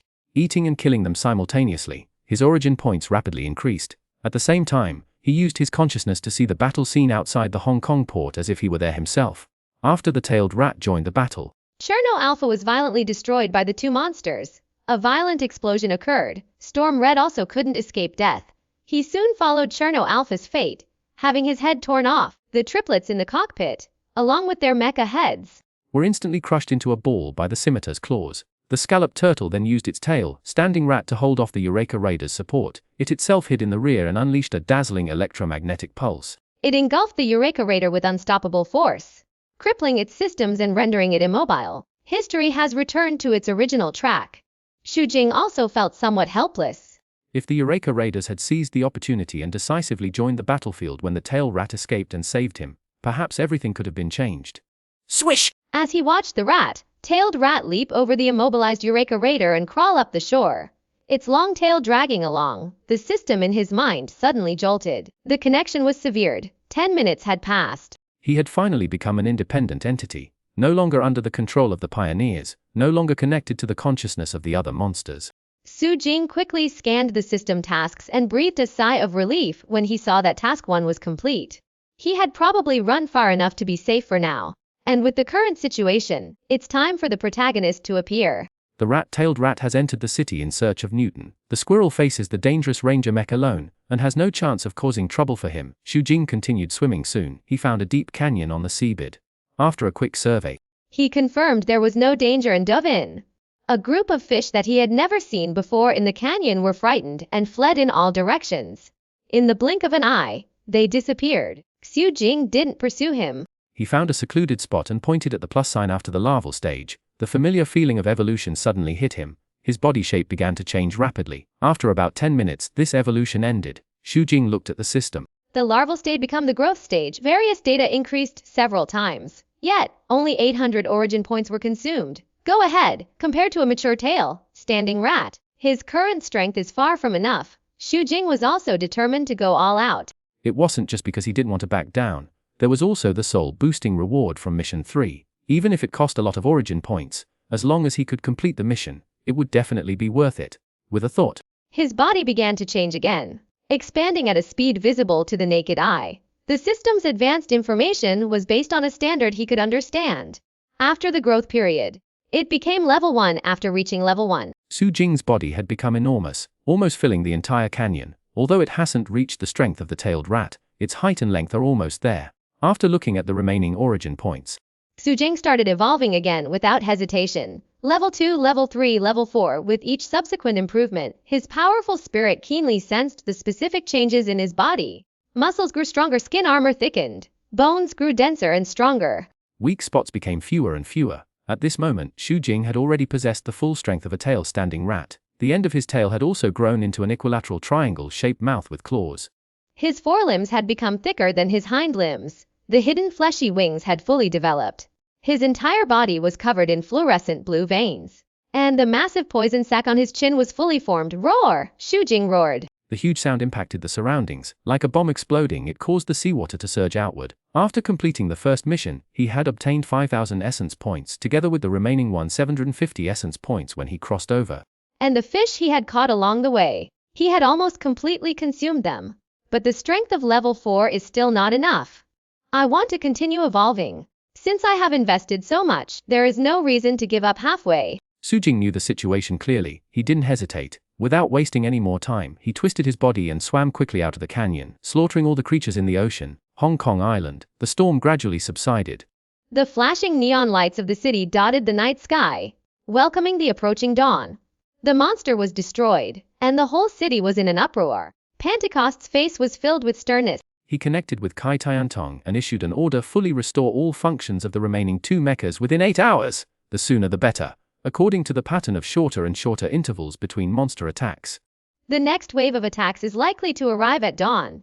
Inside the Broken Dome base, Everyone was in high spirits and there was a lot of celebration. No one could have imagined that after losing Storm Red and Cherno Alpha, and then the Eureka Raider, the doubted Rally and Morimako would actually turn the tide. Piloting the Danger Ranger, they killed 2 level 4 monsters in one fell swoop, saving everyone and preserving humanity's last hope. Mr. Beckett, Miss Mori. A loud voice came from the outskirts of the cheering crowd. Pentecost appeared in a suit. He walked straight towards Raleigh and Morimako. The crowd of onlookers also made way for him. He walked up to Raleigh and the other man. Looking at them for a long moment, he sighed. Since I joined the army, I've never seen such a spectacular battle. Well done! I'm so proud of you! Raleigh and Morimako smiled, somewhat surprised, for someone like Pentecost. Praising them from everyone was like giving them a warm hug. I'm proud of you all, too. Pentecost turned his gaze to the crowd.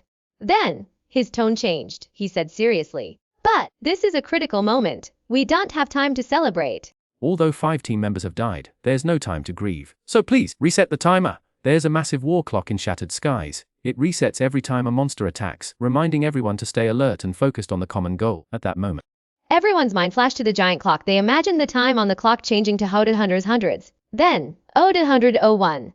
As soon as Pentecost finished speaking, 2 lines of blood suddenly flowed from his nose. He took out a handkerchief as if nothing had happened and covered his nose with it. Reset the timer. After repeating the order, Pentecost quickly left the scene amid the worried gazes of the crowd. Chapter 143. Level 5. Little Monster.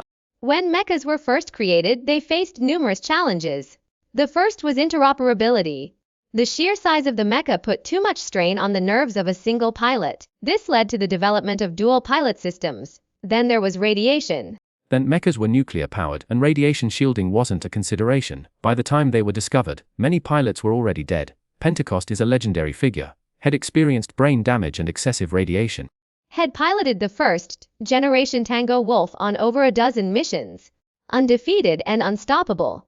Becoming the ultimate hunter. It was his final mission that solidified Pentecost's legendary status. His co-pilot's brain collapsed. His synesthesia severed. He piloted the mech alone, fighting for 3 hours and slaying the monster, the Demon Witch. After this battle he suffered severe radiation burns. If he were to pilot a mecha again, the consequences would be disastrous. So he retired and became a commander. As Pentecost's adopted daughter, Morimako naturally knew the cause of his nosebleed, and Raleigh, through telepathy, also learned the whole story from Morimako's memories. After Pentecost left, Raleigh searched all the way and came to Pentecost's office. He wanted to learn more from Pentecost. The nuclear attack on the wormhole was about to begin.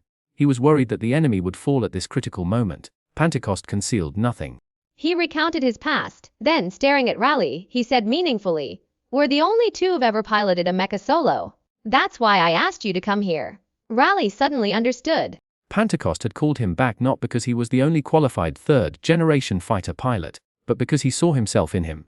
He was just thinking about what to say when the communicator in the office suddenly beeped. Pentecost walked over and clicked on the projection screen. "What's going on?" Kai Tiantong's face was grave on the screen. "Sir, they're coming. I just received 2 signals. The peak expansion is unprecedented. It's as high as 40 meters.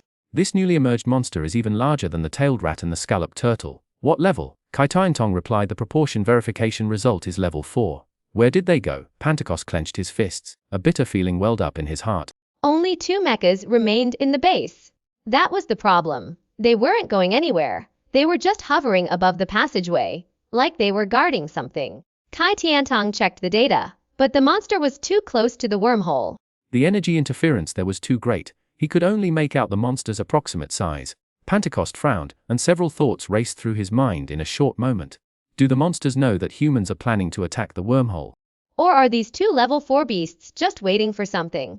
Or will there be a 3rd monster, as Gottlieb's data predicts? If this is true, then the nuclear attack wormhole plan must be implemented immediately. Otherwise, there will be no more chances. Bring out the Rangers and Raiders. Prepare for battle. Pentecost made up his mind whether or not his plan would succeed. He had to hold on to his convictions. But, sir, Hex got an arm injury. He can't fly, Kai Tiantong said as he looked down at the data. Suddenly, he noticed another signal. He panicked and said, "How is this possible? What's going on?" Pentecost's heart suddenly jumped up. Kai Tiantong's fingers clattered across the keyboard. A look of shock filled his face. A 3rd monster had appeared. But it didn't come from the wormhole. What? Both Pentecost and Raleigh exclaimed. Could it be that a new wormhole has appeared? They looked at each other and saw the solemn uneasiness in each other's eyes.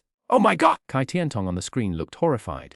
The first level 5 monster, 163 meters long, weighing at least 5,000 tons. Bang! Pentecost was in a terrible mood. He punched the door frame next to him. He closed his eyes and said in a deep voice, "Where did it come from?" Where is it now? I have no idea where it came from. It seemed to appear out of thin air, and it's very similar to the tail, standing rat that appeared earlier. Kai Tiantong quickly searched for information from the sensors that had captured the monster. His voice trembled as he said, "It's not too far from Hong Kong Island, but now it's heading towards the wormhole. Prepare for battle immediately." Pentecost opened his eyes. His face was filled with the fearlessness of death. Without waiting for Kai Tiantong to say anything, he confirmed, "Do as I say." That's it. He turned off the communicator and walked out the door. The sky gradually brightened, the wind and rain subsided. Hong Kong Island, outside the base. Junction of Fong Road and Yuan Street. The dismembered upper body and one forelimb of the rat fell here. A city sanitation truck cleans the blue blood flowing from a monster. This blood is a toxin that is deadly to humans. It's called Monster Blue. In addition to the personnel responsible for the cleanup, Newton, Hannibal, Joe and others were also present at the scene. Joe's face was filled with excitement as he watched his men use various tools to peel off the monster's flesh layer by layer, Sorting and storing it for transport. In his eyes, every ounce of this carcass was money. Newton, however, was dejected. Although Joe had promised to give him the brain, he waited for several hours, only to receive the news that the rat's brain had died. The other leatherback turtle died even earlier, so its brain would definitely not be alive now. Without a brain, it means that I can no longer communicate with the monsters. Newton was helpless and about to leave. Just then, Several people wearing old diving suits who had been inside the monster rushed out and reported to Joe we've made another discovery inside the monster. This monster gave birth to a baby monster, and it just happened. Little monster. Newton's eyes widened where he understood the structure of monsters. He had suspected they would give birth. He had even considered the idea that the pioneers had sent 2 monsters to Earth to reproduce. But when the situation actually occurred, He realized how serious the situation was. If this continues, perhaps before humans can come up with a response strategy, all coastlines on Earth will soon be occupied by monsters born on Earth. All of Joe's men shook their heads, indicating that they had no idea where the little monster had gone. Newton quickly borrowed a phone and contacted Kai Tiantong. He quickly recounted his findings at the scene and said, "This is a serious matter. Search the sea quickly." "It would be great if you could find the newborn." Kai Tiantong was extremely surprised and said, "You said the tail, standing rat gave birth to a little monster. That's not right. I found a monster that's almost identical to the tail, standing rat." And it certainly didn't come out of the wormhole. But it's clearly a level 5 monster! Oh my god! Newton was stunned. He asked in panic, where did it go? Where is the general? General. Kai Tiantong thought about what had just happened and fell silent. Chap. Happy New Year to everyone. The sun had just risen above the horizon. The sunlight was warm and gentle. The shattered dome base was bustling with people. Everyone had gathered. This was the final battle. Everyone knew it. There was no turning back. Pentecost changed out of his normal clothes and donned a bright black pilot's combat uniform, holding his helmet steady in one hand. He was accompanied by Heck, whose arm was in a cast. The two appeared outside the hall. Everyone turned their heads and looked at Pentecost's outfit with a look of surprise on their faces. Pentecost walked into the hall. He stood before the crowd and joked, "I forgot how tight this armor is," but no one laughed. He shook his head and continued forward. Mako Mori quickly caught up and said, "You will die if you try to drive a mecha again." "But I won't go all die." Pentecost turned around and stopped Mori Mako from continuing to persuade her. He put a hand on her shoulder. Like a father to his daughter, "Listen, you are a brave girl. I am relieved to see you grow up. But if I want to succeed, I need you to protect me, can you?" Mori Mako could help but shed tears and nodded vigorously. Pentecost sighed inwardly. He had sacrificed everything for humanity. Everyone in the base had risked their lives to protect their country. Yet, in the end they were ruthlessly abandoned. 5 years later, they couldn't hold on any longer. There was no money, No resources, no way to build more mechas, no way to even upgrade the 2 mechas that were still capable of combat. Those people would rather spend money on useless monster defense walls, abandoning countless ordinary people in the Pacific coastal cities while they themselves fled to the inland areas. But does this really work? It's useless if you don't actively resist. In the end, no one can escape the fate of death. It's just a matter of dying early or late. And today, he, Stark Pentecost, will choose to sacrifice his life for justice. The petal-shaped roof above the hangar hall slowly opened. Pentecost called out everyone, "Listen up." He walked up to the mecha's arm. Standing on a high point, with his back to everyone, he looked around the hall. Everyone gathered around in awe. Today, there's only a glimmer of hope. Pentecost turned and spoke slowly, "The end is near, but we chose to believe in ourselves. And we chose to believe in each other.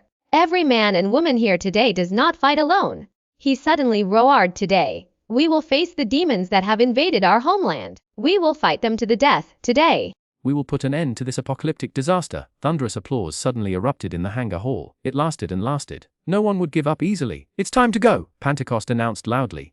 Soon everyone was in action, busy attacking the remaining Eureka Raiders and Danger Rangers. Amazingly, Pentecost truly lived up to his legend. His first experience with Chuck, the neural connection data reached 100%. Once everything was ready, two Sikorsky each lifted a mecha and quickly flew toward the wormhole deep in the Pacific Ocean.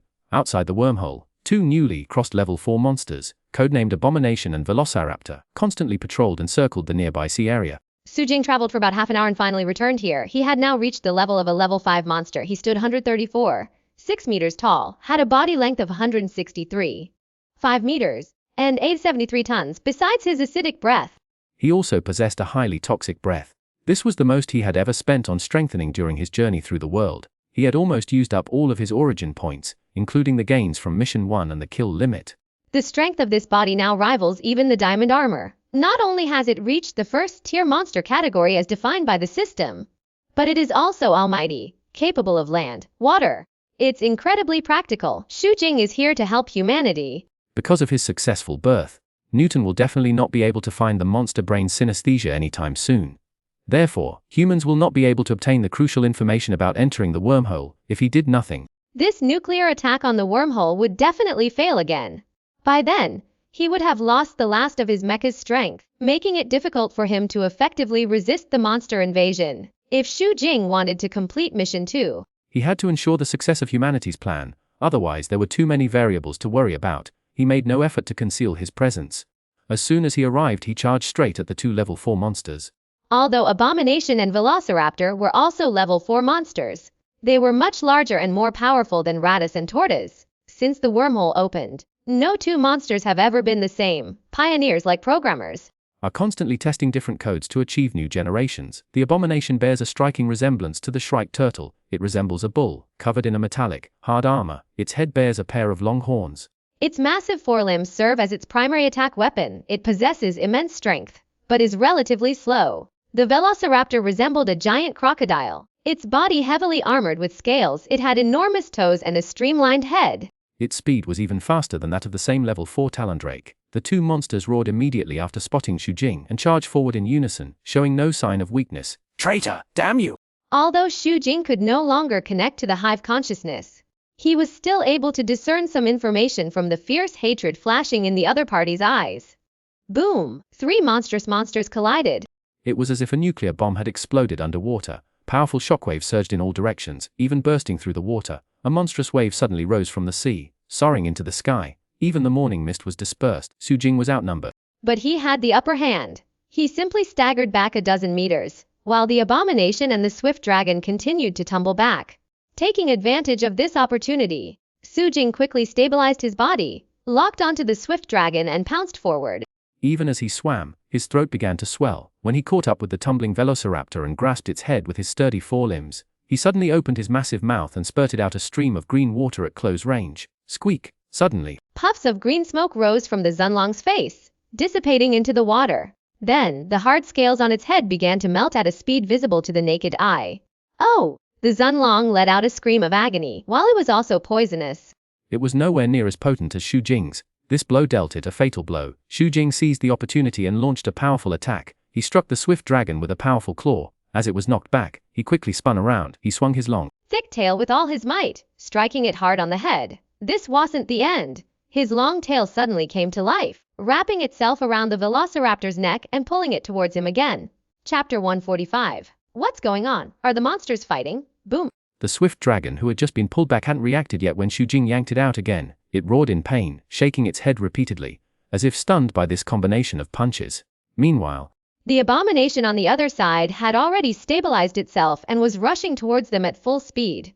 Xu Jing seized the moment, like an arrow shot from a bow. He dashed forward. Without a word, he struck the Swift Dragon repeatedly on the head. Roar! The Swift Dragon opened its bloody mouth and roared, trying to fight back. However, it was beaten so hard that it had no power to fight back. Strength, speed, armor, in every aspect it was no match for Xu Jing today. But thanks to the monster's powerful vitality, it could hold out for a while. Quick decision. Although Xu Jing was stronger, it was still difficult for him to kill the swift dragon in such a short time. Seeing that the abomination was approaching, he fiercely thrust his claws directly into the swift dragon's ever-opening mouth. Click, click! The Xuanhuan opened and closed its mouth frantically, seizing the opportunity to bite off Xu Jing's claws. Xu Jing felt his hard skin being pierced by sharp teeth. Enduring the excruciating pain, he stirred around in the swift dragon's mouth. Soon, he found a slightly softer object. This mass actually had teeth after touching his claws. It dodged left and right like a ghost, avoiding his grasp and occasionally biting him. Xu Jing's heart raged. He reached deeper inside with his claws. Finally, he caught the other person. Then he pulled outward fiercely. Oh! The swift dragon let out a heart-wrenching scream. Its entire body seemed to lose strength. It vomited blue blood and plummeted to the bottom of the ocean. Its bloody mouth is just a disguise. Its real head is a glowing object hidden within the three petal-shaped mouths. It's like a snake head wearing a crocodile head helmet. Xu Jing discarded the soft, glowing tissue that had been shredded in his claws. He spun around and charged towards the oncoming abomination. The abomination is tall and slender, but its body is covered in sharp edges and hardened protrusions. Its head has like spikes on the sides and center. It specializes in head-on collisions and close combat, but Xu Jing was no different. The tail-standing rat seemed to be an evolutionary product based on the Stegosaurus, after it evolved to level 5. The pair of protruding edges on its head transformed into two crescent-shaped blades resembling sharpened shovels. Furthermore, from neck to tail, its entire back was covered in sharp bone armor. Boom! There was a loud explosion. A powerful impact was unleashed the instant the two behemoths collided. Raging waters rushed in all directions, then rolled back at an even faster speed. The abomination's size and weight were nearly double Xu Jing's. It instantly tumbled outward. Howling in agony, powerless to fight back, two deep gashes had been lacerated on its head, and blood gushed out everywhere. Xu Jing steadied himself. His tail swung back and forth, and he chased after it at a speed of nearly 100 kilometers per hour. Boom! Another loud bang echoed. The abomination was knocked dizzy. The difference in level between monsters represented an absolute difference in strength. Xu Jing chased him again. He grabbed the man's neck with his two claws. He quickly swam to the eruption site of a nearby underwater volcano and then pressed him down onto the gushing lava. Roar! The abomination struggled desperately, but due to the huge power disparity between the two sides, it could not break free from Xu Jing's grip. Gradually, its entire head burned into a pitch-black mass. Its struggles grew weaker and weaker, and it finally collapsed to the ground. Two Sikorsky helicopters flew swiftly, carrying the Eureka Raider and Danger Ranger mechas. In a blink of an eye, they disappeared into the fog that permeated the Pacific Ocean. The satellite imagery from the Lawson Command Center no longer showed the specifics of the two mechas. The large holographic screen before Kai Tiantong only displayed a panoramic view of the Pacific Rim. The center of the main display screen was the wormhole symbol. That area had the most sensors deployed. The screen clearly showed two red dots slowly circling the wormhole. There was a smaller screen next to it, showing an image captured by a camera on the underside of a Sikorsky helicopter in flight. It also indicated that everything was normal.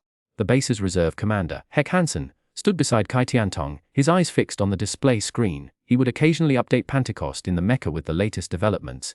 Two monsters have been circling the sea near the wormhole. Their codenames are Abomination and Velociraptor. For now, something's happening. Kai Tiantong suddenly interrupted Hek. He tapped the keyboard a few times.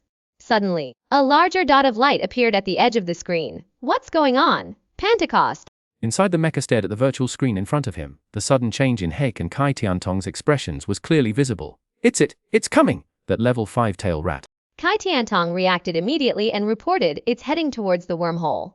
The PPDC originally had a goal to spread sensors across the Pacific Ocean, enabling them to detect any sign of the monster anywhere. Unfortunately, by the time the UN terminated the Hunter program, they hadn't achieved this goal. Later, with the loss of funding, it became even more difficult to achieve. After initially tracking down the level 5 rat, Kai Tiantong only determined that Xu Jing was heading for the wormhole, and then lost sight of him. But now, he had spotted him again.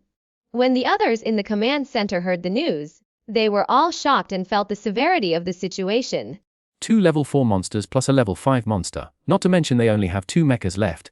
Even if Storm Red and Cherno Alpha were still intact, there was no guarantee they could escort the Eureka Raiders to a successful breakthrough. After all, the wormhole is located 7,000 or 8,000 meters deep in the ocean. In such a situation, the mecha would not only have to withstand the pressure of the seabed, but also face the darkness. It's easy to imagine the combat effectiveness it would be able to exert. After a brief pause, Pentecost said, "Our mission isn't to fight, it's to drop the nuclear bomb. Don't lose heart, we're not without a chance." But the command room was completely silent. No one spoke. Newton and Gottlieb, who had just arrived, glanced at the screen. After discovering the problem, their faces were filled with despair. "No matter what, we have no way out." Heck loudly encouraged the morale. "We will succeed. These three monsters." Lu Lai suddenly spoke up. He said in a deep voice, "Sir, we will help you contain them. The rest is up to you." "Wait," Kai Tiantong suddenly exclaimed again. "Oh my god, what's going on? They're actually fighting each other!" 3 spots of light on the screen collided repeatedly. Judging from the information transmitted by the sensor, the collisions were incredibly intense. A fight was definitely underway, not some other intimate activity involving the monsters. Chapter 146. Codename Evil Dragon. "What?" Pentecost and the others all cried out in shock, completely unable to believe it. Really? "It's true." Kaiantong quickly checked the data and reaffirmed his conclusion. Hiss! There was a sound of gasps. Then A commotion erupted in the center of the control room. Some were surprised, some were delighted, some were panicked. "This is impossible." Newton walked closer, staring blankly at the screen. He muttered to himself, "How could this be? This shouldn't be the case." how could this happen? He was confident that no one could match his research on monsters, but the current situation made him doubt himself. "I can't be wrong, but what on earth is going on? Damn it!" All monsters are organic weapons created by the Pioneer. The pioneers possess absolute control over them. Even if this level 5-tailed rat is truly the offspring of the previous one, it shouldn't be out of their control. Newton felt like he was going crazy. His mind was racing. His face was filled with anguish and discontent. It was completely different from the excitement and joy of the others. "Doctor," Kai Tiantong said with some dissatisfaction, "isn't this a good thing? Which side are you on? Ignore him." Gottlieb was also a little confused. 3 monsters. Does this count as a triple event? Is my deduction correct? Kai Tiantong was speechless. He ignored them and continued monitoring the data. A moment later, he exclaimed again, amazing. "It has no power to resist. Now it's heading towards the abomination. Is this the strength of a level 5 monster? This guy now looks like the legendary evil dragon." Heck couldn't help but sigh. Soon, Abomination didn't last long before it followed in swift dragon's footsteps. The 2 huge stones that had previously weighed on everyone's hearts were easily shattered. It's truly powerful. Its speed, strength, and armor all surpass previous monster records. Kai Tiantong agreed. "It truly looks like a dragon now. It's truly terrifying." That's how they gave Xu Jing a new code name. But everyone had a question in their mind. What exactly does this evil dragon want to do? You can't possibly want to help humans, right? A ridiculous thought suddenly flashed through Kai Tiantong's mind, but he quickly shook his head. Denying it, he calmed himself, tapped on the keyboard to confirm the 2 monsters were indeed dead, and then reported the details to Pentecost. Pentecost listened quietly. Then he said, "Don't worry about what it wants to do. The current situation is extremely favorable to us. I just want to get there quickly." The bomb is in a pressure-resistant box. It's strapped to the back of the Eureka Rider. It looks like a backpack. The power of a nuclear warhead is enough to flatten the center of a city. If Gottlieb's data is correct, then this power is also enough to collapse the wormhole. Kai Tiantong kept reporting the dragon's whereabouts. It hadn't left the wormhole. It was currently stationed outside the wormhole, seemingly waiting for something. Not long after, 2 mechas appeared on the screen that was specifically displaying the sea area near the wormhole. Transport separation. When approaching the wormhole, Kai Tiantong gave a hint as soon as the words fell. Pentecost and Mori Mako pressed the cable release button at the same time. The 2 mechas detached from the helicopter, piercing through the thick fog and landing in the ocean. Bang, bang. 2 massive waves suddenly splashed onto the surface of the ocean. However, the 2 mechas did not sink. Instead, they floated on the sea surface with the help of thrusters. All hatches sealed. Prepare to dive. Kai Tiantong checked the status of the 2 mechas and found that both pilots had closed all external gates. He felt relieved. The 2 mechas gradually sank to the bottom of the ocean, their indicator lights completely swallowed by the darkness. Visibility on the sea is 0. For the driver, it's pitch black. Nothing can be seen. Switch to instrument exploration.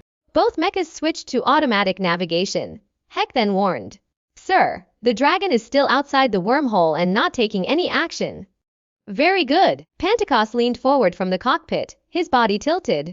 The mech connected to him also began to advance in sync. He said, "Jump when you're half a foot from the ocean cliff." The wormhole lay 800 meters below an underwater cliff. They had simulated it countless times, considering countless possibilities.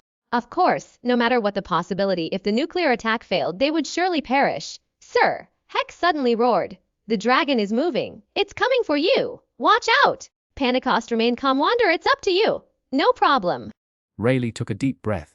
This was all part of the plan. He immediately asked, "Where is it located?" 12 o'clock, right in front of you. Coming, 300 meters! Kai Tiantong at the command center opened his eyes wide, staring at the dragon signal and reporting quickly.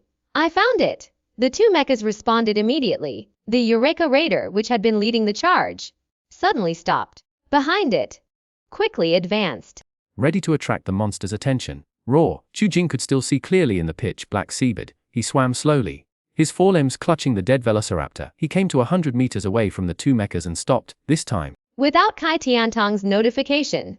Luli locked onto the target's location and other information through the mecha's detection system. He wondered it stopped. Before he finished speaking, Xu swung his claws with all his might, sending the 100-meter-long velociraptor carcass flying and tumbling across the sky. Boom! The body fell about 10 meters in front of the two mechas and sank into the mud. What? Everyone was confused. Lua Li and Mori Mako carefully moved forward in their mechas. After a few steps, they exclaimed simultaneously, "It's the corpse of a monster." Chuck couldn't help but ask, "What the hell is going on? What on earth does it want to do? How should I know?" Pentecost frowned. Everyone had countless questions in their minds. The dragon's behavior was unlike any other monster before it. Not only did it not attack, it also threw a monster corpse. Is this a demonstration? Rayleigh, however, was hesitant to act rashly. He asked, "Sir, what should we take the initiative?" Pentecost hesitated for a few seconds. Then a look of determination appeared on his face. "Wanderer, attack! Draw it away!" There was only less than 1,000 meters left to Impulse's location. He believed that the Rangers could definitely buy them enough time. Although the chances of the Wanderers surviving were slim, as long as they could win, everything would be worth it, and everyone who came here was already prepared to sacrifice. Receive. Raleigh and Morimako exchanged a glance. They understood each other's thoughts. Without hesitation, they controlled their mechas and charged toward the dragon. Chapter 147. Despair and Hope. Xu looked at the dangerous wanderer running towards him with great effort. He felt extremely helpless. Suddenly, an idea struck him. He dodged the wanderer and swam to the side, no longer trying to intercept him. What's going on? Kai Tiantong looked at the screen and said it left. Something was wrong. Pentecost also sensed something was wrong. Why didn't it stop us? The Eureka Raiders sprinted forward. Chuck said anxiously, "Never mind, we're only 300 meters from our drop point." Then keep going. Pentecost finally made up his mind. But he added, "Wanderer, keep an eye on your prey." Received. Luli looked at the position of the evil dragon sent by Kai Tiantong. He adjusted his mecha and faced it. He did not make any rash moves. The Eureka Raiders continued to move forward, gradually reaching the edge of the sea cliff. They had reached their destination. Heck in the command center picked up the communicator and shouted excitedly, "Raiders, jump now!" Since there was no obstruction from the beginning, and there was no Newton rushing into the laboratory to interrupt the command, when the Eureka Raiders arrived, the third monster on the other side of the wormhole had not yet emerged. Jump. Pentecost was not a man to waver. Everything went even better than he had imagined. Although he had his doubts, he made his decision without hesitation. Bang! The Eureka Raider, carrying the nuclear bomb, stomped his foot hard on the seabed and jumped off the cliff. They began to sink. Below the cliff, the wormhole, glowing orange-red, came into view. It looked like a pool of lava, floating 100 meters above the cliff's base. There was only one way to find out the truth. That was to jump down and find out. If they didn't even dare to try, the monster's attacks would never stop. Through synesthesia, Pentecost could sense Chuck's nervousness, but he remained remarkably calm. He knew he was doomed.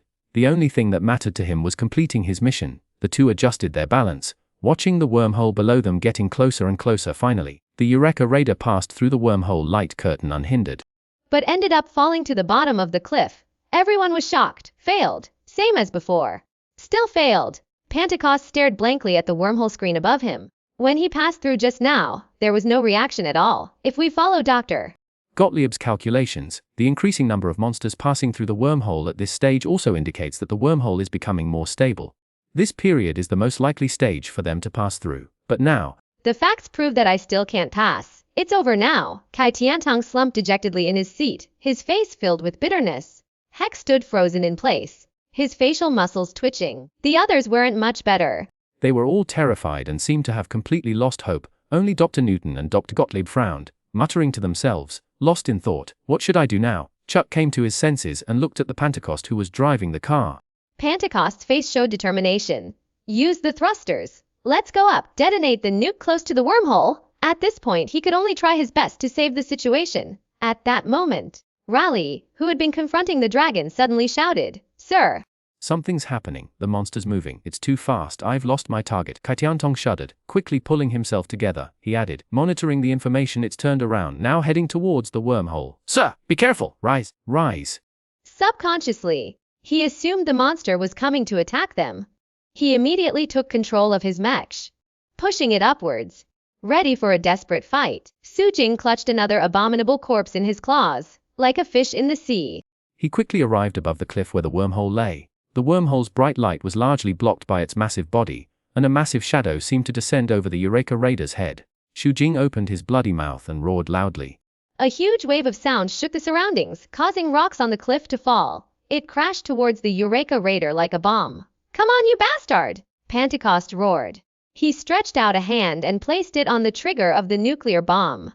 He waited for Su Jing to rush over. He was about to detonate it. He would attack the wormhole and drag the monster down with him. Chuck took a deep breath. He was ready. He looked at Pentecost and said sincerely, "Sir."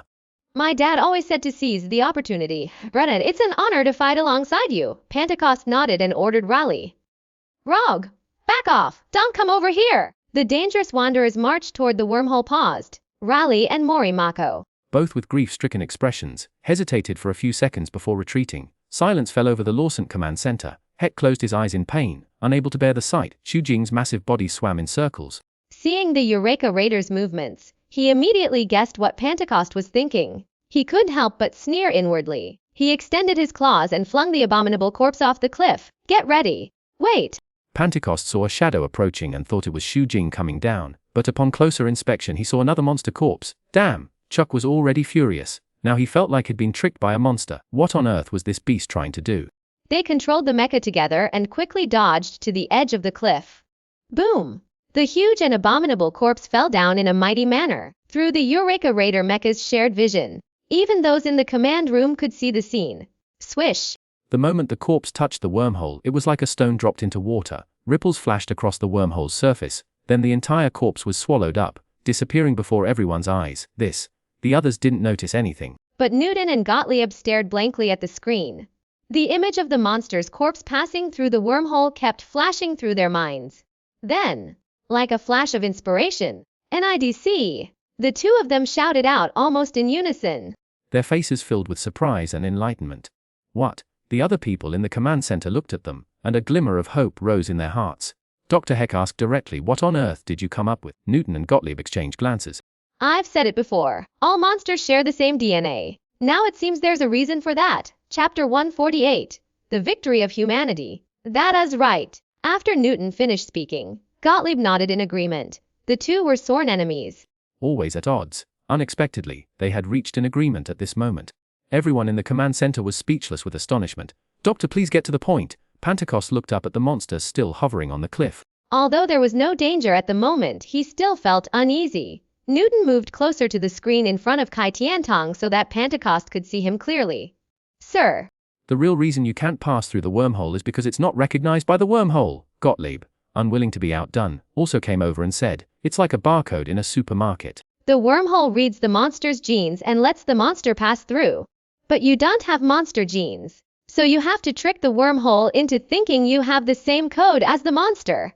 After hearing what the two doctors said, everyone was stunned and speechless. Even if they wanted to refute them, they had to admit that what they said might be the truth. After a while, Pentecost asked, "What should we do?" The dragon has already given the answer. You must take the monsters with you and cross over together. Newton's eyes flashed with fanaticism. This dragon betrayed the pioneers. Although I don't know how it did it, it now shares our goal. Only by destroying the wormhole can it stop worrying about the pioneers sending more monsters to deal with it. So what you mean is? Pentecost looked up at the monster above. Is it on our side now? Will it not attack us? You could say that. Gottlieb certainly wouldn't let Newton steal all the limelight. Hurry up. There's another monster corpse. There's still time. Sir. Kai Tiantong thought it was too incredible. He quickly reminded, "What if it's not like this, sir?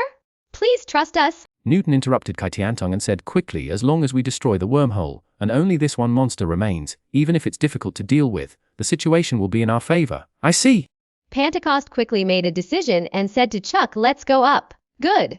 Through synesthesia, Chuck clearly understood Pentecost's thoughts and expressed his own firm stance. The two controlled the mecha and quickly advanced towards the top of the cliff. Su Jing felt a little uneasy. He wasn't sure if his meaning could be understood by humans, But at this moment, he could only take it one step at a time and do his best. But when he saw the Eureka Raiders charging towards him fearlessly, His eyes lit up and he made way with anticipation. As expected, the Eureka Raider didn't attack him. Instead, it carefully circumvented him and headed towards the previously discarded Swift Dragon corpse. Finally succeeded. Xu Jing couldn't help but feel happy. but he didn't leave the crossing point. There's another level 5 monster. It's about to come out. Mission 2 is almost complete. He won't allow anything to disrupt it. Soon after, the Eureka Raiders, with the help of the dangerous wanderers, Each grabbed one of the velociraptor's hind legs and dragged it back towards the sea cliff. But at this moment, a turbulent current surged out from the depths of the trench. Here we come! Xu Jing roared and fiercely lunged towards the cliff. Boom! Immediately thereafter, a deafening roar echoed from the cliff. A large amount of rock on the cliff surface was shattered and cascaded down the cliff like a landslide. Bang bang bang bang! Shock waves spread out from beneath the cliffs one after another. The entire sea began to shake, and the sea surged and churned. At the same time, the roar of another strange monster was heard from the bottom of the cliff. What happened? The Eureka Raider was uncontrollably pushed backwards by the pounding of the sea. In the cockpit, Pentecost and Chuck struggled to steady themselves. The dangerous wanderer plunged his sword into the seabed, half crouching to maintain his balance. A level 5 monster emerged from the wormhole.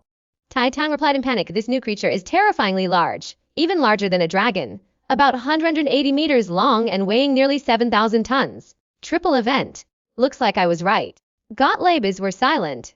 After a long while, Heck added, this may be the most powerful monster ever. Oh, as if to confirm his words, Pentecost saw a monster about 3 times the size of the mecha biting the dragon's body and rushing up the cliff.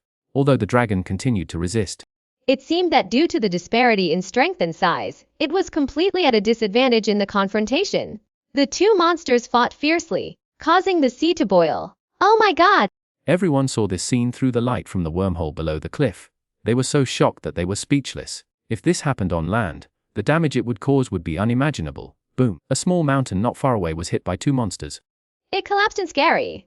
But seeing the 2 monsters fighting further and further away, everyone breathed a sigh of relief. Sir, Herc grabbed the communicator. Act quickly. Now is the best time. Pentecost acted decisively. He called out to Danger Wanderer, and together they dragged the Velociraptor's corpse off the cliff at top speed. Jump! The Eureka Raider leaped again, but this time it grabbed the Velociraptor's tail. The dangerous wanderer on the cliff gave a sudden push, sending the entire Velociraptor tumbling off the cliff. It took only a few moments to get from the cliff to the wormhole. But to everyone, it felt like half a century had passed. The Eureka Raider took the opportunity to adjust, holding onto the Velociraptor tightly as it sank towards the wormhole. Swish! As a ripple appeared on the surface of the wormhole, the monster and the mecha disappeared in an instant. Success! There was a cheer at the Lawson Command Center. They got in. The Eureka Raider's signal feed became intermittent. Strange, eerie sounds occasionally emanated from the monitor. Even the Raider's image disappeared from the screen. Clearly, the interference at the wormhole's throat was terrifyingly strong. It wasn't until some time had passed that the command center intermittently restored the link signal. Everyone's eyes widened as they stared at the large holographic screen. It displayed a diagram of the wormhole structure that Gottlieb had drawn based on his theory. It also marked the key locations most likely to destroy the wormhole. Soon, the Eureka Raiders approached the designated location. You must succeed. Everyone was nervous and staring at the screen intently. Swish! At this moment, an escape pod was ejected from the wormhole and floated towards the surface of the water. It's Chuck. Someone recognized the escape pod number. Where's the commander? Kai Tiantong asked subconsciously, but then fell silent. The command center was silent. No one answered him. Everyone had guessed what would happen to Pentecost. At this moment, the physical structure of the wormhole on the screen suddenly shattered into pieces, transforming into countless flying bright spots. The wormhole collapsed! The command center erupted in applause. Everyone cheered and leaped for joy. Some even shed.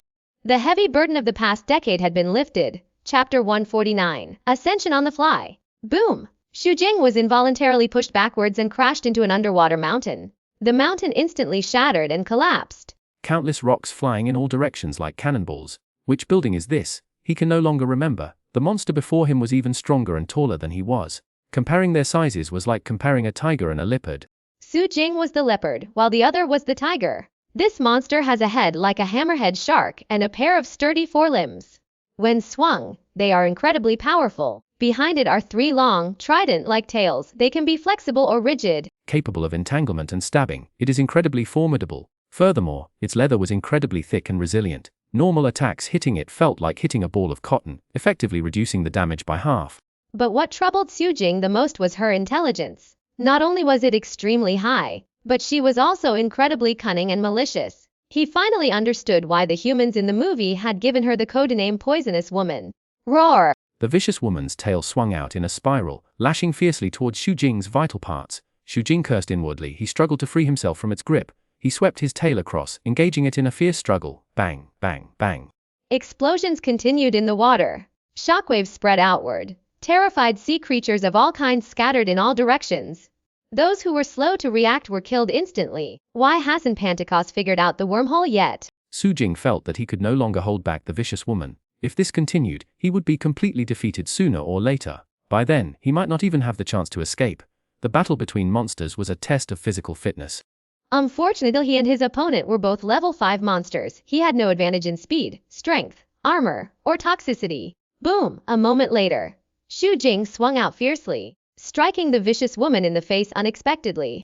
He knocked her slightly dizzy. Then he turned and swam toward the surface. The vicious woman reacted and pursued relentlessly. As it approached, the pioneer gave it an order: kill the betrayer in front of it. Meanwhile, its cells continuously memorized the encounter between the two sides and transmitted Xu Jing's data back. Xu Jing also saw this. The vicious woman had no intention of letting him go. That's why she simply ran away. The light grew brighter. Thousands of meters away. In just a few minutes he swam beneath the surface. Then, with his arms raised high, he broke through the water. A pair of wings suddenly unfolded from his arms. Its wings were twice as wide as its own. As they flapped, creating tornadoes and shaking the previously calm sea surface. Puff, puff, puff. Xu Jing flapped his wings faster and faster. In the blink of an eye, he flew off the sea like a helicopter and rushed into the sky. Roar! The vicious woman caught up immediately. Suddenly jumping out of the water and waving her front limbs to grab Xu Jing's hind legs, Xu Jing tucked his legs back, narrowly avoiding the vicious woman's clutches. Then he flew higher and higher, soaring into the sky. Although this was his first time flying, everything seemed to be instinctive. He did not feel any discomfort at all. The time he had gained was enough for the Eureka Raiders to jump into the wormhole with the monster's corpse. If he still failed, he would have to give up mission 2 soon. However, Xu Jing received a system notification. He quickly called up the system and saw that the second task on the taskbar had already been completed. Hold head high! He roared excitedly twice. His wings flapped joyfully. His heart was filled with joy. Roar! But at this moment, another roar suddenly came from behind him. Xu Jing looked back, only to see the poisonous woman's forelimbs had actually extended a pair of wings, catching up with him. Damn! No wonder this guy's forelimbs are so thick. Xu Jing suddenly realized, he should have thought of this earlier. The pioneers constantly improved the monsters. They would definitely try to retain practical abilities. And this vicious woman looked like she was sent specifically to deal with him. How could they not make targeted changes? Seeing the other party catching up with him at a faster speed, he suddenly felt a surge of anger. You think him easy to bully, right? Xu Jing glanced around, his gaze shifting to the monster identity column on the system interface. After completing task 2, he had gained 10,000 essence points. The plus sign indicating level 5 appeared again. He had originally wanted to keep it. If the third mission could be completed without upgrading, that would be perfect. But at this moment, he couldn't stay. If he didn't deal with this stubborn woman behind him, let alone completing the third mission, he would probably be beaten back soon. After making the decision, Xu Jing clicked on the plus sign without hesitation and began to upgrade. As the original energy quickly absorbed into his body expanded again. Every time he ascended before, he would find a safe place and stay still. But this was the first time he ascended while flying. The changes brought on by the rapid strengthening affected him constantly.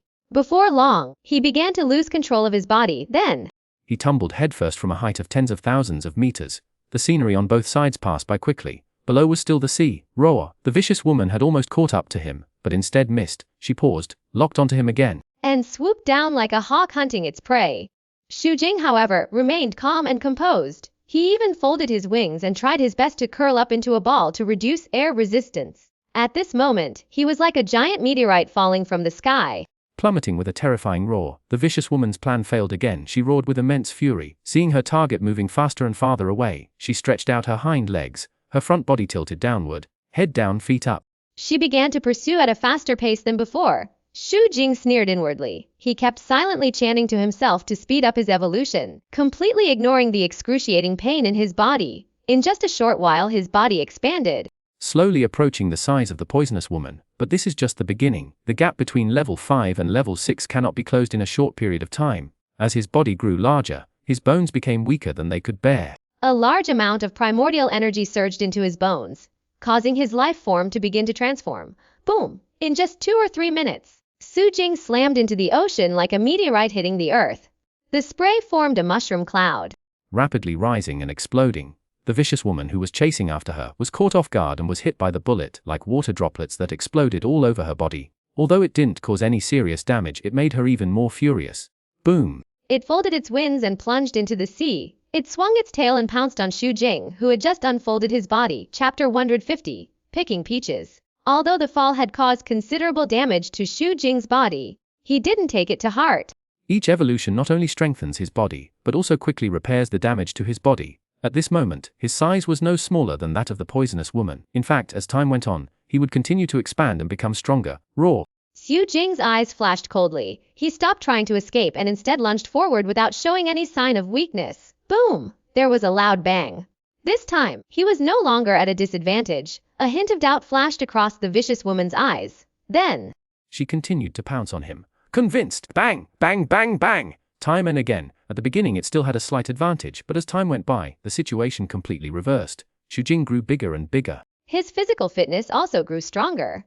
In the end, he almost suppressed the vicious woman to the point that she had no power to fight back. An hour later, Xu Jing, who was much larger than the vicious woman, opened his bloody mouth, pinned her down, and began to bite her fiercely.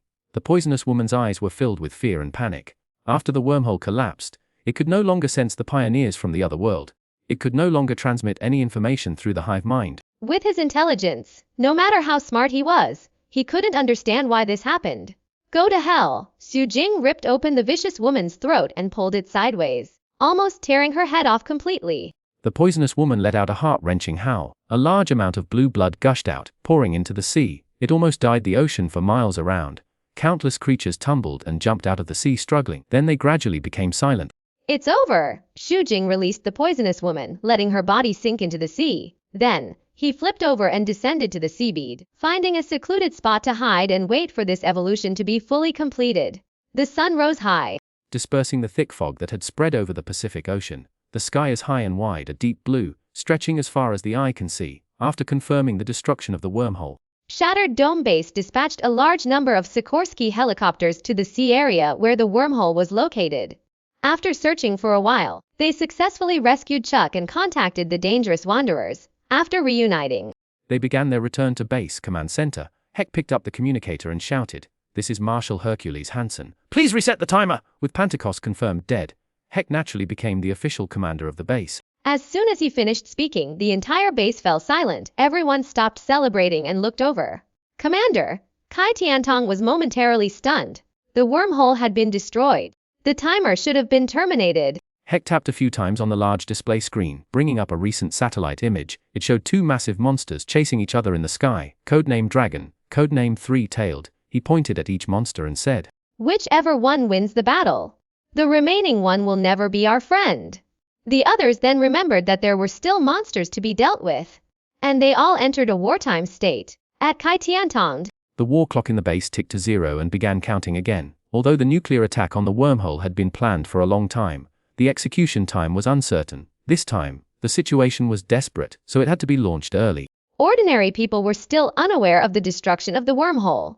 However, various national institutions on Earth had keenly noticed the clues. Although nations abandoned their coastlines, even the Hunter program and the PPDC, shifting manpower and financial resources to inland areas, they never ceased their surveillance of the wormhole region. After the wormhole was destroyed, within less than half a day, monitoring agencies in various countries discovered that there was no more energy release and no abnormal crustal activity. At noon, Hake received a video call from Kai Tiantong. "Sir, someone wants to see you. Please come to the command center." Kai Tiantong's expression was very serious and he looked unhappy. Hake sighed inwardly. Even without Kai Tiantong saying anything, he had guessed what was going on. He was already mentally prepared, to be honest. Neither Pentecost nor he had a good impression of bureaucrats. When support was most needed, these people chose to flee and become cowards. But once victory was achieved, they couldn't wait to come to us, wearing suits and ties. With sweet words but sharp intentions, this is the group of people I'm talking about. Hake arrived at the command center in a gloomy mood. Tiantong made a few adjustments, and a series of virtual screens popped up before Heek. The former United Nations Pacific Rim Wormhole Working Group. Representatives from each member country appeared on each screen. Just by looking at their expressions, Heck knew what they were going to ask and what they would say. Without waiting for them to ask, He said coldly, the wormhole has indeed been destroyed by us. He glanced at the representatives from various countries. After hearing his words, they all showed expressions of joy and excitement. Congratulations, Marshal Heck, honestly. I didn't expect you could accomplish all this. The US representative spoke first, saying, all of you have made tremendous contributions to humanity. Representatives from other countries nodded and spoke. Their words were full of praise. They even promised that everyone at the base, whether still alive or already dead, would receive various awards and commendations. He and Tiantong stood there quietly, without a word or expression. After everyone finished speaking, Heck said, thank you all for your support. If there's nothing else, let's call it a day. Wait. The Eagle Country representative suddenly spoke. Heck's heart trembled. Knowing that dinner was coming, the Eagle Country representative continued. We've already discussed and decided. From today on, you can return to the United Nations and become a legal organization, enjoying all kinds of funding support. No more monsters. How could other nations tolerate an organization like the PPDC, which possessed mecha technology, remaining at large and uncontrolled? Besides, they needed a name.